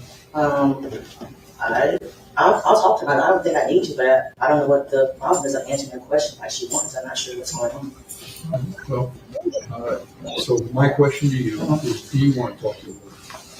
Yes, I will talk to her. All right, so we're going to be in recess. You talk to your lawyer, and you go ahead. You step outside, all right? Okay. And I'm going to continue with the argument here with the attorneys. And now Felicia got to pay for an attorney because Christine on some bull. That's just annoying. Somebody go talk to your lawyer. I ain't even asked you, could I talk to my lawyer? So I guess this is the concern I have. You're asking me to declare her a hostile witness. It appears to me she is. I don't know what's your position on it. She's at, that would allow her to ask these legal questions as she suggested at sidebar. The problem with any of the questions, though, I don't want you to be asking specific questions that things that she said previously she doesn't remember, and that you're just going to go ahead and put testimony before the jury. I mean, that's, it's not the attorney's questions that are in evidence. I mean, if she doesn't acknowledge it, or even after asking leading questions, she's basically saying, she doesn't know, or that's the end of it. I mean, you can't go much further than that. You can't put in evidence. Didn't you say X, Y, and Z? The police officer, she's not acknowledging she said it. I can't see, how you do that. You can't. So I think I can ask the questions because What question? In terms of, did you provide this phone number as the number for your daughter? Did you provide this number for the phone number regarding Mr. Demons? Did you provide this information? What information? Whatever the particular statement may be that we're at that point in the questioning. For example, did you provide the phone and say previously that you talked on FaceTime with the defendant, that you talked to him on the FaceTime on the 772-713-9807 phone number. So judges, in terms of if I'm going to then impeach her with some other outside statement or some other prior consistent statement that she has made at some other proceeding at that point, that's the concern as to her perjuring herself on that. So I think that's why it's important that she be allowed to speak to her attorney on that issue. And in terms of the prior statement on that, I still maintain that she has endorsed its authenticity and accuracy. Your Honor was provided with a copy of that deposition that the state referenced when we were talking about, and she indicated she was honest and truthful in that deposition, and she then endorsed the prior statement. So the prior statement should be allowed in on that, and if there's no concern as to any improper or anything on the jurors, because they will be instructed, as they always are, that no statements by the attorneys are evidence. Yes, please. Your Honor, first of all, the state is now conflating issues. What we objected to and alerted the court to, because we knew that this debacle was going to take place, I think it is evident that, yes, it appears as though the witness is not a major fan of the state. That's true. The state knew that going in. This is no surprise. These cases use the very language, surprise. In other words, what the state intended to do under a ruse, 90.803 section 5 ruse, is put on the witness to impeach that witness for that sole purpose of impeaching the witness, to introduce an out-of-court statement that is inadmissible because the state understood that she recanted. The state, under the pretext, we don't know that she's hostile. We just think her recollection is failing. And we believe under 90.803 subsection 5, we can just read her statement in. Unfortunately for the state, the Supreme Court has made it extremely clear that that witness has to vouch for the accuracy of the statement at the time it was made.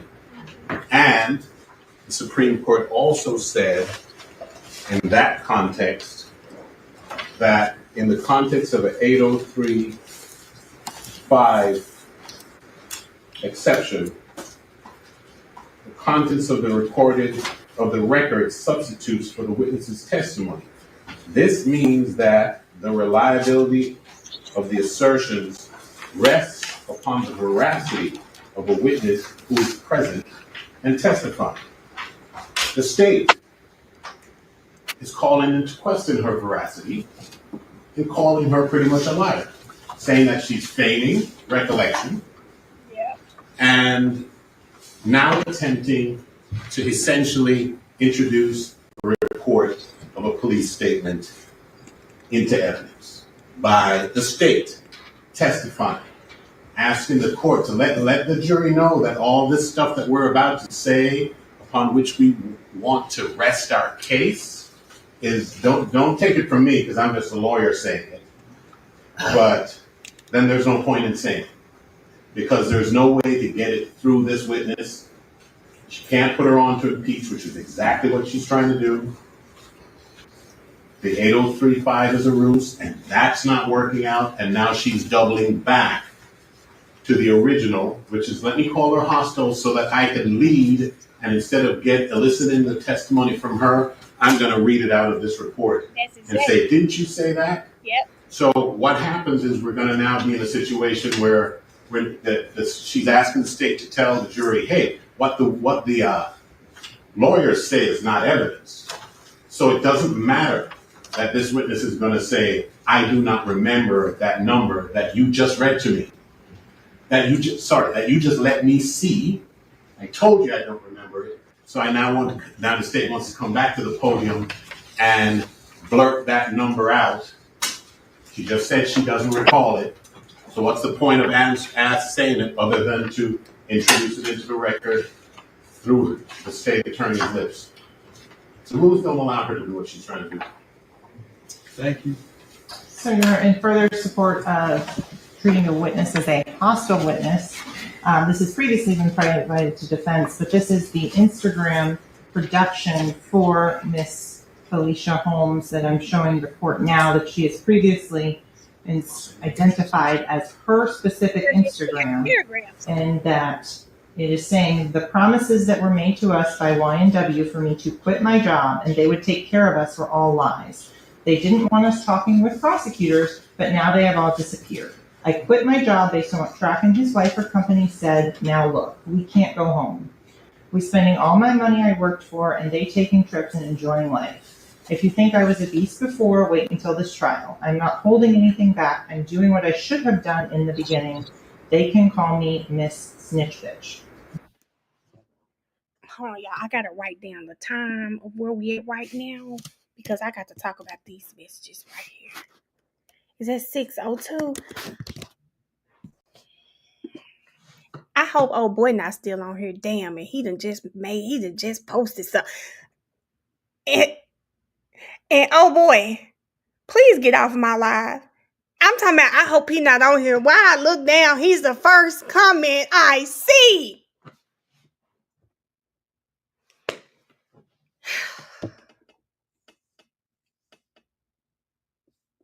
Oh boy, you said them nurses be a mess.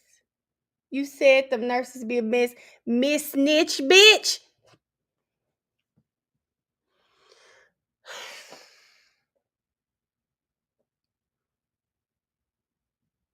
You know how like you trying to give someone the benefit of the doubt, because I really was like, oh, she was just trying to help Melly. No. And oh boy, first of all, let me just shout out oh boy for not telling me what was about to happen, because this is my first time watching this, okay? And so he didn't say she sent IG messages. He didn't say any of that. He simply said, Mel, she wanted them mamas. She know what's up. She knew what was going on. He that's all he said. He simply said,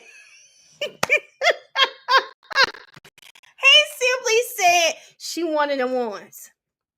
She knew what was going on. And y'all was throwing me little bread crumbs, okay? Y'all were. So now I'm going to say this, and I'm going to come back and talk about this. Hold on just a sec. I got to talk about this. And I hope Felicia don't pop up on my, I hope she don't pop up on my damn TikTok, because somehow, some way, every case I do, somebody from the area or something pops up on my TikTok wanting to tussle. I don't want to tussle, but I do want to say this. That shit right there, just call me Miss Snitch Bitch. Promises were made to us by YNW for you to quit your job. You'll take care of us. It sounds like they bought your silence.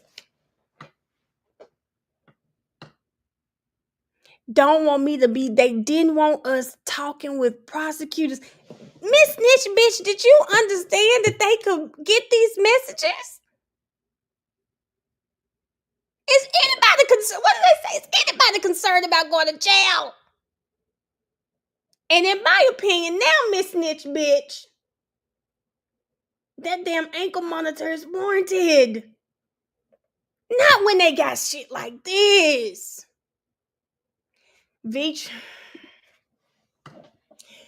said, I told you she was paid and she changed her mind. Oh boy, telling being from the hood. See, them scrubs coming. They be with the shit for real. Not all, however, but nurses love street and vice versa. Miss Snitch Bitch is correct. That might be the title of my TikTok. Let's talk about Miss Snitch Bitch. That lady said, That lady said, I'm out here with no job. I can't even go back to my house. Why can't she go back to her house though? I'm reading the messages, but what has happened? Who has threatened her? Because now that goes back to y'all saying somebody was if we are going to believe that somebody was, what did y'all say, blackmailing him or trying to extort Melly, why can't she go back to her house? Because if Melly did it, he's not going to hurt them. She's in communication with his people. Who are they hiding from? I'm wondering that too. So all of this could be simply, hey kids, all of this could simply be they know who did it. She knows who did it. It wasn't Melly. It's not Cortland, but she can't say anything either. But y'all, this too much for me. I might need to stop. So, Judge, it's very clear from this record that. Hold up. And then you can tell Felicia Young, she didn't put MS. She didn't put MS snitch bitch. She got MZ snitch bitch, okay? My intention and what the witness has represented to me in all shapes and forms that she was going to be honest and truthful. So to say that it's improper for calling her just for the purposes of impeachment is incorrect. So to continue on in that same Instagram production, and this is in June of 2022, Felicia Holmes is saying, they made me quit, told me that they would take care of us until trial was over. But guess what? Lies as usual. I was making $9,000 weekly. I didn't need shit from them, but everyone begging and pleading. Now they all ghost. I got something for track though. You lied to me and my child for the. And let me just say this real quick. Felicia not lying. Look at the year. Look at the year, y'all. 2022, baby. That's when y'all had. Let me tell you, if you know a nurse, y'all know I do taxes. I know some people. When I tell you making $200,000 easy after COVID doing travel nursing, nurses really were making $9,000 a week. Miss Snitch bitch is not lying. Miss Snitch bitch ain't lying. They were eating good. People were making 10, 15,000 a week because they need traveling for man. I don't think they making it much right now. But yes, them they Ms. I'm trying to put the Z on it and messing up my words. Ms. Snitch bitch really walked away from $9,000 a week. She is not lying. And then y'all, let me tell you, it's as simple as traveling. If she's in Florida, if there's a state that borders Florida, wherever that is, she can go work there. People in Memphis were going to just go work in Arkansas across the bridge, making $9,000 a week, or going to Olive Branch, right across about 10 minutes from Memphis. She was getting that money for real. Last time. Again, saying you're going to air him out to the prosecutor. So, Judge, in terms of, so that's in defense of the representation of counsel that is just being called for impeachment. It's also clear that this witness has received multiple benefits from the defendant based on her own statements there, that she has endorsed that was her Instagram on that. So, counsel, there's a couple things going on here.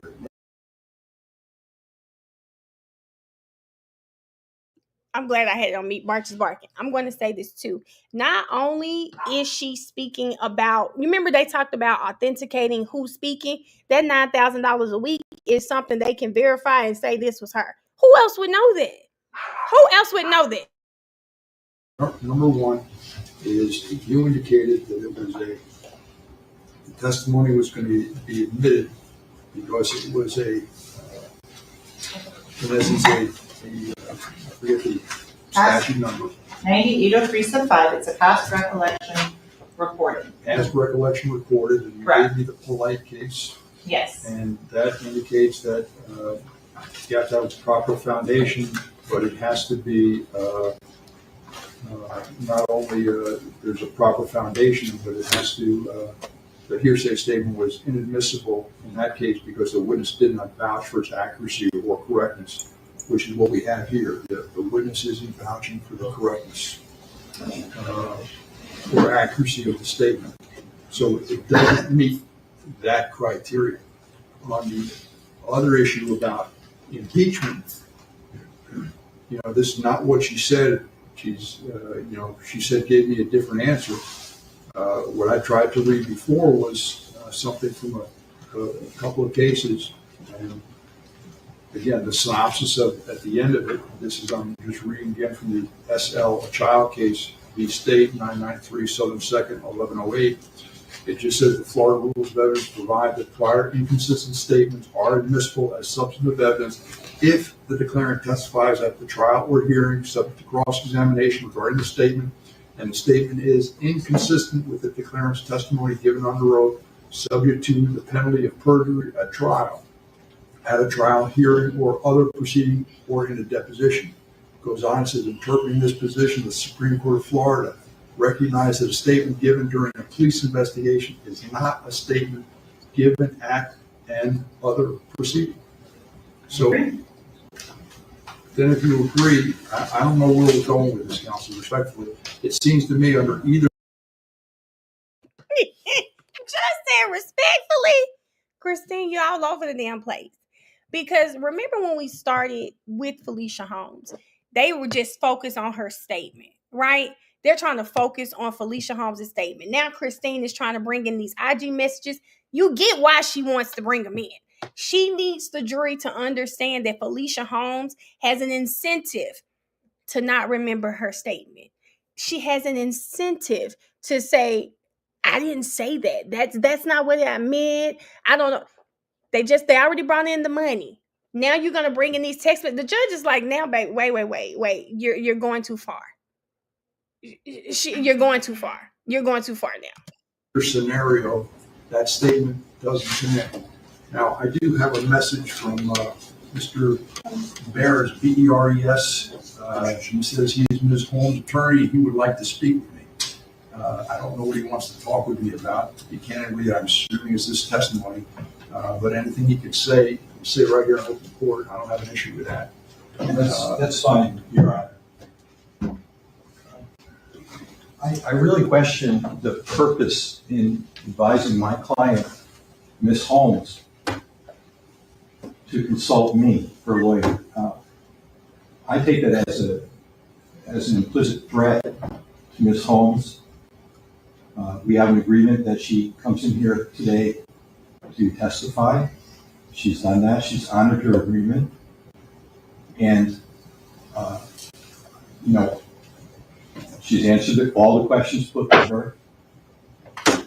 She may not be answering the questions to the satisfaction of the state, but she has fulfilled her agreement. And now Ms. Holmes is again placed in fear. And that's all I have to say. Thank you. All right, let's. Nestle, all for a witness who just. Anybody need a restroom break, Ernie? You ready to go? Yes, sir. Pardon me? Judge, I think someone on the fence. I need to go do. Sure. We'll take a short recess.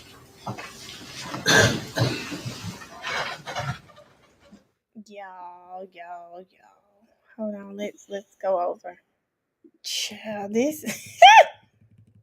Oh, okay, it's a 10-minute recess. At least they put a little timer up. The statements in the. Oh, I'm sorry, y'all. He is talking. I don't want to miss him. I don't want to miss what's being said. Because they're sitting down, but the judge is talking.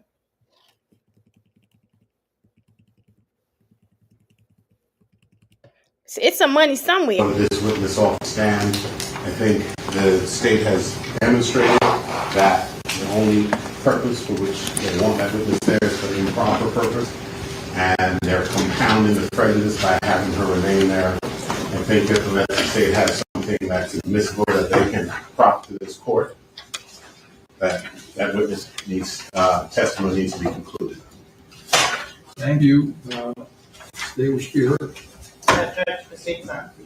There's additional information and things that's open to being talked about. Thank you. So this is my thought, counsel. I don't have a problem declaring the witness to be hostile to state.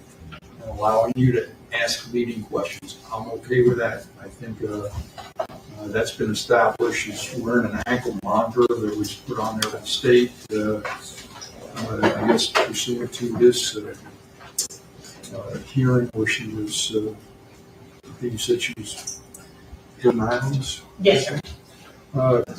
Regardless, so I've allowed that. The problem I don't want to have happen, so we're clear, is I don't want you to regurgitate things that are in her statement that she's not, that doesn't comply with either of the two rules we've been going over. So I don't want you to be saying, well, didn't you say to, the police officer, Mr. Moretti, or whatever, the officer's name is Detective Moretti, that you saw them on FaceTime or whatever it was, that they were on that date when the incident in question happened, and Mr.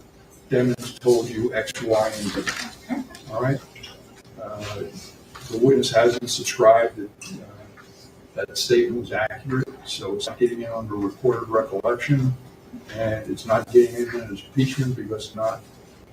It's a police investigation, not a deposition testimony or something along those lines. So it doesn't get in the way I read the rule under either of those two sections. So I don't want you to get in the back door, which you can't get in the front door. No, just so I can make it clear, is Your Honor holding or stating that a police report cannot be used to impeach someone? No, I didn't say that. What I said was the statement's in the police report, right? You can't just have that, read that back to her.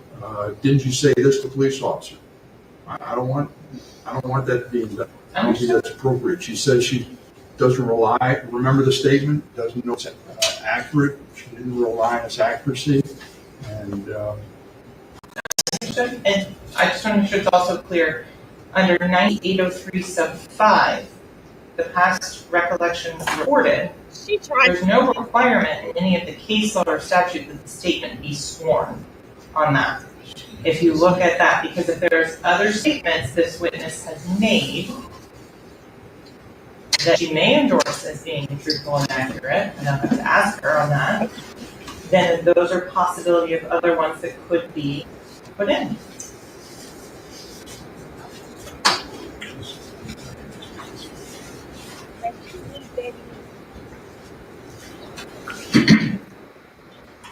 Your Honor, among the statements that we would like the court to forbid the state from asking in a leading fashion are the phone numbers or anything that she said to the officer on the day in question. What's the date that statement was made? December 12th, 2018. Nothing from that statement should be. She'll ask whatever question she thinks appropriate. You make your objections, but I don't think it's appropriate to be asking, didn't you say this, X, Y, and Z. I don't think that's appropriate because she's not subscribing that this is what she, that statement is truthful, so I don't want you to just be regurgitating the statement and asking her that. I don't want that done, and I don't want you to do, anyway, we'll see where it goes. Yeah, just one thing, Your Honor. I'm sorry to belabor the point, but I want to make sure that the state doesn't confuse the court's ruling to be one of form over substance, and instead of saying, didn't you say this, say, isn't it true that, or anything where the contents of that report are uttered out of her mouth that she knows this witness had not adopted, and she's going to get a no, and she's just putting it into the record. It's improper. And Hopefully I made myself clear, but that's why she's going to be able to, counsel's going to be able to ask whatever questions she deems appropriate. You make the appropriate objection if you think it's objectionable. I'm just going to rule it and go forward like that. I don't know what you intend to ask, counsel. I just don't want the contents of that statement, regurgitation of that in some form of leading questions, all right? All right, bring the jury in. Let's get the witness back in. I'll probably be over here until, probably 6. Yeah, we got about an hour. No, it's not even an hour left. I don't know. I'll probably be, maybe 5:36. I wanted to get through day 4. Because the case is only 18 days, I'm only doing one day a stream. So we'll probably be on here another 30, 45 minutes or so. Summer, me, girl, I was just telling Mariah about that. You know, when people go through things in life, I lost my mom. Hell, I can't tell you what I had for dinner 3 days ago. Like your memory, depression, anxiety, anything, it can mess your memory of age. You don't ask me what I said in 2018. I can't tell you who I dated in 2018. Thank you.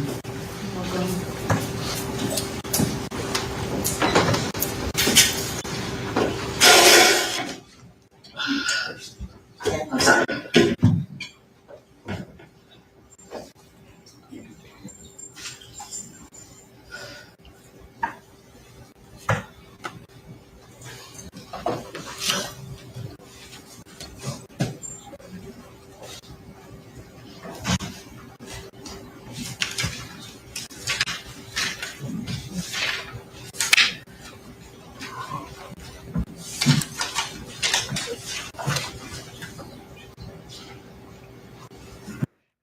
Felicia fine though. She is beautiful.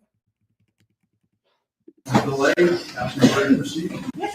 Please. Okay, Ms. Holmes, when we left off, we were talking about a pet snake. Yes, Do you remember there being a pet snake? I remember you talking to me about it yesterday. Okay. And with regards to that snake, you recall it unfortunately passed away. I'm pretty sure probably, I'm not sure it's not here, I'm pretty sure. Okay. Do you remember the name of that pet snake? No, I don't. In terms of the owners of that snake, do you remember who owned it? I just know it was, I know who the owner was, it was in the house with Mariah lived. Okay. Where did Mariah live at that time? She lived in BMR. And do you know the address? No, I don't. Who did she live with? She lived with a boyfriend, but you know. Okay.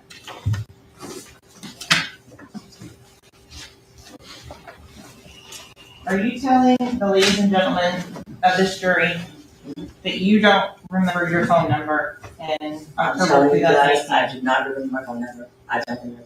And are you telling the ladies and gentlemen of this jury that you don't remember your daughter's phone number? No, I do not remember those phone numbers. And there's nothing that would refresh your memory or recollection whatsoever? Objection, asked and answered. Overruled. That was 4 years ago. I've had so much trauma in my life since then. Of course. So, Did y'all hear? She said, I've had so much trauma in my life. Christine said, of course. First of all, Christine, that is where you have to say, I'm so sorry that happened. Or something talking about, of course. is it fair to say that you were worried about Melly when you came down here to Fort Lauderdale on October 26, 2018? Was I worried about him? Yes, I was. You were worried about him because he had just been involved in a drive-by? No, because they said his friends had been in a drive-by. Okay. And you were worried about him because he was hiding in some bushes? Objection. I don't remember him in bushes. What do you remember? I sustain the objection. What do you remember? I just remember him saying for us to come get him. When you made contact with him later that same day at Frito's house, Yeah. is it fair to say he had no blood on him? No, he didn't have any blood. And is it fair to say that he left Frito's house and went up to a video shoot that afternoon evening? Yes, he did. Did you go to that video shoot? No, I didn't. Me either, Alice, but don't tell Mariah. I'm learning it because she's offended, so I don't know her number. Did Mariah live with Mr. Demons after the homicide for a period of time? Yes, she did. Did she live in a condo in Miami with him? Yes, she did. Okay.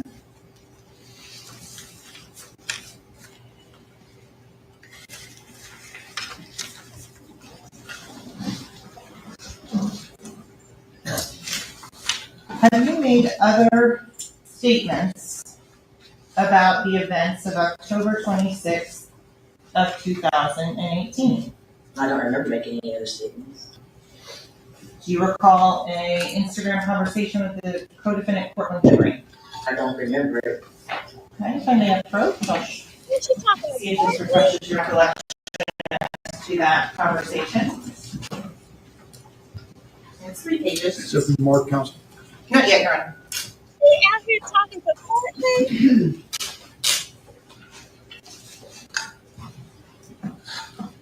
She too deep in it, baby. I don't remember. What's Courtney messaging her for? She too deep in this for me. Because unlike Melly, we know for a fact Cortland was in that car. Cortland took him to the hospital. Baby, she too deep in it for me because no. Don't send Cortland with his mama. There is nothing that I need to talk to Cortland. Cortland actually needs to be around his attorney. And not at my house. Not at my no.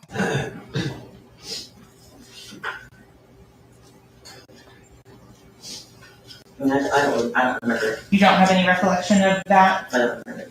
Is that your Instagram, Lane Queen 258? Yes, it is. Okay, and the conversation that you don't recall on that whatsoever? Yeah, I don't remember it. Okay. Is your testimony here today that you lied in those statements? That I lied in my statements. The allegations that you made to Mr. Henry? I don't make those allegations, so I don't. Do you remember? Do y'all see how Christine tried to trip her up?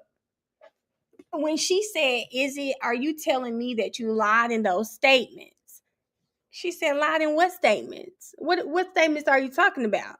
Oh, the statements to Mr. Henry. She said, I don't even remember making those. Because remember what the judge said. When it comes to authenticating these messages, someone, whether it's her or Cortland, they have to say, yeah, that was me. Someone has to say it. Felicia said, I don't even remember making them statements, baby. She said, wasn't that your account? That doesn't mean it was me. Send screenshots of those allegations to a detective. I remember sending a detective something stating that I didn't threaten Portland. No. That's I remember that. You remember sending screenshots of conversations? I remember telling him that I did, because he reached out to me and asked me that I threatened to kill Portland. And I said, no, I did not threaten Portland. Okay. I remember that. Was there any threats made to you by the defendant? No. In terms of your daughter, Mariah, where is she? I don't know.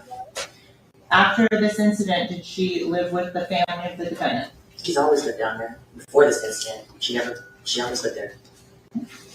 And your testimony to the ladies and gentlemen of the jury here today that you saw Jamell Demons October 26th, 2018.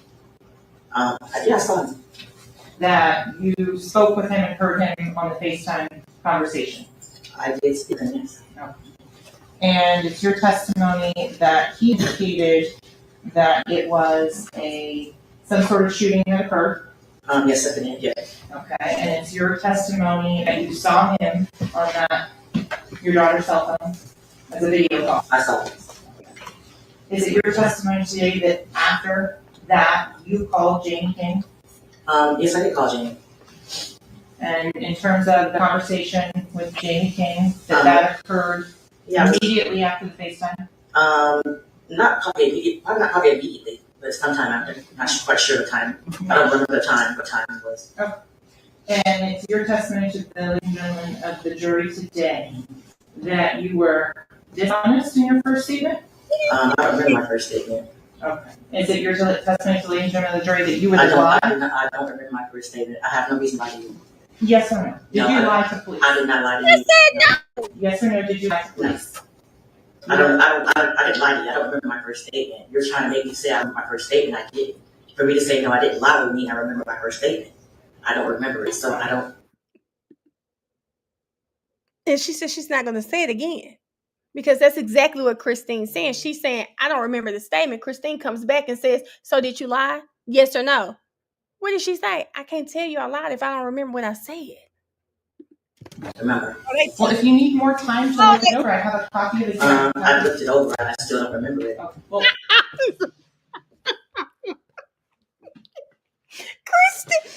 Christine needs that statement so damn bad. It's giving that. What did he say? you would have got on your knees and begged for me to say that. Baby Christine would probably get on her knees and beg Felicia to say it. Christine need that statement bad. Christine said, I mean, if you need some more time to look it over again, I have it. She said, I don't need no more time. I saw it, don't remember it. Well, I mean, I'm just saying, you listen, it's the lighting in the courtroom. Sometimes the lights are just, they're a little dim. So sometimes I just tell people to look it over again. Let's give it to you and you look it over one more time. Baby Felicia said, I got 20/20, baby. The light's bright enough for me. I don't need to. Listen, Campbell, she is not playing. Alice, baby Felicia probably in there doing the Lil' Kim dance, just dodging the questions, no problem, because she is not playing. Listen to her. She said, I listen to that one more time. You saw him on that, your daughter's cell phone as a video call. I saw him. Is it your testimony today that after that you called Jane King? Yes, I did call Jane. And in terms of the conversation with Jamie King, that occurred immediately after the FaceTime? Not probably immediately, but sometime after. I'm not quite sure the time. I don't remember the time, what time it was. Okay. And it's your testimony to the ladies and gentlemen of the jury today that you were dishonest in your first statement? I don't remember my first statement. Okay. Is it your testimony to the ladies and gentlemen of the jury that you would lie? I don't remember my first statement. I have no reason to lie to you. Yes or no? Did you lie to police? I did not lie to you. No. Yes or no? Did you lie to police? I didn't lie to you. I don't remember my first statement. You're trying to make me say I remember my first statement. I didn't. For me to say no, I didn't lie would mean I remember my first statement. I don't remember it, so I don't remember. Well, if you need more time to look it over, I have a copy of it. I looked it over and I still don't remember it. Okay. Well, I did it over 100 times. I don't remember. Well, if you'd be so kind as to do it one more time. Yeah, sure. You can say that to this jury that this is not truthful. Yes. She didn't say that it wasn't Objection asked and answered. And see, Christine being messy as hell, she's not saying that it wasn't truthful. Even though I know, we all know she's lying. She didn't say that it wasn't truthful. She just said, I don't remember it. That is totally different. She didn't say it's not truthful. And I'm going to let you look it over one more time so that you can say to this jury that it isn't truthful. That's not what she's saying. 5 times. Damn. Take objection noted. Move.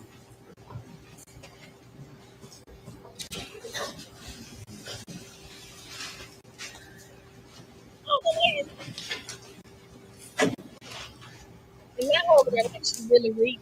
We know she's not. Yeah, I honest to God did not remember any of this on here. Like, I don't remember talking. I don't remember. I had a hard time that year, so it's a lot that I don't remember about that year. Is it your practice to lay law enforcement? Objection. Excuse me, can I see strike quiet, please.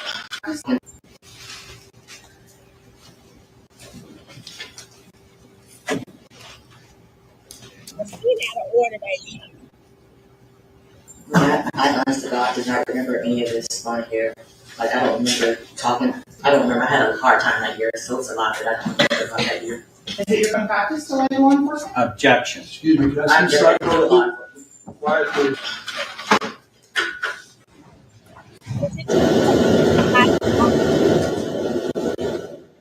The judge gonna have to reel Christine in at this point. Is it your practice to lie to law enforcement, Christine? Baby, let's pack it up. One thing I love, guilt or innocence, I love to see the lawyers, right? I love to see the lawyers, and you love to see what you can and can't do. Christine, you can't get it in. You can't even be savvy with it. You just out here saying whatever. You can't get it in. Is it the transcript that you're saying is on that? Sustained. I don't. Excuse me, sustained objection. Okay, so going back to the relationship with your daughter and defendant. Yes. How long did that last? 3 years. I'm not quite sure how. Okay. During the course of that relationship, did she have multiple photographs of him? I'm pretty sure she did. Videos? I'm pretty sure she did. After this incident on October 26, 2018 at Frito's house, is it your testimony that your daughter went upstairs with Mr. Demons? She did. They did go upstairs. They went upstairs.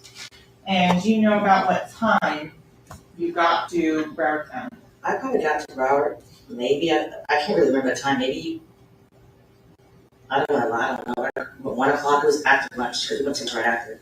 So it was lunchtime. It was 1 o'clock. Do you remember going to lunch? Yes. Do you remember where you went to lunch? I don't remember which restaurant. Do you remember who you went with?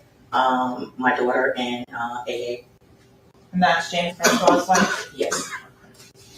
And do you remember your testimony to the jury that you remember the defendant, how he was dressed without blood on his clothing? I don't remember exactly what he had on, but I just remember that there was no blood because I would have been, that would have freaked me out. So I know he didn't have any blood on. No blood on him. Is it your testimony to this jury in terms of that you went to Frito Bang or Frederick Gibbons' house? Yes. No. Is it your testimony to the jury that there were other individuals present at that house? Yes. Who was it? I don't know. Do you recognize any of the individuals? No, I don't. Okay. Your daughter, she was present? Yes, she was. And in terms of your appearance here today, yes. You don't want to be here? No. Yeah, you might want to be here. You made it on here. I did. Yes, so. Did. And in terms of you were served with a subpoena? Never served. And so you were ordered by the court to show up? You never served me originally. And let me just say that Mariah said the same thing. Mariah said she was never served. So all of this we served, they never served Mariah either. That was a lie. And in terms of your job? Yes. Did you quit your job? I got fired because you put me in jail. And prior to that, yes. Before you were put in jail, did you quit your job? No. Okay. So you never quit your job?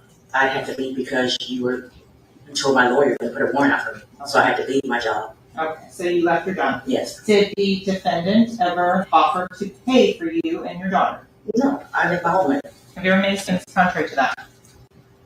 I don't remember. So I may approach her?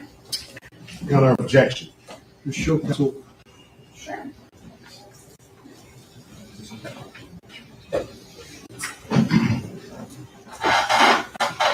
That's what they're saying.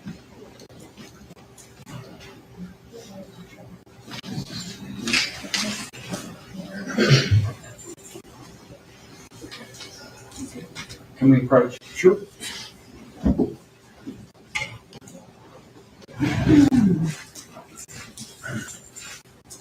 Are you done with that?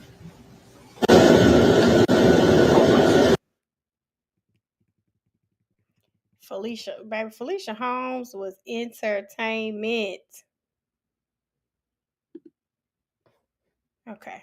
Defense, or the defendant rather, would take care of you and pay for your bills. Have you ever made a statement that is different than that?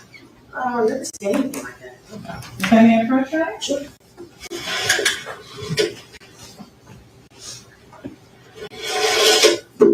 Felicia, you made a lot of statements like that, girl. You made a lot of statements like that, Felicia, girl.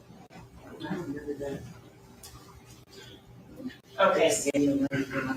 So, Ms. Holmes, is it your statement testimony that you never stated the promises that were made to us by YNW for me to quit my job and they would take care of us were all lies?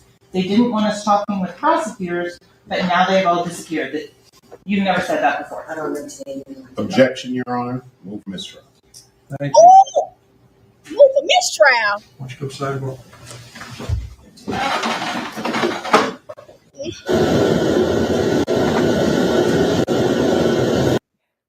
I can't wait to see. Damn, I wish I could hear this argument because maybe she just did exactly what they said she was going to do.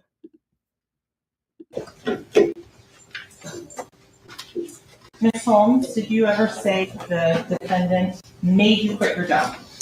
I never said anything. I know what's ever made me quit my job. Objection. Ooh. If I may approach her?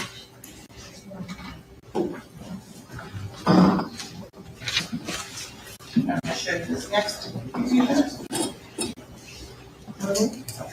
So I'm going to ask you again, have you ever made a statement that the defendant made you quit your job, that they would take care of us until the trial is over? Objection. I didn't say anything like that. Okay. So you're denying making that statement? I don't say anything like that. Objection. Can I just have a standing objection so we don't keep interrupting? Thank you. Any state if you heard on standing objection? Whatever defense is you have to proceed. Okay. No. So, Ms. Holmes, in terms of now hold on, y'all. That's not me. the effect of you were told to quit your job and the defense would take care of us. Objection. No. Excuse me. The defense? No. How much comes out? And we have another motion.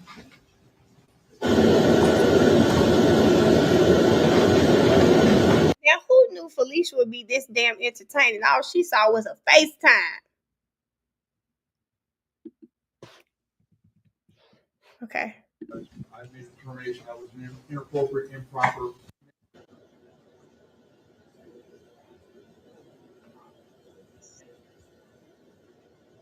Indeed, Kat. That's why I said, wait a minute, that's not me.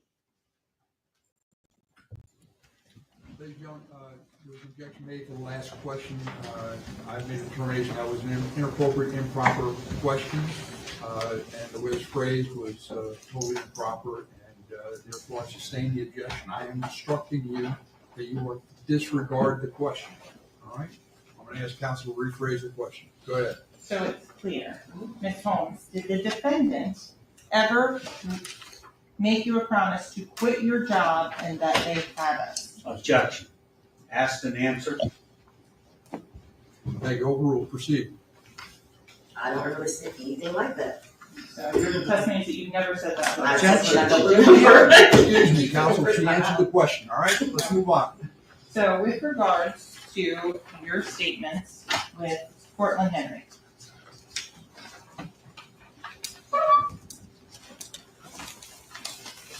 do you remember speaking and talking about your daughter with Portland Henry? No, I don't. When was that? I don't remember. Sure. When was that, Carl? Again, this was February 5th of 2021. You still have to? Oh, no, I don't remember that. You don't remember that? Yeah. Did you talk to Portland Henry about your daughter's involvement in this case? No, not that I can recall. It's her face. Like,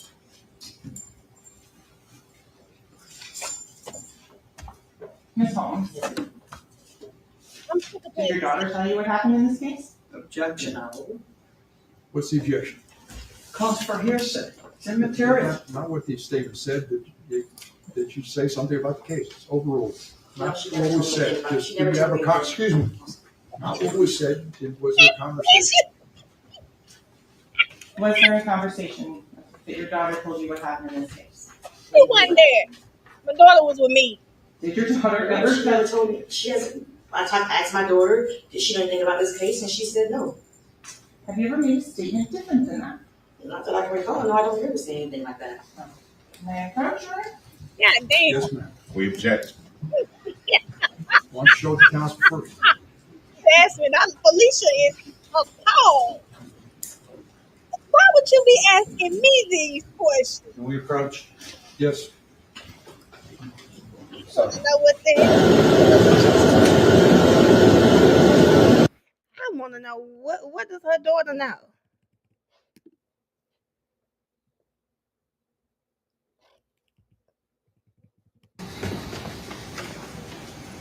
Want to come sidebar again, please?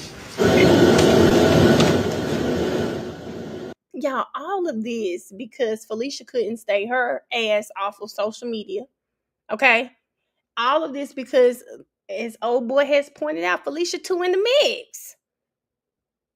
She is too in the mix. This is the problem. We wouldn't be here if you weren't trying to be in the mix.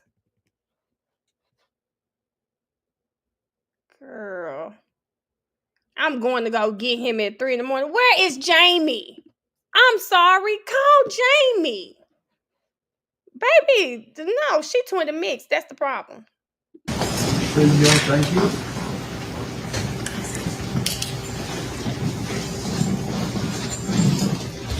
Let the record reflect the presence of the defendant, his counsel, the assistant state attorneys, ladies and gentlemen of the jury, our witness remains on the stand. Please be seated. And remind you, Ms. Holmes is still on the road. Counsel, please continue. Let me let Ms. Holmes, I can ask you, did your daughter tell you, did you have a conversation with your daughter about what happened on October 26th of 2018? Yes, I asked her if she knew anything about that. Did she tell you what happened without? No, she did Just not. so she didn't know. Have you ever made a statement that is different than that? Your Honor, we'd object to lack of foundation, calls for hearsay, speculation, unless they can establish that that was. Thank you. The objection noted. That's what I previously ruled on sidebar. Proceed. To your approach.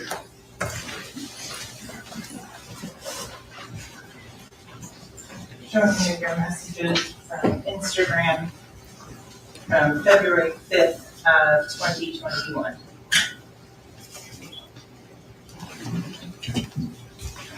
Was that Instagram? Is that the one the Instagram stands with Portland? Ma'am, I don't sorry. remember. I don't remember that Instagram. Look at it. I already looked at it. You showed it to me. So is the. I don't remember that. You showed it to me like 3 times already. So you don't recall making I don't a recall statement? making that statement. No. Excuse me, one at a time, please. Let her finish her answer before you ask the next question. So you don't recall making that statement? No, I don't.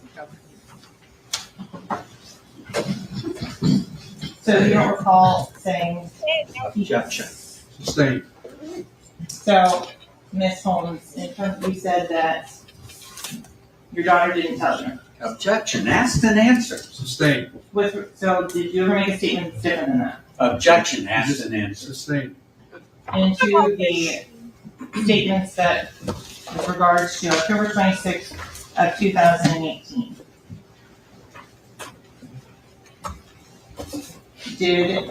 Is it your testimony to the jury that you remember coming to Fort Lauderdale? Objection, asked and answered. Sustained. Listen, I just want one of you to make an objection. So whoever's going to handle it. Yes, witness, all right? I apologize. Ms. Holmes, is it your testimony you don't remember why you came down? I told you why I came down. Okay, why is that? Objection. Asked and answered. Sustained. Ms. Holmes, have you ever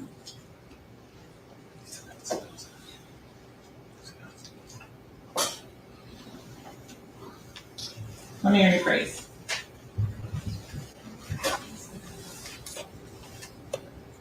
Ms. Holmes. Look at it now. You gotta have. Here's my thought on this. Doing all of this to Felicia Holmes, Christine, baby, where's the murder weapon? You need to go find some cameras that show Fredo picking this man up. Find some cameras of him entering the gate, going to Fredo's house. You need to have you can't hang your trial on Felicia. And right now, if I'm the jury, I'm thinking, well, where's all this other stuff you told me about? Because you seem to be hanging everything on Felicia. Why Felicia been up there this long? All Felicia is guilty of is overhearing a FaceTime call. You shouldn't even need her FaceTime call. You shouldn't even need all of that. But the fact that you're staying right here is making me feel like you don't have anything else. You don't have anything else because you can't be harassing this lady. She's just the mom of the girlfriend. Did your daughter ever threaten Yes. to cooperate with law enforcement? Objection. Sustained. Ms. Holmes, did you threaten to cooperate with law enforcement? Objection. Asked and answered. Different question. Why don't you come sidebar? I want to see the question, please.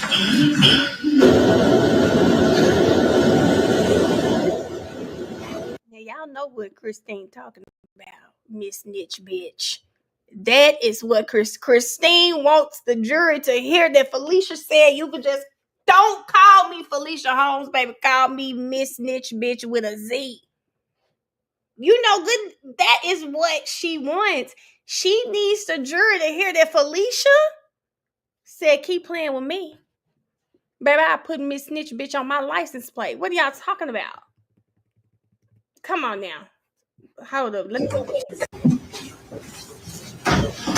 Ms. Holmes, did you ever make any statements about what happened on October 26th of 2018? Objection. Asked and answered. Now, you know we do No Millionaire Left Behind, and Bia is one of our faithful millionaires. Bia, Felicia know every damn thing, okay? But don't let Felicia fool you. Bia, you got to go back because you normally are up to date. You got to go back, Bia. You got to go see the IG messages. Felicia said, call me Miss Snitch bitch with a Z. Somebody type it in the chat for Bia so Bia can see how she wrote that out.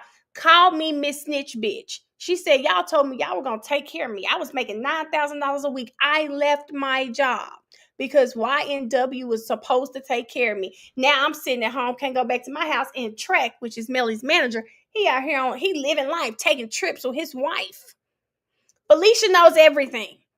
Felicia knows everything, Bia. That FaceTime that they're seeing that Felicia saw with her daughter talking to Melly, it happened. It happened. It happened, Bia. Felicia, there you go. Bia, Felicia, aka Ms. with a Z, snitch bitch. Felicia wasn't, listen. Don't let Felicia fool you. Why do you think she keeps shifting up there with that jacket? She look, Kay, that's probably how she's looking at me right now. Oh God, Summer Jesus. Summer, now I'll get some popcorn from you. But I'm tired of this double good. Look, why do you think Felicia keep doing this with that jacket up there? Baby, that jacket she gonna break it in a minute. I already know it. I don't know what statement you're talking about. Rephrase your question. Send me the link. I'm not gonna step on anybody. Send me the link. I'll get some. But I know you can't put a link in here, but you can, Summer, you can send it to my Instagram and I'll post the link on my page. But I'm tired of y'all in this popcorn. I'm tired. But I get some. Be specific. Ms. Holmes, did you ever make any statements specific to what was happening in the car on October 26th of 2018 prior to the homicide? Objection. Thank you. I still come on sidewalk, please. Felicia gonna be back on that stand tomorrow, it seems like.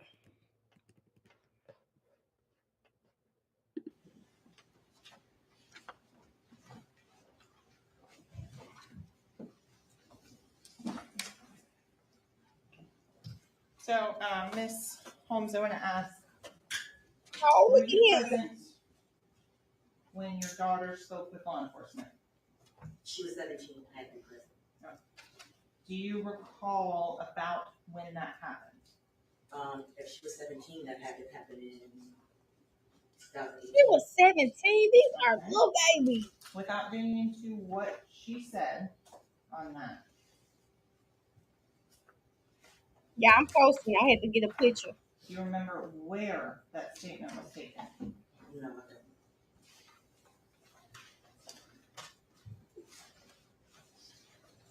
Oh,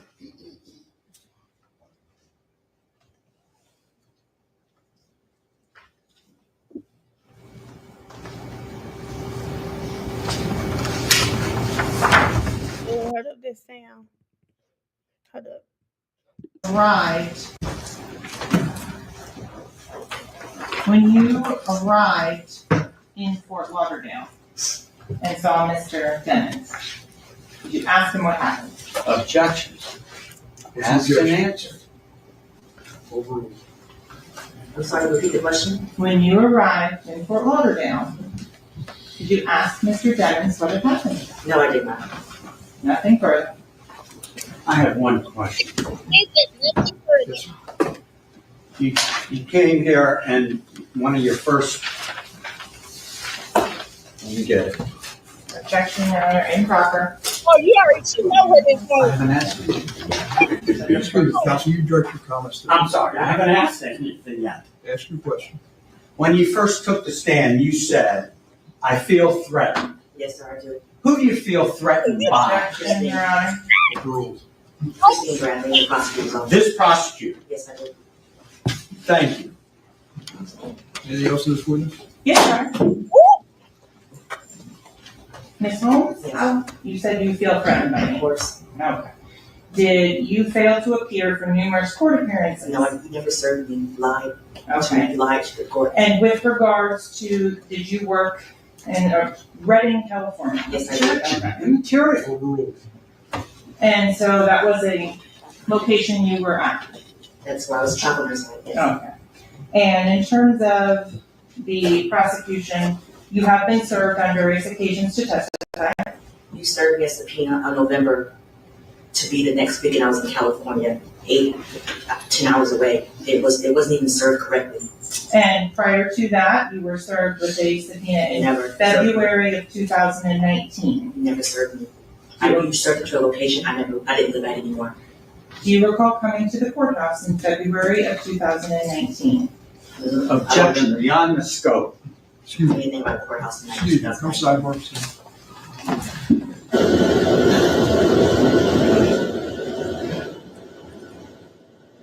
And here we go again.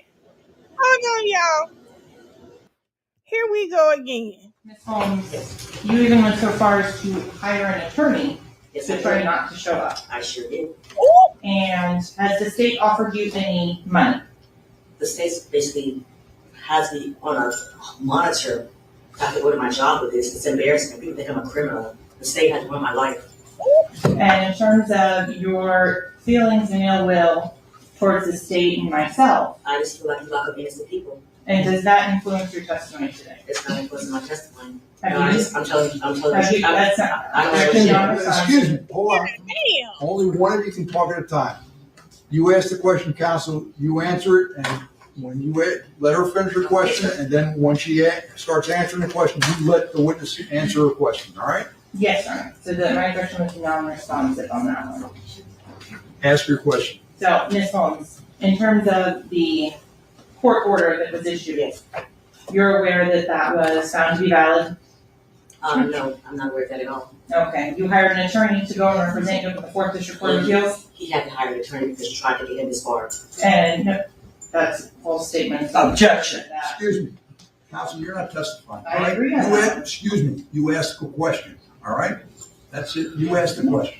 And so, Ms. Holmes, with regards to that, you hired an attorney? Yes. And you then tried to get any sort of court order requiring you to be here in court thrown out? No, what I did was I hired an attorney because you were saying you served me the subpoena that you never served. And that was found to be valid? You never served me a subpoena you never served me. Oh. I've never seen a subpoena from you from those addresses that you said you served. Those are not my addresses. Your testimony is that you have never been served to appear in court. Objection, that's an answer. Sustain. Excuse me, sustain. And so, with regards to your feeling threatened on that, have I ever any sort of physical violence against you? No. Do you have any written threats from me? It's intimidating. You've intimidated me this whole time. As now. And in terms of your participation. Now, why the hell would Christine say, do you have any written threats from me? Christine, you know that's not the only way you can threaten someone. The woman sitting in front of me with the ankle bracelet, that's threatening enough. In this case. Yes. You understand that you were served a subpoena to appear here today? You served a subpoena after you arrested me. And you served a subpoena at the jail when I was in Broward County. And you understand you're here pursuant to that court order? I'm here. And that requires, under the law, to comply with court orders and that compel attendance of witnesses. I've been complying. Okay. Nothing further. Anything further? No, sir. Thank you.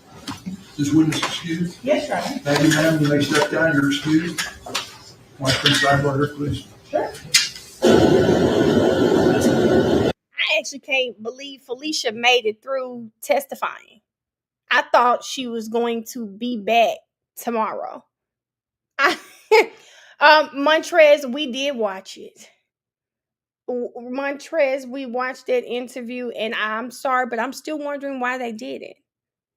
I'm still wondering why they did that interview, because I just can't I don't know why. So I know this is ending day 4 I'm gonna hop off. I need to do my TikTok videos for this one, but I'm gonna start the new stream. Let me see first. Let me see how long day 5 is. Because if I don't do my TikTok videos, I'm probably not gonna do them. YNW day 5.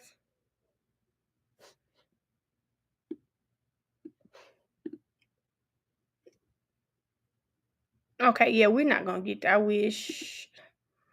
YNW Melly day 5. Y'all, Felicia back on there? Hold on. Oh no, it looks like they're just talking about. Y'all, let me check this real quick because I'm day 5. Something must have happened.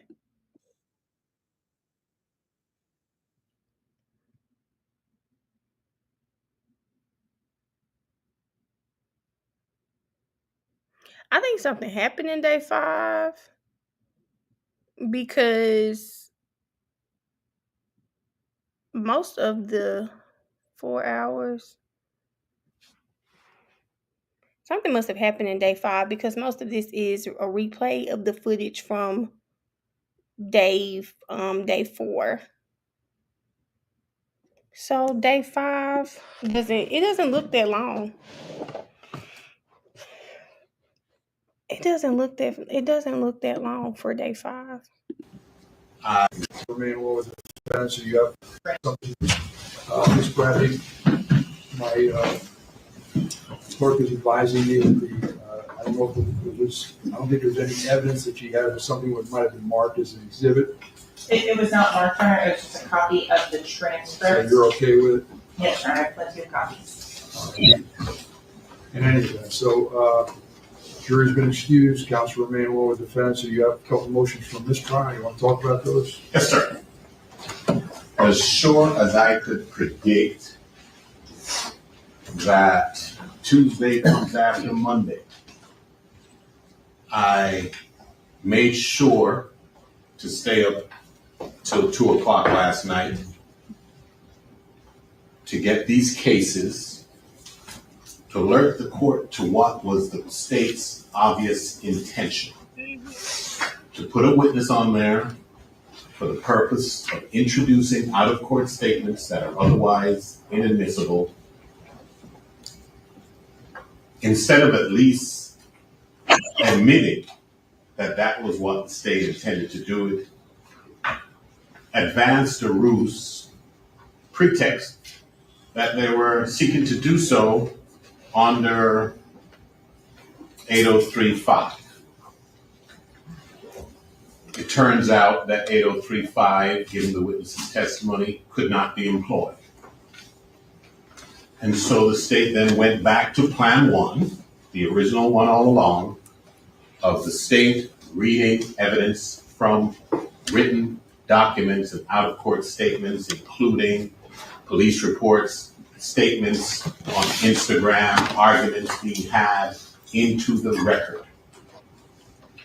Through the state's own mouth, knowing very well that it was improper, that the court had ruled that it should not and could not be done, and it does not somehow become relevant because they declare hostility, which they knew about from the inception.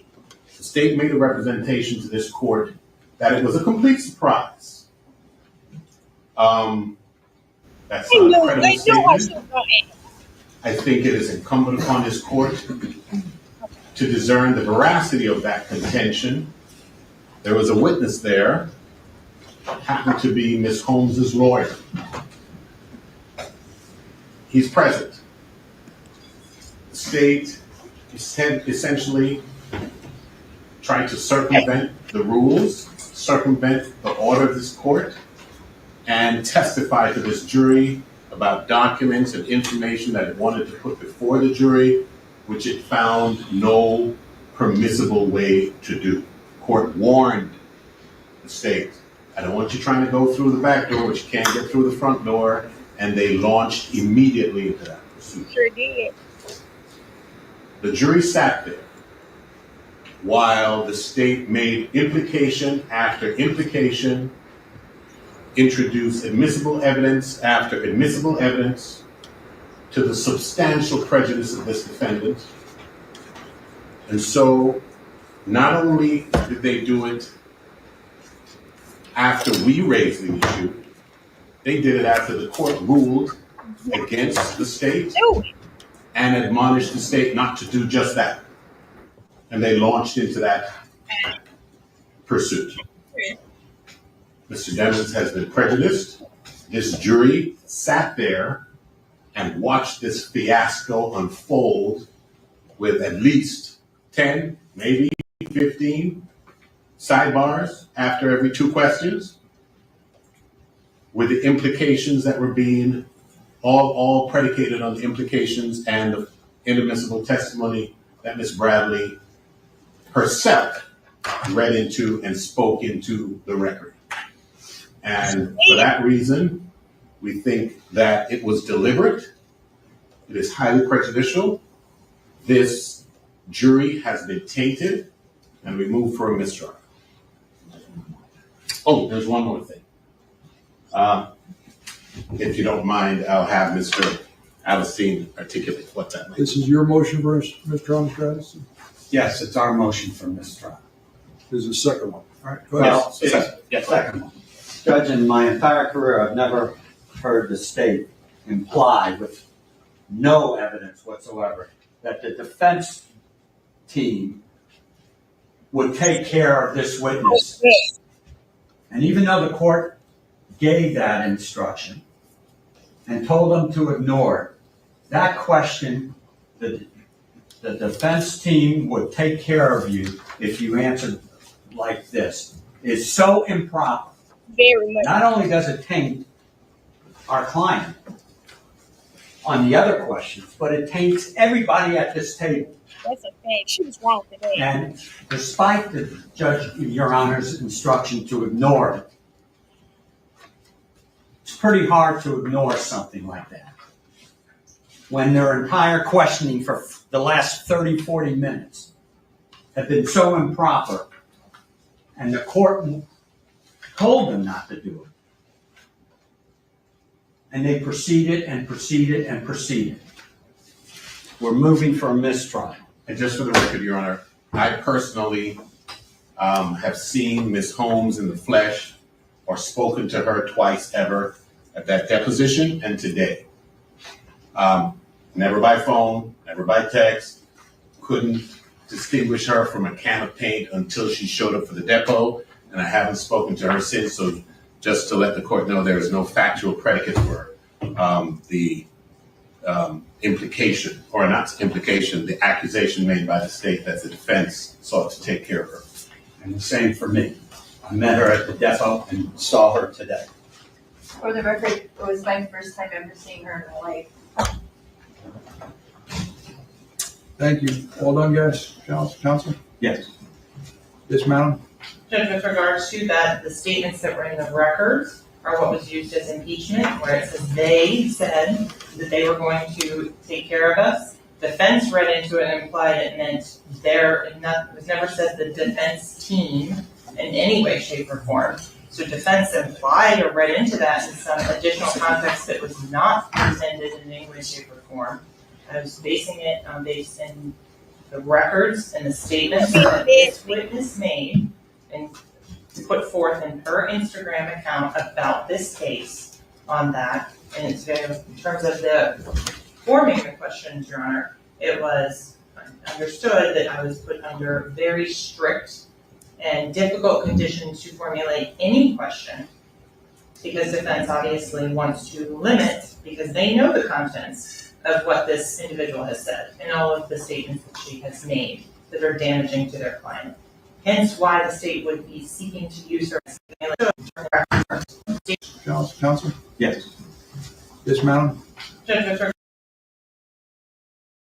Alice, did I rewind far back enough, or do I need to go back some more?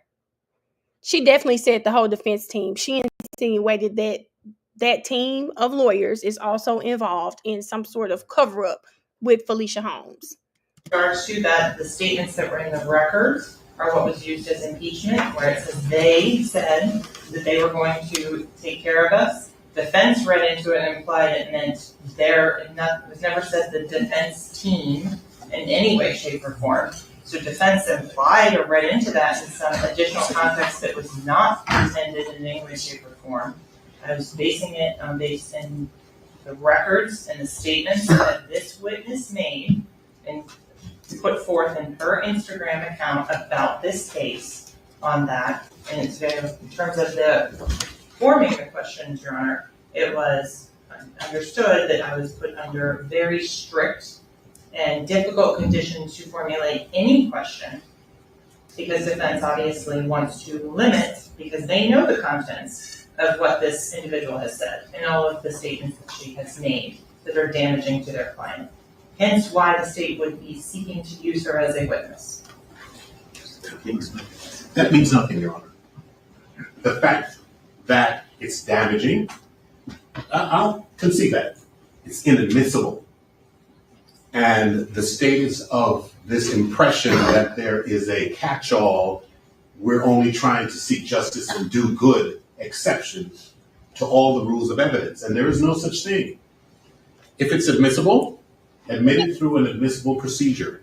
You don't try and end around the court's order and the case law by coming in on some pretext and doing exactly what I told the court would happen and create an entire prejudicial fiasco and introduce inadmissible evidence into the record.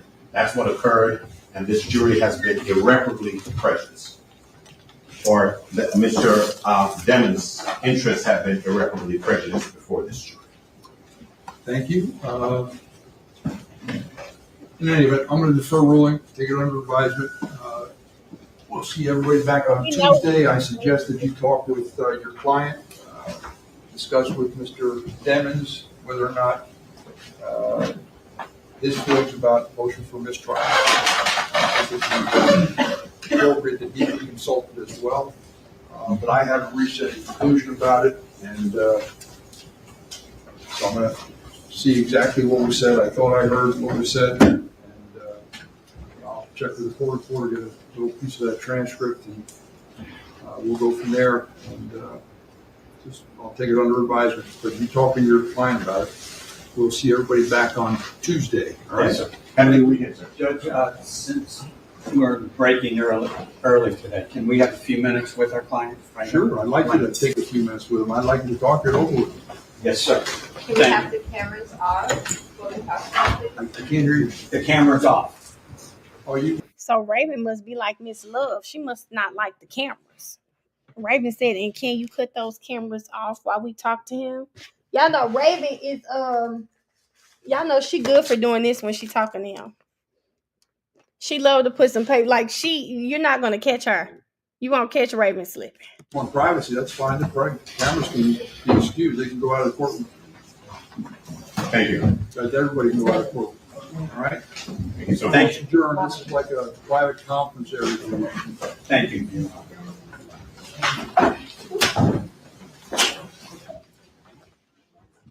So day 5 is short.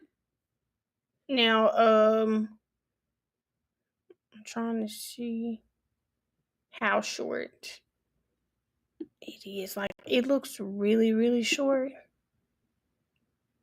She said cell phone records, Lexi, because Lexi I think has already gone ahead.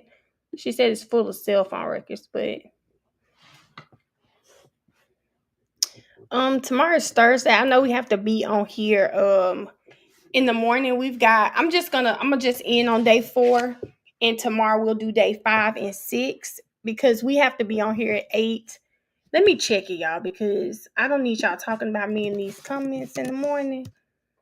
There's a hearing in the morning. Let me see.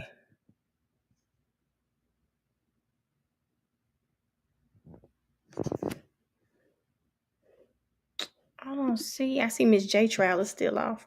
What did I say? I know tomorrow Friday, but what did I say? Did I say another day? And I know tomorrow Friday? I looked at my laptop and see it says Thursday.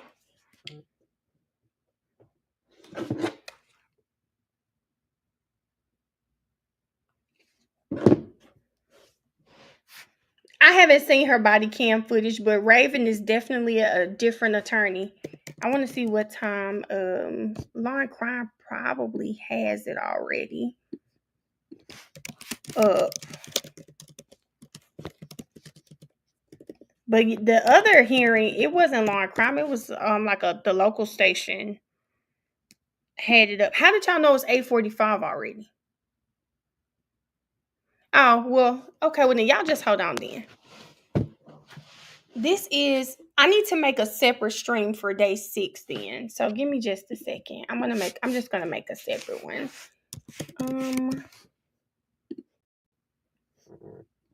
I'm creating a separate stream no, this is day 5. I'm sorry.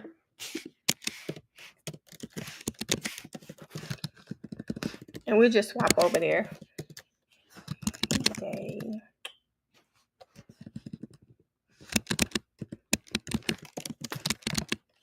Sorry, let me turn the typing off, y'all, because I know y'all gonna say I type loud. Hold up. Oh, Bryson. Okay.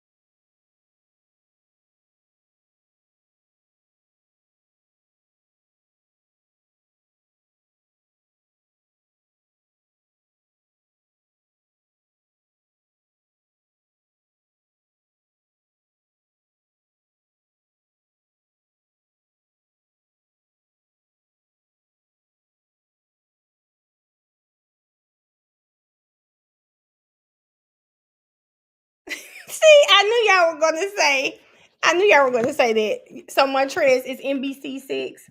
I just wanted to make sure that I could pull it up and save it. So this is day 5. So I'm just gonna end this stream and then start the next stream with day 5 on there. So it's already up, so you can move over there. So we're gonna end day 4. So it can be on its own stream, and then I'll pull up I'm going to move over to day 5. So I'm going to see y'all over on day 5. I have it starting at 6 because I'm going to take my dog out and then come back. So I'll see y'all in a second. Bye, y'all. See y'all in a minute.